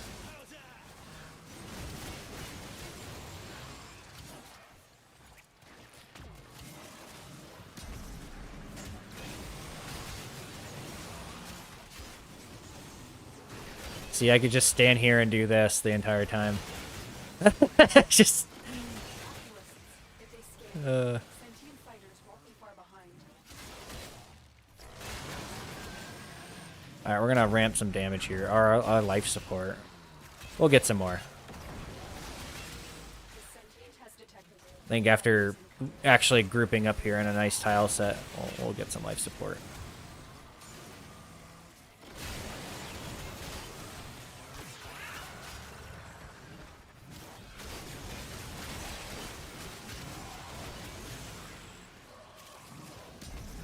So like Arcane Impetus is nice and all, but I do get a bit of anxiety from like having to maintain it.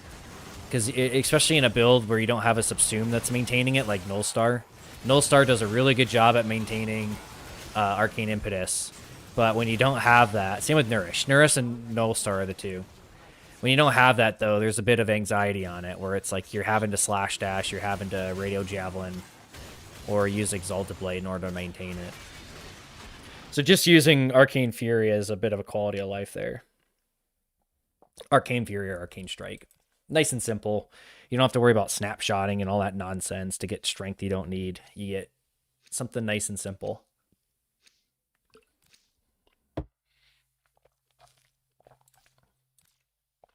Yeah, because a thing to note too is that Arcane Fury does just proc off slash dash, because slash dash is considered. I can probably show it. So yeah, you see slash dash just upping the duration, like topping the duration off on it. Oh no.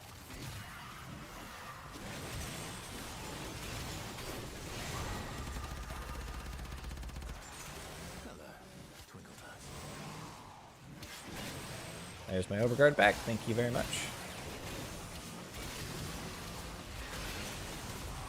I do think if there's enough enemies around to like be able to require you to get more overguard, that's usually because there's a or an Eximus for you to get overguard from. Like it's kind of one of those self-fulfilling problems, kind of like combo, as I was using as a reference before. If you can't kill your target, you're probably gonna get combo from that. So then, as long as it doesn't take forever, you'll eventually get enough combo to be able to kill targets more efficiently.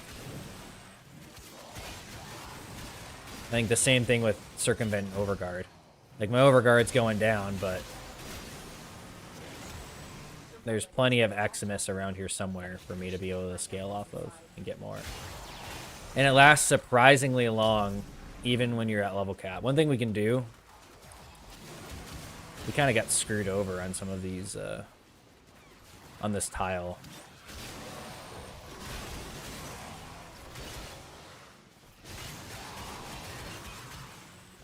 We can probably go back to one of those other rooms, because this room kind of sucks. It usually feels better, but...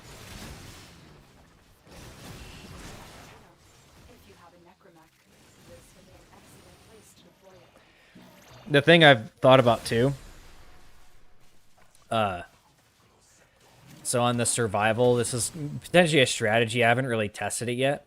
But in theory, if you use only one of these, one of the pylons, over time, if you're doing like a really long survival, you can probably get the speed up mechanics to drop in the same tile, like in the same part of the map. Because the little speed up things spawn with the siphons, or with the life support things, whatever you want to call them. They spawn with them, so then if you wanted to like control the way they spawn, if you control the way that the actual life support modules spawn, then that would be the way to do it. And you can do that. This is an old strategy, so like right here. And there's actually a terminal right here too. So what I'm going to do then is I'm just going to use this guy, because then once you get a full set of the life support modules, the new one will always spawn in the same spot. So I think there's probably two. There's probably two that aren't there. Yeah, it looks like there's at least 2 or 3. I forget what the cap is. It's either 5 or 6 that you can have on the map. But if you control the spawn, this is like a Kuva survival strategy, where you could have this, you could use the same exact siphon location. You don't have to run around the map in order to do the Kuva siphons. You could do the same principle, probably with those speed up mechanics. So that was something I've been wanting to test. So the consequence of that is I should be able to reliably get the speed ups every single life support capsule, as long as we let that one spawn. There can be multiple on the map. There's not just one. I've noticed that. They seem to spawn with every single life support module in the room that they spawned in. Long ago, one of your kind put an end to that final desperate opportunity. Her essence. So yeah, if we stay in this room and we let the life support module spawn here, we should be able to get to the speed up mechanic. I might pop a thing so we can I'll go find that one that just spawned and get that speed up. See how see if we can maintain it.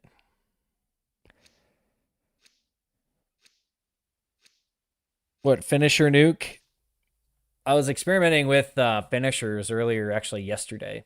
I was experimenting with Radiant Finish. I was trying to run a no subsume build and see how effective that is.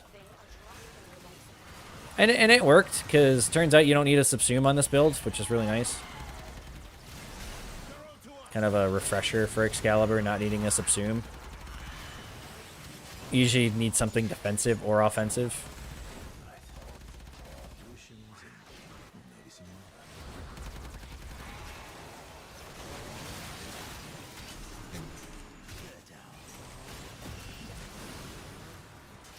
This room's not too bad. It's got a lot of like entry points to it for enemies to spawn.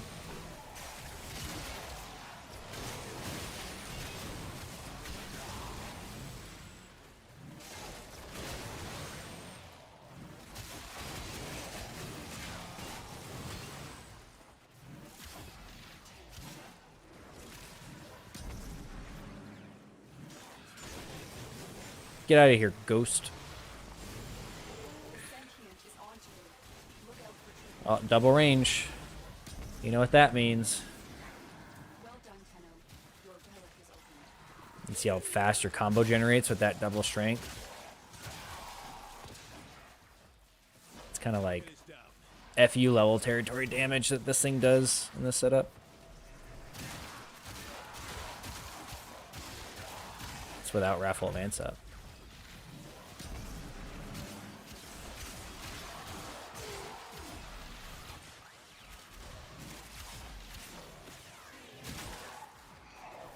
One of the craziest numbers I've seen is in this mission, I saw like 200 some million from just a normal proc, a normal blast proc from my ghoulsaw. Thought that was like, okay, well, that's a bit extreme. That's well more than the necessary damage to be able to do level cap. But, you know, I've already ran this build at level cap, so it's not like that hasn't been verified.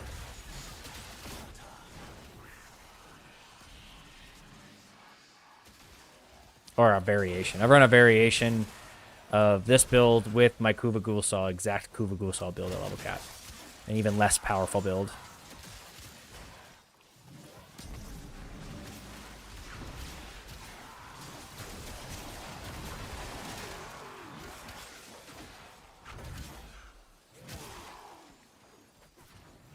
Remember, the strength value of this build is only 192.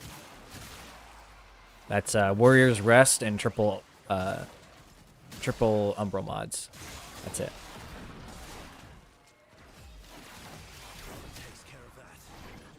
Oh, I could have got overguard from him.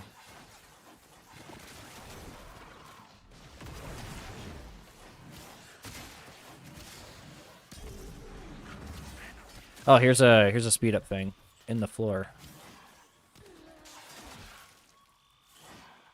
That's rude.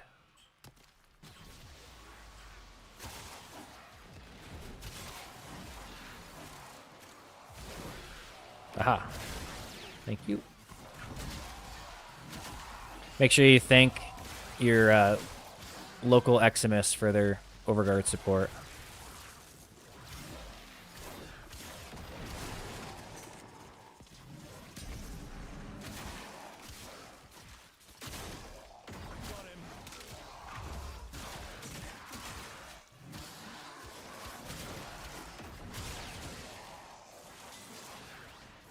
Yeah. Here, I can, I'll life support.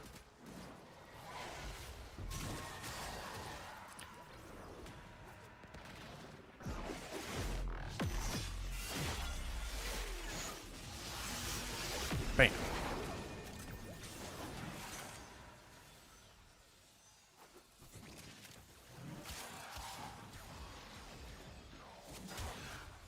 I don't think it found anything. Oh, I found that one that's in the floor. That's rude. That's it. We should be getting...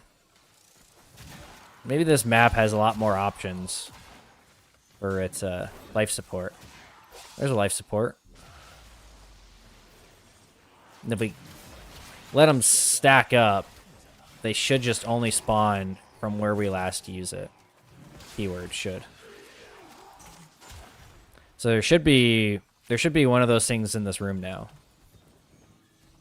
One of those speed ups.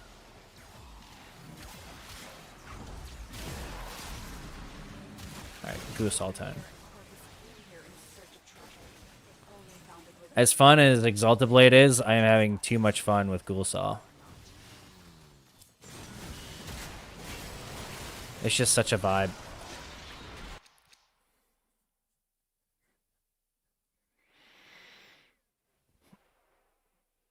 Tesla Nervos. That's one of those augment or one of those subsumes that I looked at today and was like, should I try it? Void manifestations drawn to this cursed place of stolen lives. They will drain your life support unless they are destroyed. Heroes never die. Go find yourself a ghost.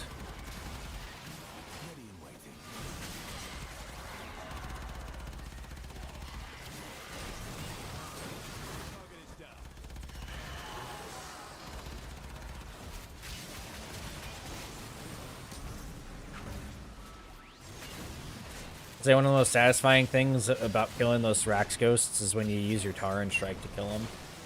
You'll hit in like the tens of millions on those ghosts. Definitely my favorite way to kill them.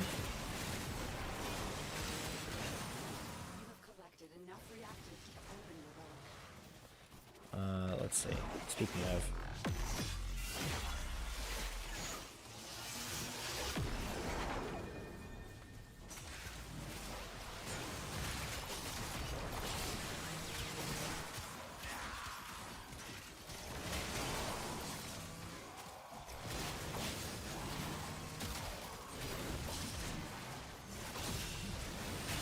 So when I have an overguard target like that, Slash Dash does a really bad job at killing them because it can't knock it down.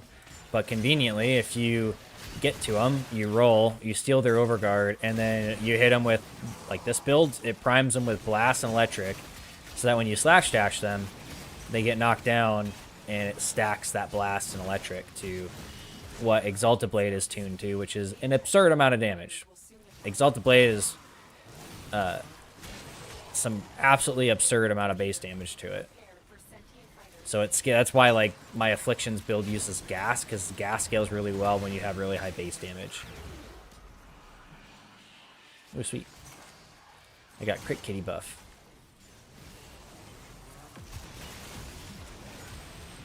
Get your ass back here.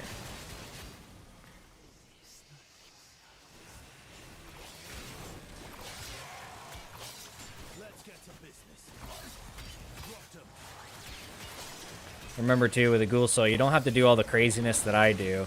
All you have to do is just press W and left mouse button, and then you just have to strafe it. On controller, this doesn't work, kind of like gnashing Perea, but worst case, it does that. It does like a little slash when you actually reach a target, and that's not bad. It's a lot more bearable than Gnashing's weird neutral attack.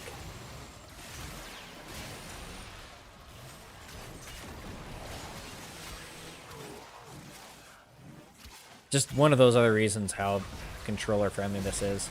Like, here's a great example. So like I accidentally Raffle advanced and drained on my combo. Well, I got my seismic slam thing or whatever it's called, and then I just have to slash dash a couple times and then I'm back to full combo. Super simple. One could say super easy. Barely an inconvenience.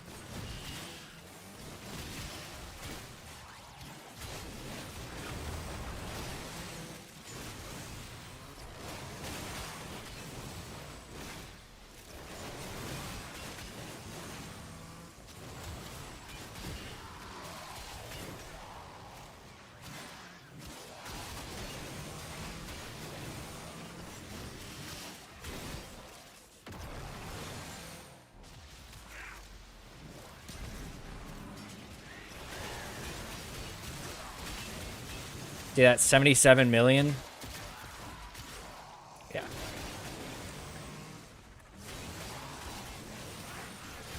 So like technically you could do this without needing influence. Like if you just ran blast afflictions on this Kuva ghoulsaw, you could do that. Because it's really just the close enemies that I'm hitting with that. You just need like 1 or 2 stacks. It'd probably hit even harder, potentially. I don't know. There's some slight chance that I don't get a blast proc when I should be.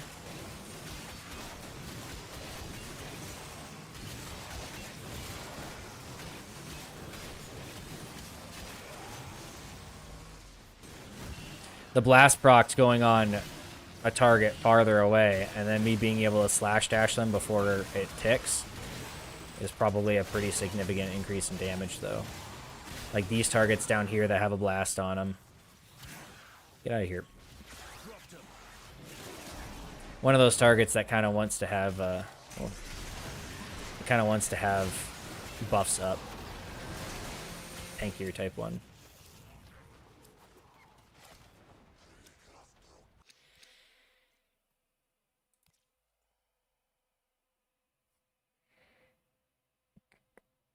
So, have you read Venato's augment, Venato's augment is going to be absurd, to put it simply, because it's already Venato Prime is already one of the best melee influence hosts in the game because you spread Tau as well when you use it. So it's like you already do want to use influence on it, and if influence works with its new augment, here I'll link it so we can look at it after we kill these heckin' ghosts.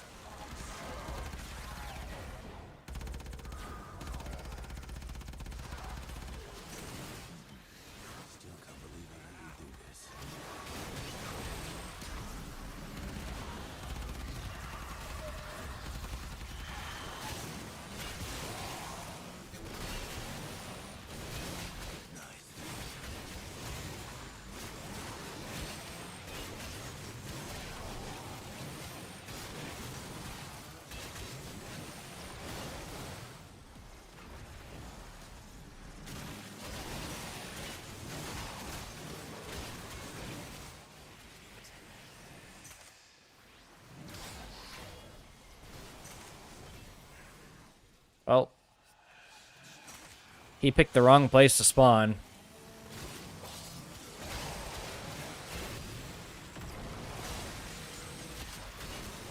Oh, just as a reminder. Let's see. I need an enemy now. How badass that is. The finisher move for it. It's like some real Doom stuff right there. I actually have a Doom, an Excalibur Doom cosmetic set up right now. It's kind of bad, but it can be done. And the ghoulsaw is definitely the vibe to go with it.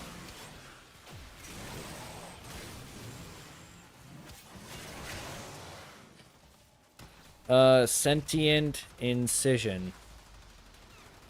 I should probably not die here. I would not be.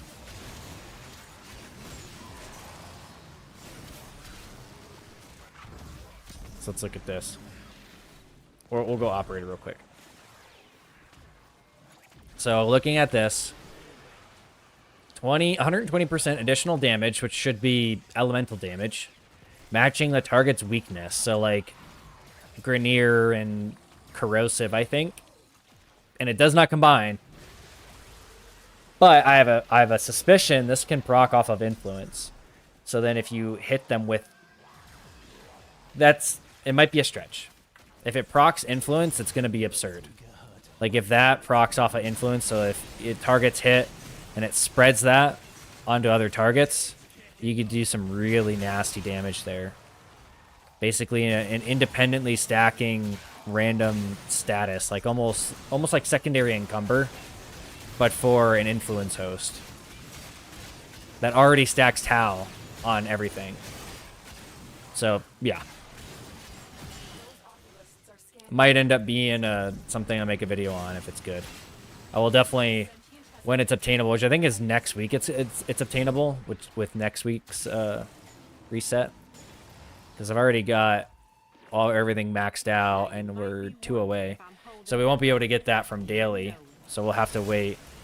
We'll have to wait until Sunday.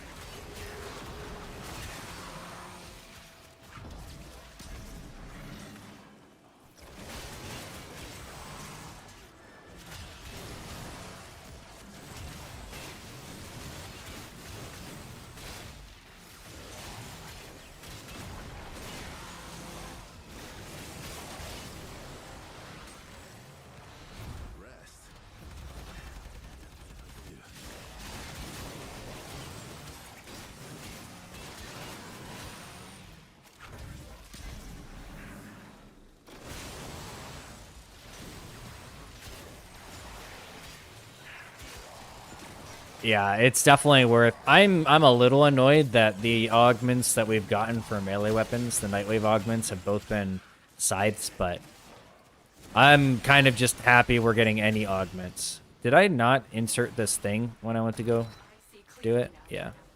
I've had that in my hand now for probably 5 minutes.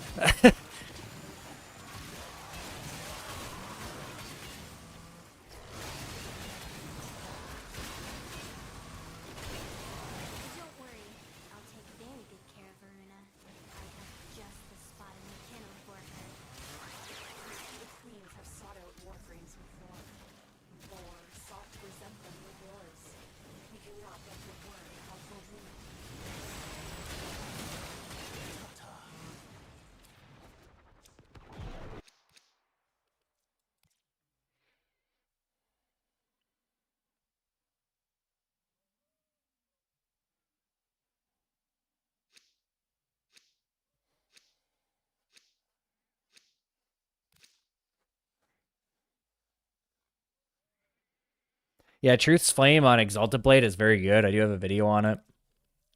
The only downside to it is it doesn't proc the truths.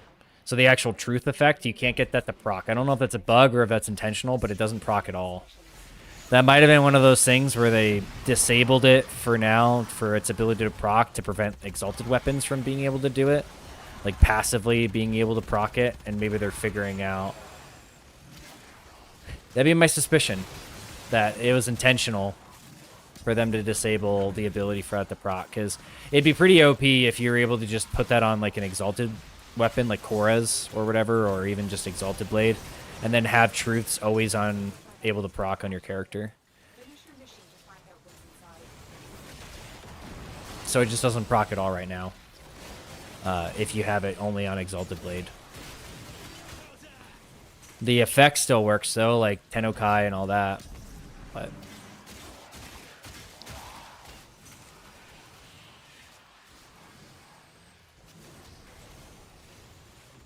picked the wrong house, fool.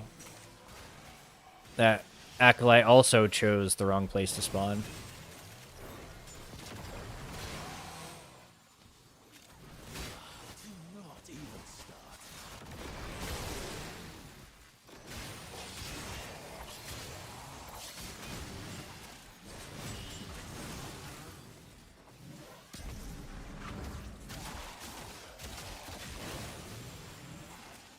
Me. The extra range really messes with me.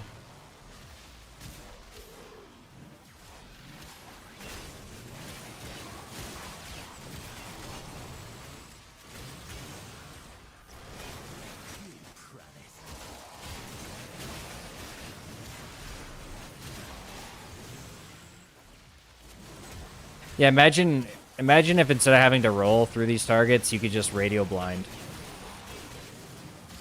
That would work. That would fit his kit and just really chef's kiss his whole kit.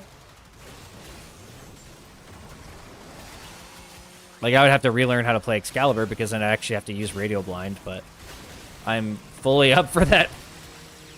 Oh no, don't fix Excalibur's kit and make it across the board useful with a new augment. Don't do that, DE. I would have to, like, relearn how to play Excalibur all of a sudden. What a shame. I'm already kind of having to relearn Excalibur for just rolling, but it's something that I've already done for a long time, especially on Dual Liquor, because the way the stance works is very similar to this, where you kind of want to be rolling to break certain move sets within the stance. Ghoulsaw just works really well with rolling. Its stance is really built to be able to handle rolling.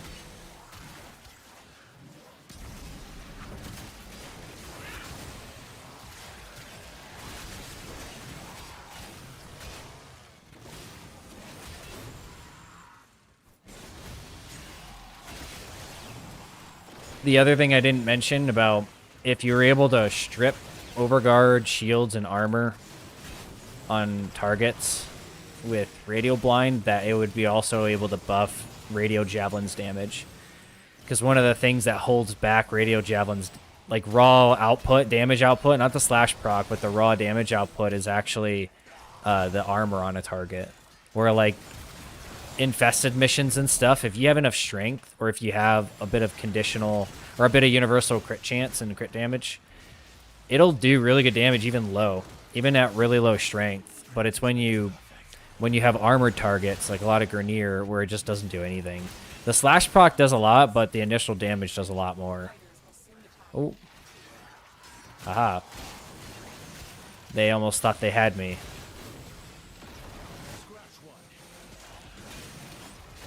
Joke's on them. I've got Arcane Circumvent.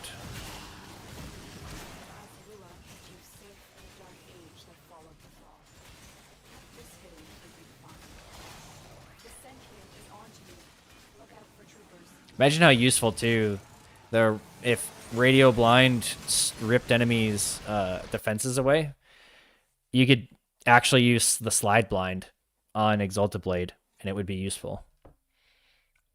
Because it would proc off that. I think that would be a pretty pretty baseline thing that the slide blind would allow you then to use Exalted Blade to strip defenses off of targets.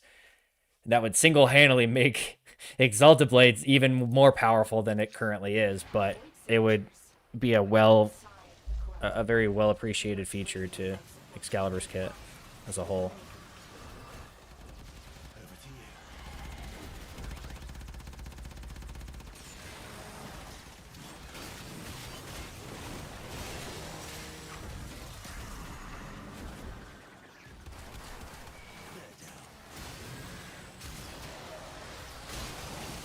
Yeah, see that target? Two Eximus there they were fully overguard stripped.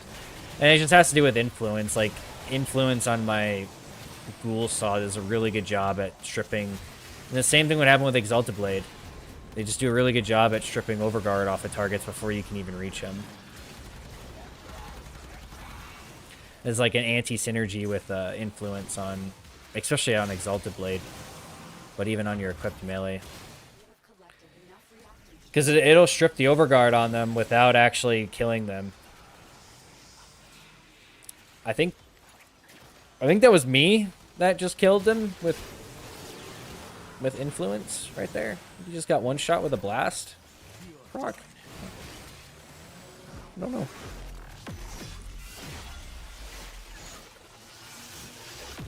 Well, I'm testing. I just have Raffle of Ants on this kit because I couldn't find any particular subsume that was worth using other than no subsume, and I figure I might as well put Raffle of Ants on the build because I know a lot of people like it. I like it. It's unfortunately Radio Blind is worthless, so there's no reason to have it on there. And so if you're going to choose a subsume, especially at low strength, that only has positive impacts, then Raffle of Ants is one. And then you can pull off Blood Rush off of Exalted Blade because you don't need Blood Rush on Exalted Blade then, and then you get a slot for extra attack speed on it. So it frees up one mod slot on Exalted Blade. So then the only combo mod you're using is just Weeping Wounds, which gives you exactly what you need. It gets the status chance to like 99% on Exalted Blade across the board, and so you're far more likely when you're using Exalted Blade to actually proc your gas, even on Slash Dash. So I'll show that.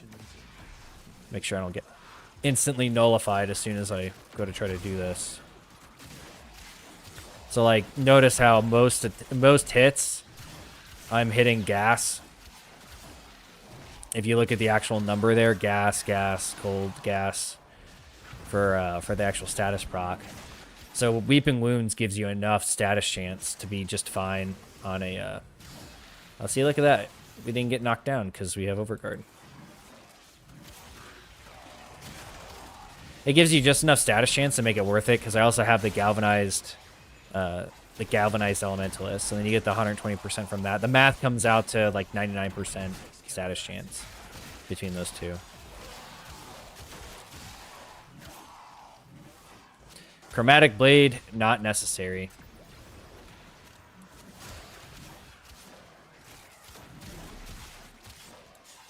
But I'm mostly slash dashing with it, but at the same time, you could just use standard Exalted Blade and be just fine.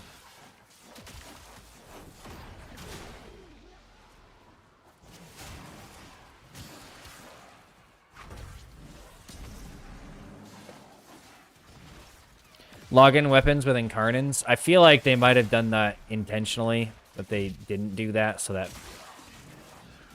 the login rewards, the daily login rewards of actual power kind of suck for most players because you think it's kind of like the Excalibur Prime problem. It's literally unobtainable for quite a long time for people. It's hard time gated.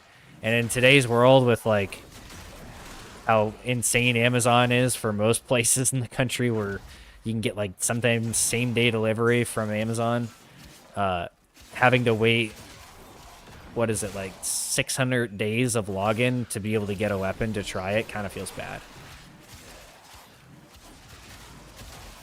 It's a problem I haven't had in this game because I've been playing for so long, so I'm at like 26, I think I'm almost at like 2,700 login days, where I missed a ton because I was out at sea physically unable to log into the game. It's pretty much the only times that I missed daily login, because I made it kind of a habit. Even when I wasn't really playing Warframe, I made it a habit to log in daily. Because I knew back in the day that it was important for you to get those daily login rewards, so then I started doing it. Especially if after they reworked the daily login system. I forget when that was, but whenever they reworked it to have the actual rewards, I was like, yeah, okay, I should, even if I'm not playing it right now, I should do this so that when I do pick it up in a, you know, for periods here and there over the last 13 years, where I would play it for like a few weeks and then put it down and play a bunch of WoW and then come and pick it back up, that I would actually be able to have those login rewards, not be time gated on it. Like, I'd log in for a lot of events. If there was something special, I would log in. These manifestations must not be allowed a foothold on Rua. Life support is at risk. Destroy them.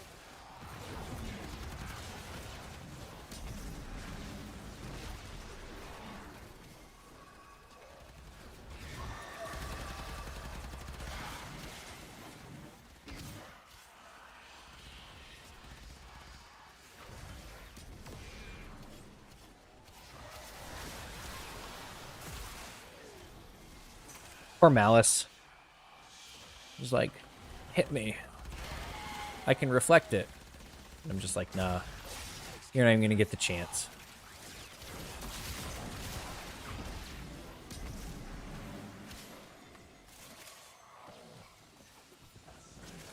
Oculists, if they scan you, sentient fighters won't be far behind.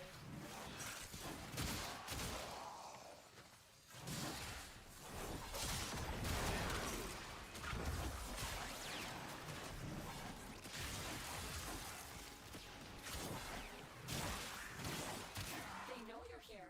Prepared for sentient fighters. That's it. You opened the relic. Finish your mission and then take a look inside.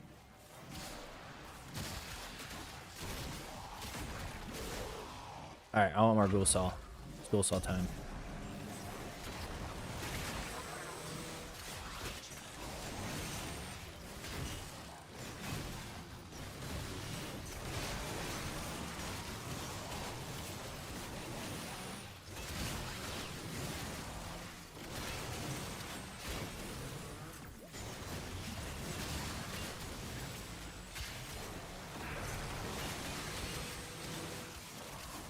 Those arson XMSs are thick.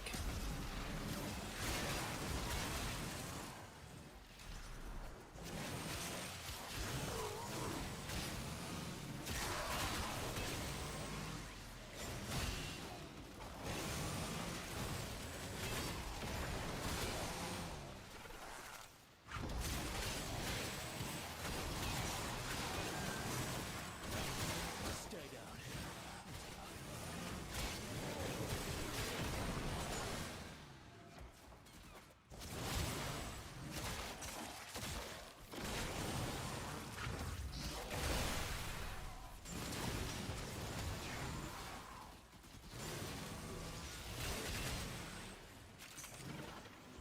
Aha, thank you for the shields. See, like right there, like what I did where I broke slash dash so that I could roll through the target. So you slash dash to them, but then you break it before you reach them. So that prevents you from doing potentially lethal damage to them. I'm still getting good at it, and it's like, and I run a high intensity setup, like you can see from my frame rate, and I just upgraded to an OLED after delaying that for years. So this is a fast monitor, so I should be able to see it, and I even miss it sometimes. Where it's like, oh, I'm slash dashing to that overguarded target, I should probably roll through him first. Like this guy right here.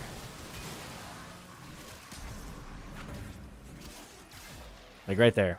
Look at me. Look at how slow I am. Could have got more overguard from that. Like these guys, roll into the crowd of them, and then I don't even care if I get nullified. It's just Raffle Advance I don't need. And Furious Javelin I don't need too in order to kill them.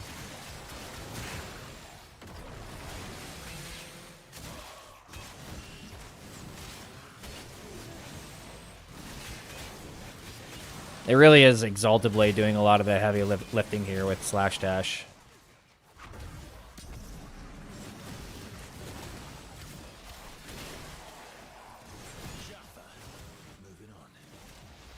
Aha, see right there. I did it. Slash dash to him to be able to get to him close and roll.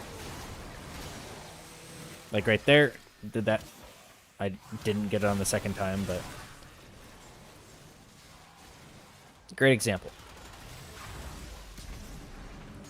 We're going to give this Acolyte a chance. A chance to survive more than a millisecond. See, he didn't get one shot at that time. We gave him a fighting chance, okay? We gave him a fighting chance.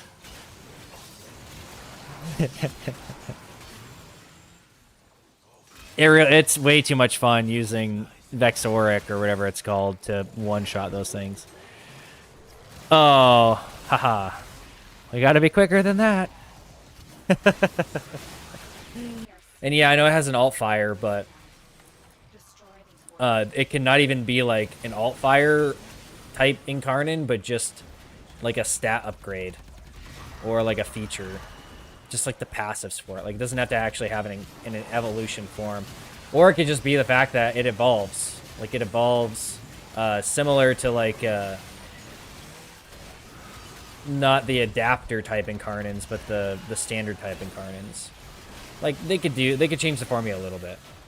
But to me that makes the most sense for something them to do. And that would give us a good quest, like a quest provided amp. Because it's not like amps are it's not like amps are a big topic anymore when it comes to power creep. With Old Peace and Taran Strikes now.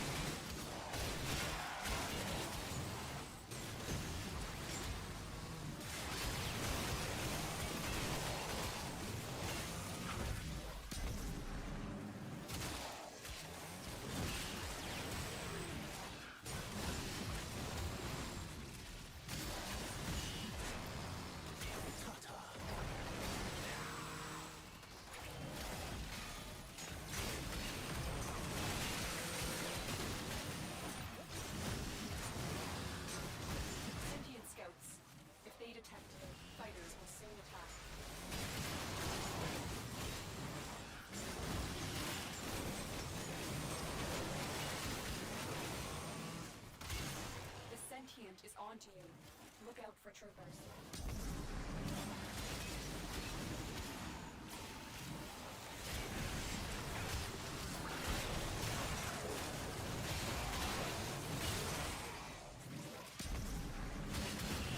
Go to Furious Javelin, all the enemies are dead. What the heck, game? Build too strong.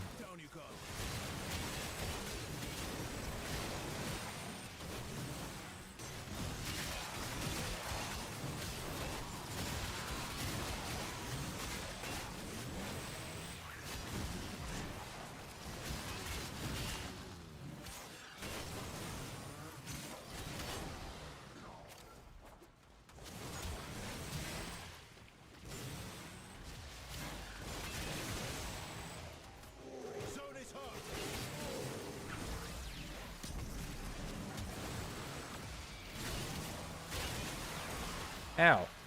Rude.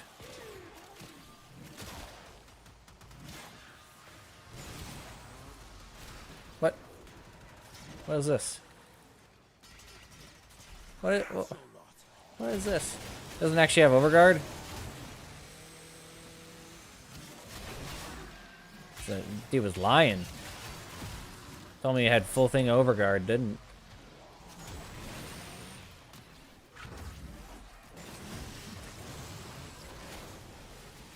The other important thing to know here too is when you've got 1,000 armor on this build, you're at 1882 armor, and with 1,000 health, that's pretty good. That's a lot of health damage you can take.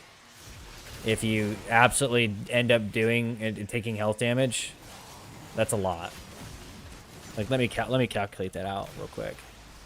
1882 divided by it'd be 2182.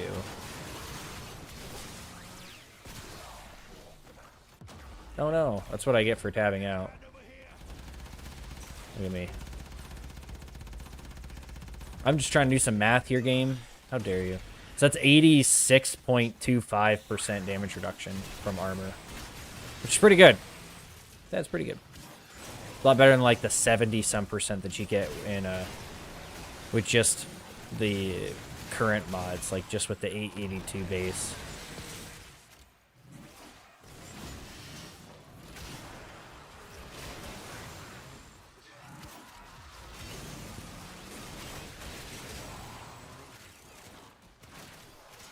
Give me that overguard.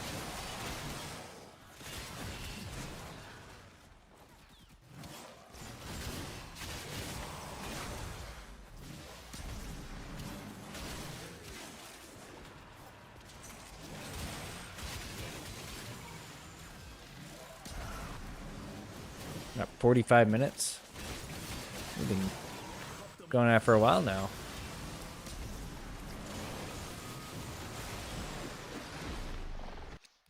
Oh, the other thing I wanted to mention that I've already tested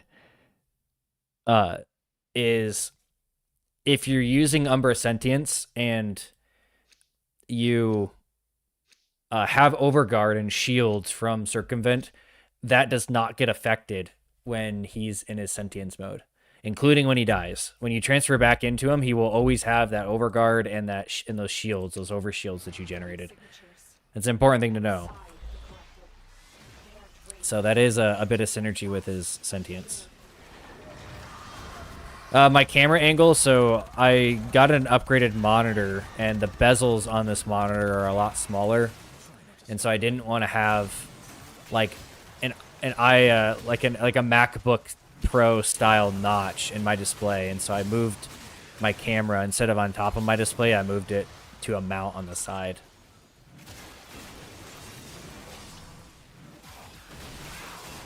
It's a bit better. I think it's a bit better of a perspective, just because with how I'm using 32-inch displays that are mid-level, so that my monitor was always pretty high up for a webcam to be on top of it. I always thought that angle was a little too high up.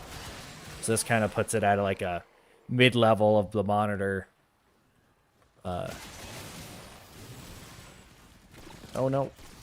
Give me that shields. Monitor, I've been basically redone my desk to make it as overdone as possible, as min-max as possible, to put it simply. I even have some more cable management stuff coming, like the little cable cover sleeves and stuff, because this is a standing desk, like one of the ones with the motorized system in it, and so I had to route all my cables and stuff to be able to handle that. So I have like a trunk of cables that I want to organize a little bit better. So why not? It's consumerism. It already looks pretty good in comparison to what it used to look like.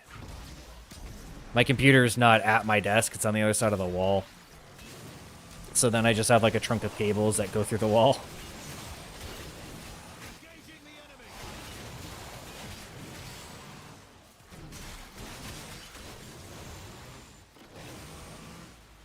Yeah, when you had to mod Warframe abilities, the only one I modded on Excalibur back then was Super Jump, because the rest of his abilities really sucked. And then once they added when they removed that feature, I ended up just using slash dash primarily to go through barriers. Like when you were doing spy missions, and instead of getting knocked down when you go through the barriers or getting knocked back, like I think it was like you were unable to go through them unless you had a way to go through them, and slash dash was one of those few ways that you could go through those like spy mission barriers without being able to actually go through them.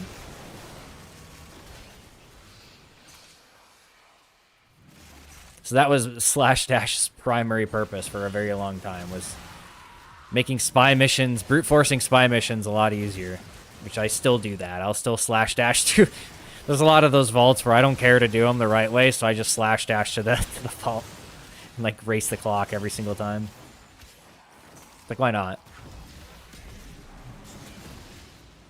We're gonna use this because I think we'll get one of those spawns.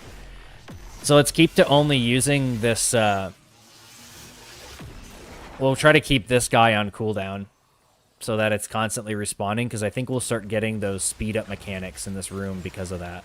Like, I think we've saturated all of the spawns, all of the potential spawns already. So when that one, in theory, when that one goes to respawn, when it spawns, we use it, but we should have one of those speed ups in this room. The same strategy for Kuva survival.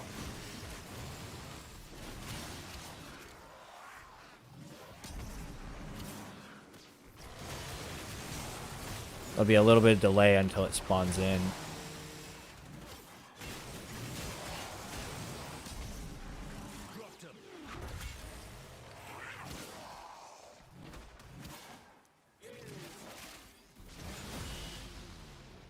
So yeah, when this guy spawns in, we'll just use him off cooldown. But we should have one of those things spawning in the room here. I don't know if it spawns instantly or if it only spawns, like the speed up thing only spawns when it actually fully spawns, not while it's spawning. Spawn word. I'll stop saying spawn for a while now.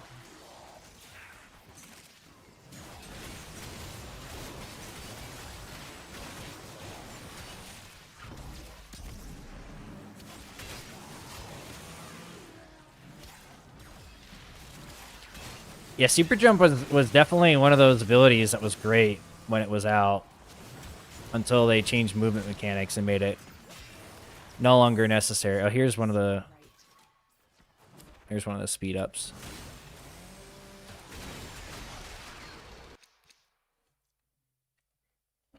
I need to finish this protein shake. Wow.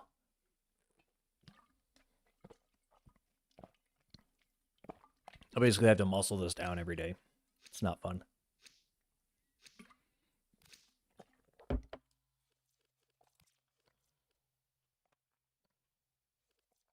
Do I have the blueprint for this? I don't think I do. Void manifestations drawn to this cursed place of stolen lives. They will drain your life support unless they are destroyed. Well, this is a little spooky. There we go. Thank you, enemy. Where's the terminal thing? There it is. Well done. Bypass status. Oh, that's not very nice.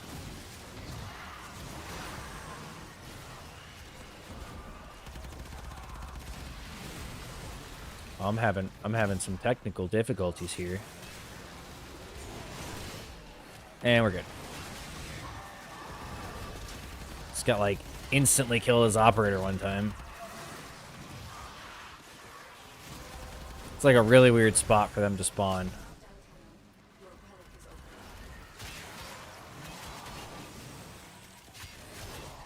Alright, I'm gonna take this guy back off cooldown so we don't miss a spawn.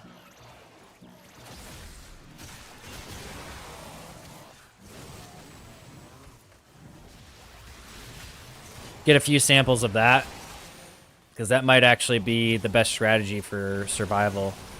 Let them all populate like they do now, and then you guarantee that it spawns in the same location, and therefore you'll guarantee that your speed up will spawn in approximately the same location.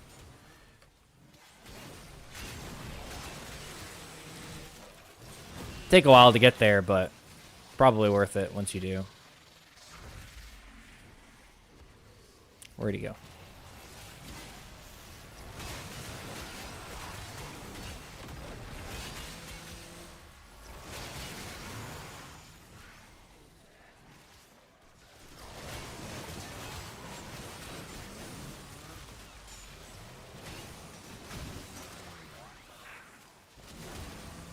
I think I remember hearing about that. I wasn't playing during that time.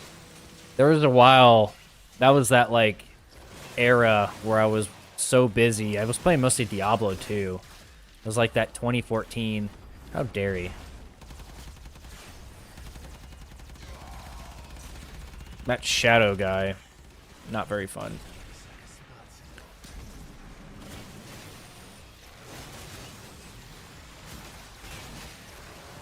But there was a period where I was like mostly just playing Diablo 2 or Diablo 3, I mean, where I would get home, get back to my barracks from being in the schoolhouse for, what was it, like 80 plus hours a week.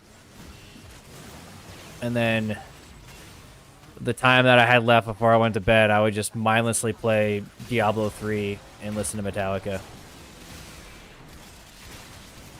That was my existence for the like 2014, pretty much the whole year of 2014. If that time frame was about then when the Super Jump had Invis.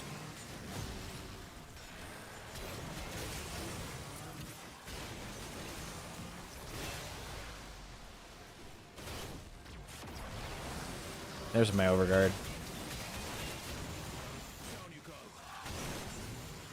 Yeah, for the most part, when you have overguard, you really don't... Like, it lasts surprisingly long, especially if you're using slash dash. Even on this, where things are pretty chaotic on this, like, where there's not really a kill channel. Enemies are coming from all over the place, so then running out of overguard is pretty common here. Or taking damage to overguard is pretty common. And it's handling it just fine. The acolytes, though, showing up kind of mess with things, but they do give you shields. Acolytes do, in fact, have shields that you can steal.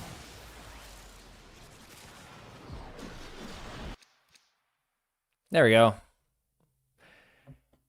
Got the thing. I might actually have a full second set of those now.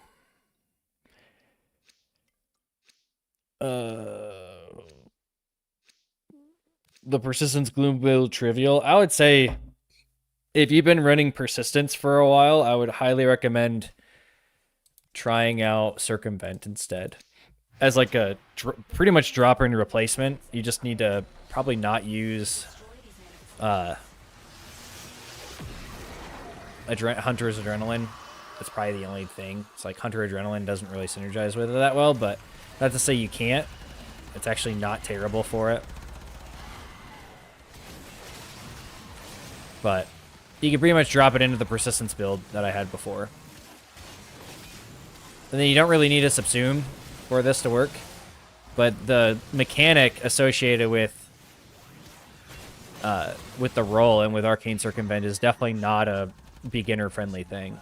This is I wouldn't say difficult, but there's definitely a learning curve to using Circumvent properly that is definitely worth it. I'm still hopeful that with enough pressure that maybe if they are going to add a new augment and they needed an option or like an idea, maybe they ran out of augment ideas, that Excalibur getting a defensive stealing like mechanic for his radio blind would be the absolute chef's kiss on his kit. Including the way it works as a slide blind.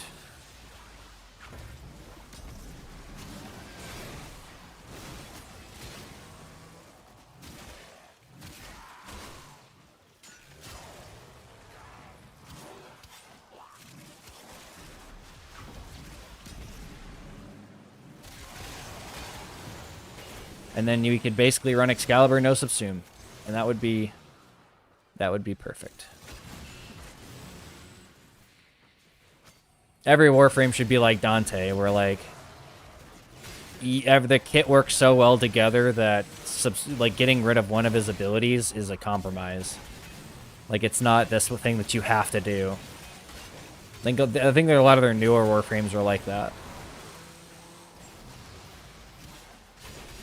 Yeah, the shields from Arcane Persistence really help. That's where like, or not Persistence, from Circumvent. But imagine if you could just do that with Radio Blind. If you could just, instead of having to roll, you could just Radio Blind. It would make even Exalted Blade really good. And then when you're close enough with Exalted Blade, you can just do a roll. Or not a roll, a slide. Yeah, the slide blind has lower range, but and lower duration. But I think if it had the same effect, even with its current range, then that would be really good. I would enjoy that.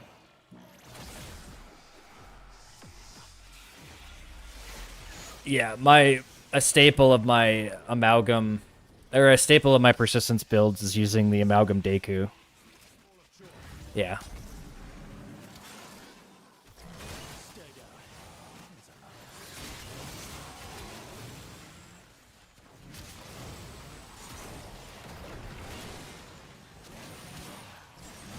Yeah, the amalgam Deku mod is how or Deku, whatever. I don't care. Whatever. What makes it my most used weapon? I only use that bow for that purpose alone. It's a very good. Probably one of my most recommended things because you think it's very easy to get even Deku Prime now, but you'd probably have to get the normal one based on the MR requirement. I think it's like 13 or something. It's pretty high. But if you get the regular one, and then once you get Excalibur Umbra and your Skiajati, you could then just use the Deku and then have a really good lifesteal option for Excalibur Umbra. Definitely one of those things I highly recommend getting early on. You might have to farm a little bit for it if you don't get lucky and have it as your first. Even then, like, all of the amalgam mods from the Ropalopolist fight are pretty good. I would just get all of them. That's definitely one of those things you do before you get to Steel Path. Just farm out all those mods. Once you learn the fight once, it's pretty easy to solo, I think. It's usually easier to solo than relying on people who know how to do the fight. One of the easiest fights to accidentally grief if you don't know what's going on.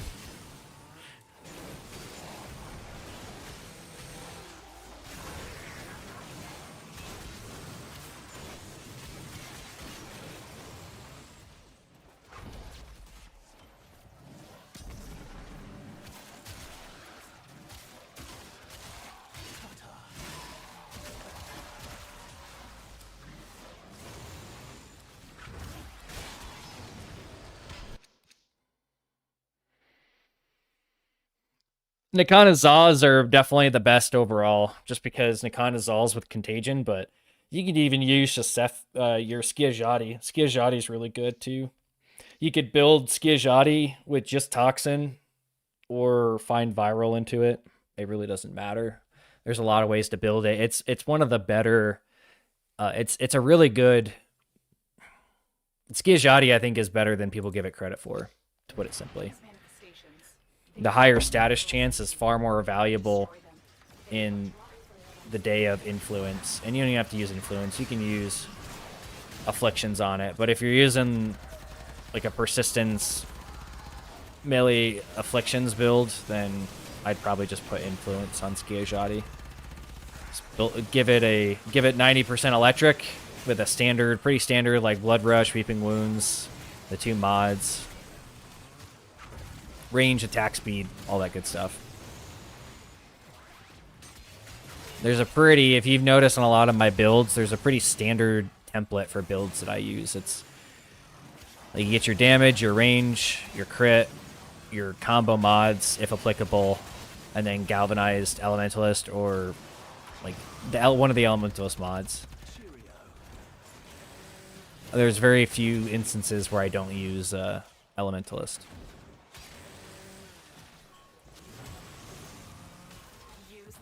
Oh, okay. Thanks, game. Just trying to pick up a thing. Oh, look at that. I'm a failure. Finish your mission to find out what's inside. I don't know what's going on up here. It's a trap. This little security bypass thing was a trap they set for us.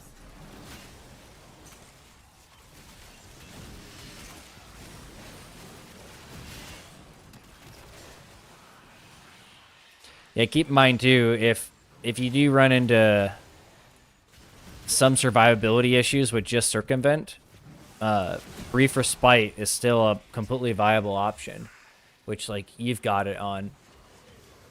So then I get a little bit of that. The only downside though, and I think this is still the case, if you do have an active shield gate and brief respite triggers and other like it'll basically override your shield gate. So if you had your full like 1.4 seconds, I think, that you get with the default 370 shields, you'll basically reset your shield gate and then lose out on potentially a whole second of immunity. One of the reasons I was trying to go away from brief respite, because I think it does affect other people's builds that way too.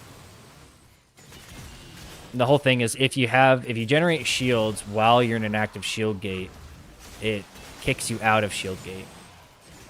If that's still the case. I think it is. I don't think they've fixed that.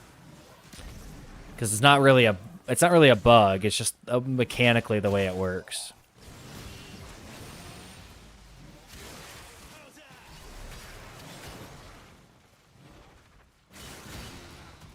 Where are me overguard at?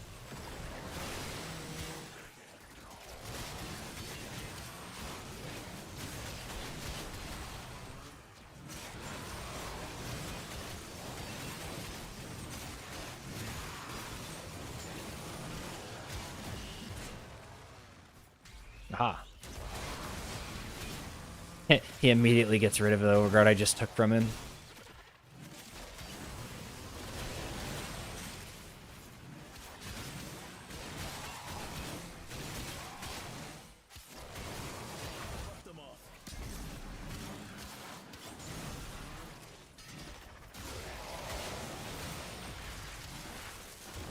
I think we both rolled into that Eximus and took his overguard. So he just went from full to 0 instantly.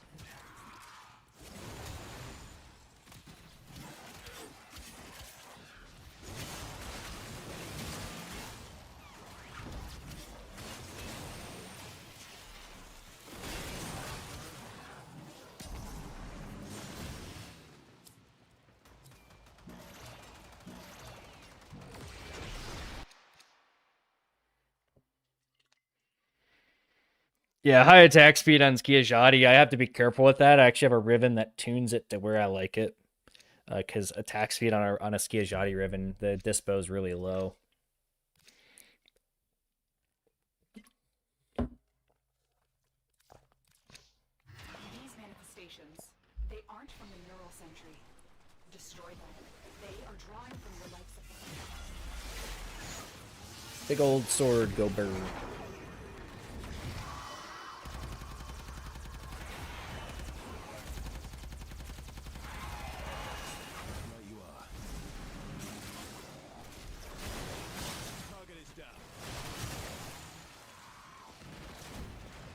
One thing I wanted to try.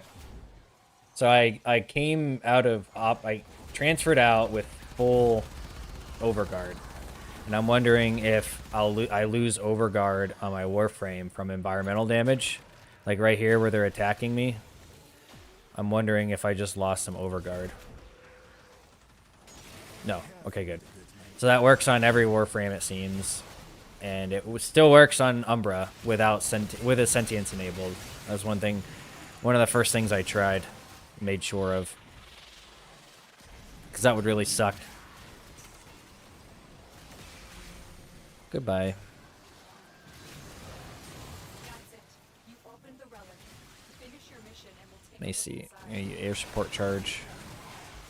Because it might have spawned. Oh no. Ah, see, like right there. So I slash dash to him and I roll through him. So I didn't actually hit him. I just got pretty close and then rolled into him. Think it's gonna get a bit tasty.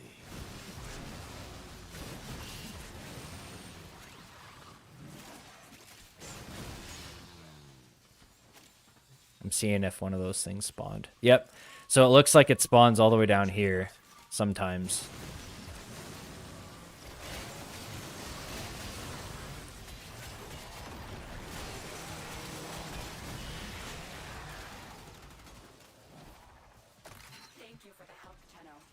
Yeah. Teamwork of just your whole team runs circumvent and just rolls through enemies the entire time. I call when you're going against Rax Ghosts, like going against Thrax Ghosts, and you really just want to roll through them twice and then slash dash, and you'll pretty much guarantee that it's a one-shot even all the way up through level cap.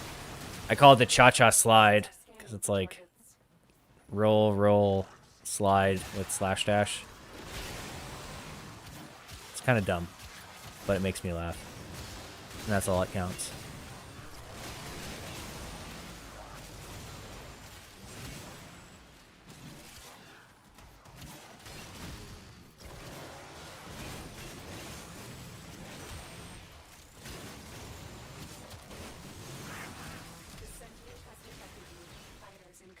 Oh, here, let me use this guy over here.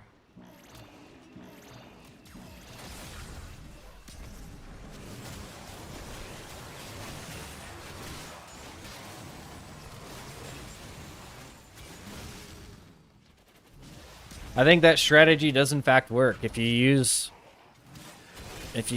your like one air support charge once they've maxed out, if you use that off cooldown, you'll keep getting those security bypass or security override things spawning within that tile that you're using that life support charge in.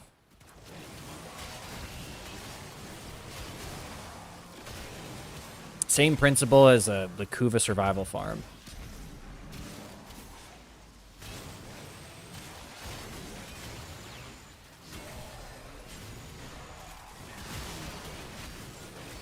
What level are these guys at? 300? That's survival for you.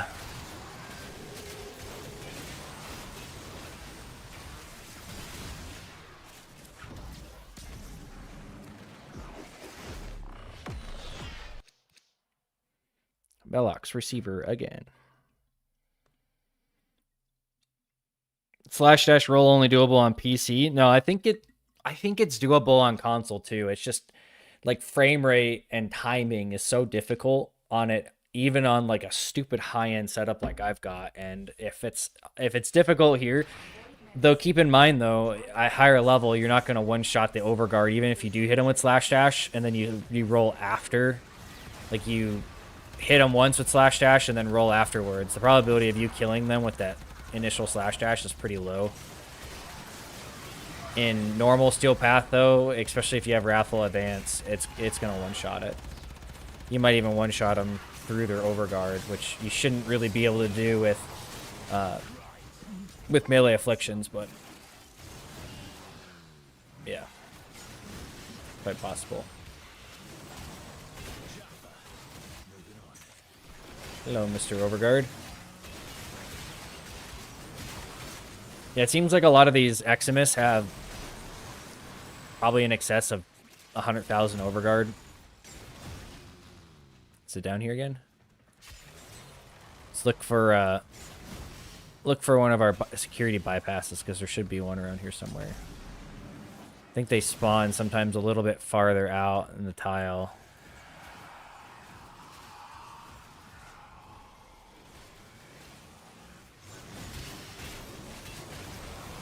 You think they learned their lesson by now, to not target me.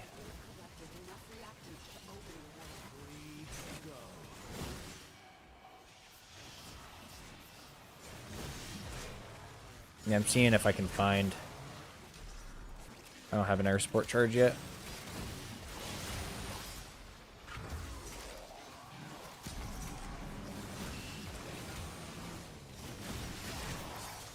If my theory is correct, there should be one around here somewhere.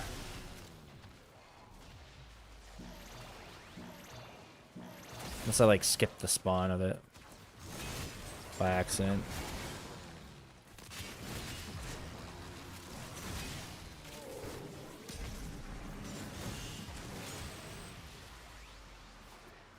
Yeah. Yeah, we can go, I'll probably be streaming for another 30 minutes or so before I have to go. So that's, whether we do that in here or not is, Nothing I'm too particular on. We can do whatever. Just kind of chilling, murdering stuff. Still trying to find this override. I feel like there should be one somewhere. And I'm just not finding it. Like it's in a weird outlier spot. Like I imagine there's only certain spots where it can actually spawn. Kind of like the keys, like the lockbox keys in Steel Path Circuit. They only spawn in certain spots. So if you memorize where the spawns are, it's pretty easy for you to figure out exactly, like based on the circle, where it might be. In this case, the circle would be the tile set.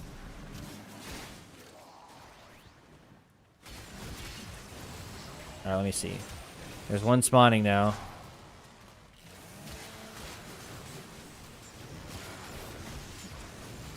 Not all the way down here.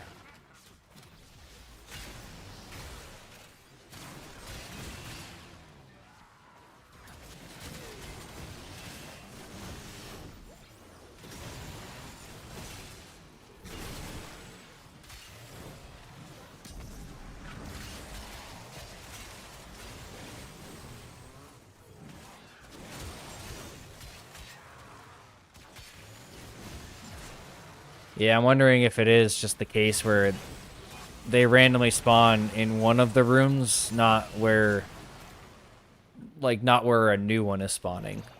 So I don't. They could. It's probably spawning one of them in one of the rooms with life support charges. It's almost like you do want to concentrate them.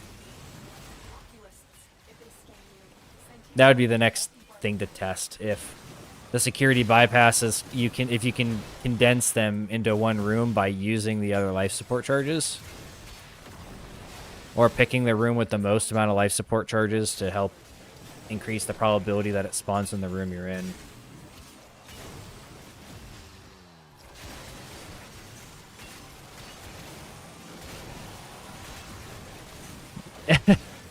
Well, the only annoyance I've had with them is that it seems like they don't reliably ping off of life support or off of your air support charges.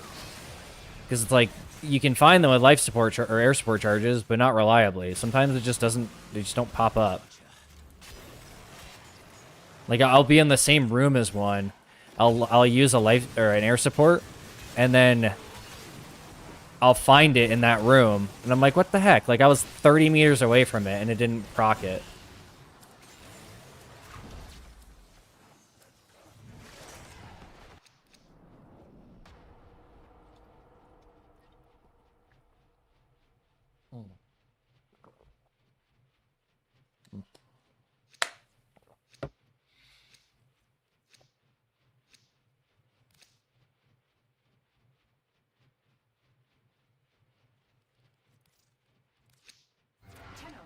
The void has summoned a new presence and it craves our life support. Destroy these manifestations. I'm gonna see if bypass is down here. Nope.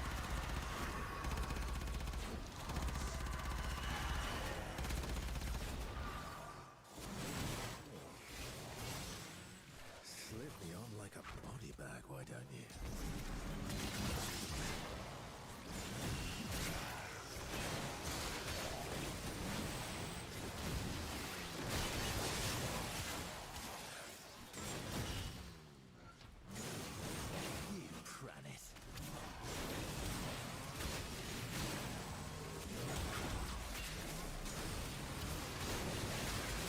Yeah, if you wanted a really low, here's one. If you wanted probably the lowest effort subsume just to throw on Excalibur would probably be Kome's Ominari or whatever it's called, her charm. Even if you're not running persistence, the fact that that can help your overguard survive and your shields and then your health, and then provide your healing is actually pretty good. Oh, fucking protein shakes. Need it.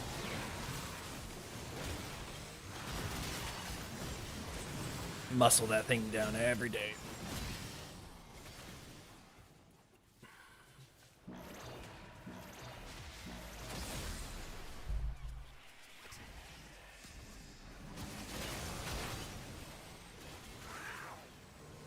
See, I'll give him a chance for him to hit him. Just kidding.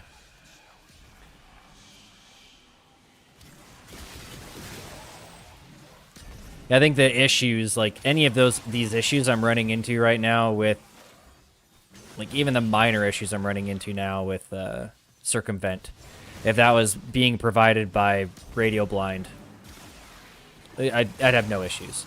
See an enemy in the distance, Radio Blind. Steals armor, shields, overguard, whatever. You don't have to try to get within melee distance of them in order to roll. Same mechanic, just easier to do. Like, a lot more user-friendly and everything.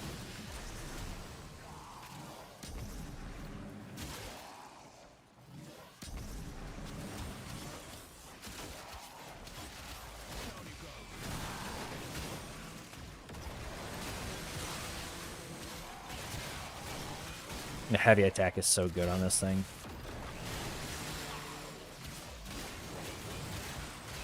I'm coming back. That room.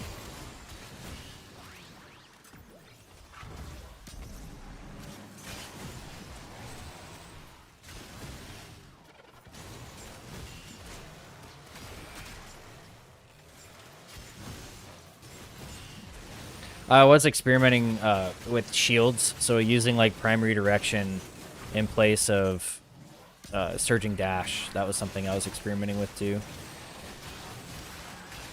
So there's been a lot of things I've been playing with to see what's necessary, what quality of life increases I can do. This is just all the testing that I do before I actually put out a video about it. Sometimes it's compounding. Like I've already tested a layer of it pretty extensively, so if I think of a build, I might only have to do like a day's worth of testing different options and stuff within it.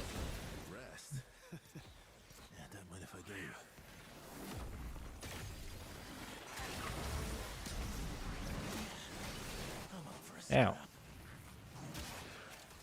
Give me that overguard.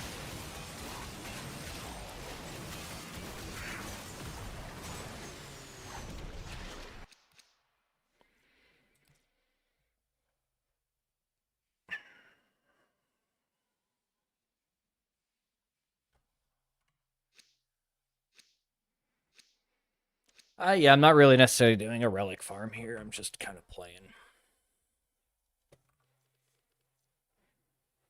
How about we do like one more relic, and then we can finish this out. So we've been doing this for like quite a while now.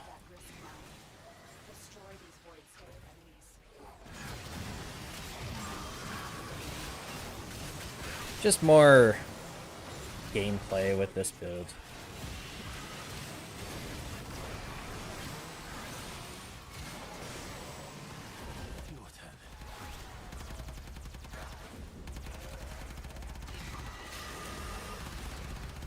Silly ghost.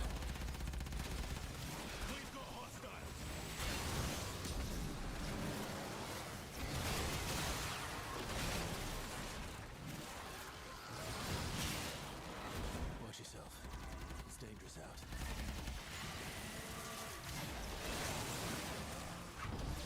Sentient scouts. If they detect it, fighters will soon attack.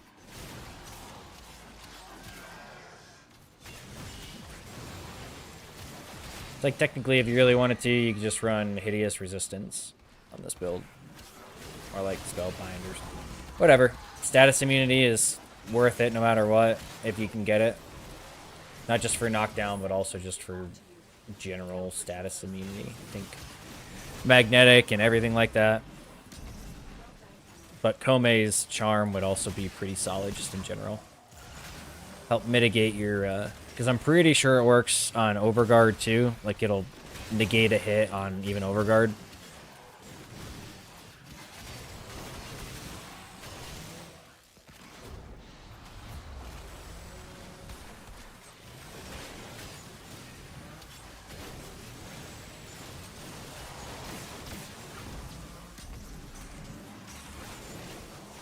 No. Surging Dash does not. Or Purging Slash is, I think, what you're talking about. Purging Slash versus Surging Dash. Those are the two. I have to remind myself of what's named what. But if that's the one you're thinking of, no, it does not restore shields on him. And I don't think it's one of those suggestions. I don't think reworking that is worth it. I think if they were to add some sort of shield generation mechanic, it would be applying it to a less useful ability to make it actually worth it. That being Radio Blind. So just simply put, having Radio Blind generate, or not generate shields, but actually steal shields from enemies, similar to Circumvent. Basically the Circumvent mechanic, but with Radio Blind.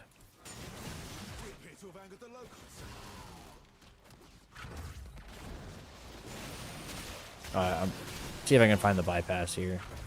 If there is one. Doesn't look like it. At least not in this tile. So that might be the case where they spawn not where an air support charge is spawning, but where any air support charge is. Did I just see one there? There's one.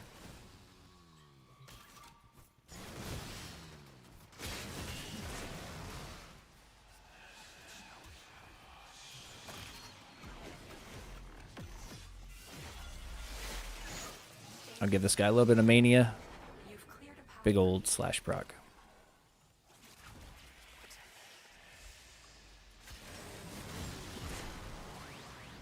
Alright, yeah, we can start heading to extraction here if you want.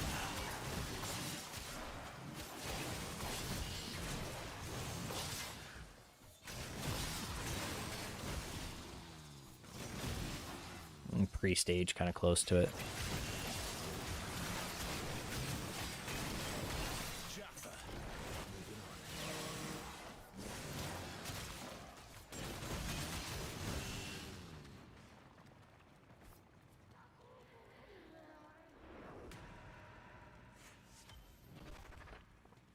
Yeah, that's been a suggestion of mine even in the past, of just letting Surging Dash applied to, or Purging Slash applied to Excalibur himself. But that's where I think adding another augment would be probably the best option. You think there's a lot of Warframes with 2 augments per ability. Excalibur only has one of those, and that's one of them is a conclave, being Purging Slash. So having 2 augments for Radio Blind isn't that big of a deal, to be honest.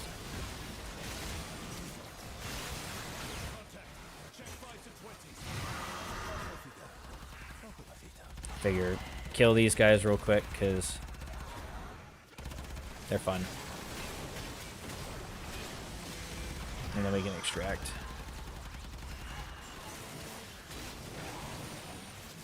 Alright, now it's time. Expacito. And then I'm going to take a break before I have an appointment for some work I'm getting done in my house. So we'll see. See how that goes. See how many thousands of dollars I have to spend to do it.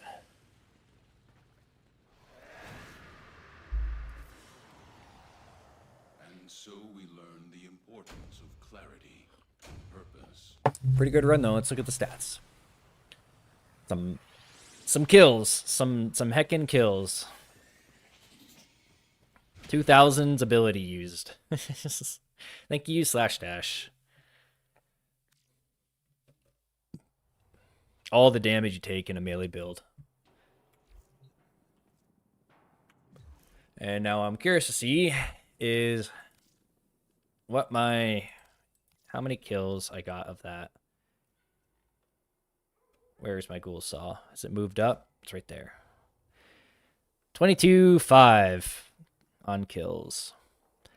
Like I said, once this gets the XP cap, I'm just gonna fully Omniforma, because why not? It's gonna have a full set of Omniforma. Absolutely unnecessary, but if it hits XP cap, it definitely deserves full Omniforma, to put it simply.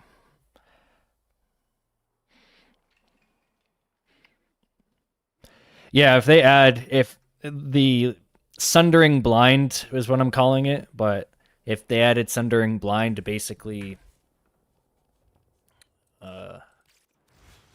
basically this effect for radio blind per hit target, so it would be radio blind, enemies hit by radio blind or have like 10% of their defensive stolen for yourself, and then it would be like a base 10-second. So like base 10%, base 10 seconds, and then that would scale with strength and duration like it should. And then that would also apply to slide blind here. So blind radius, blind duration, it would just scale base, it would scale that too. So you would get that effect. It would just inherit this. Yeah, I think that would make his slide blind actually useful, and people would stop complaining about it. I would think if radio blind had a defensive stealing feature on it, people would stop complaining about the radio blind on the slide blind. I would stop complaining about it, because then it'd be like a staple of using that. Like you slash dash to a target, you do a slide blind target, steal some defensives, slash about, slash dash, slide blind. So it's kind of making it a little bit more efficient ability wise than hitting your 2. That would be the idea there. Yeah, so I'm gonna get off for a bit. I hope you guys enjoyed watching that gameplay and seeing some more ghoulsaw action. Keeping in mind that I am using what I would consider to be the best Riven for this by like a mile. I think the only thing that I would rather have is, instead of finisher, I'd rather have efficiency, because that's probably my favorite negative. But it's very close to the point. And I've had this for a long time. I rolled this months and months ago when I was originally playing with ghoulsaw. Let me actually look. I forgot about that. I wanted to look at how much I used the ghoulsaw before. Yeah, so I got like 4,500 kills with the ghoulsaw beforehand. 10.8 million XP. So I used the ghoulsaw quite a bit before, just to really understand what was going on with it and how the stance works and stuff. So I'll have a follow-up video on it probably once I hit XP cap and fully Omniforma, just to really give like probably 100,000 kill review of it. Because I do see a lot of people giving it hate, and I genuinely don't think that those people are actually using it. They're not learning the stance. The stance isn't that difficult to learn, but it's also not that straightforward. There's some nuance to it that I think I show how good it actually is. Put it simply. Yeah. I guess look forward to future video for that. I might put out one today. We'll see. We'll see what ends up. See what I feel like doing later today if I get time after this event. And then it's very nice out, so I might be outside for a lot today. Running. Thanks for joining.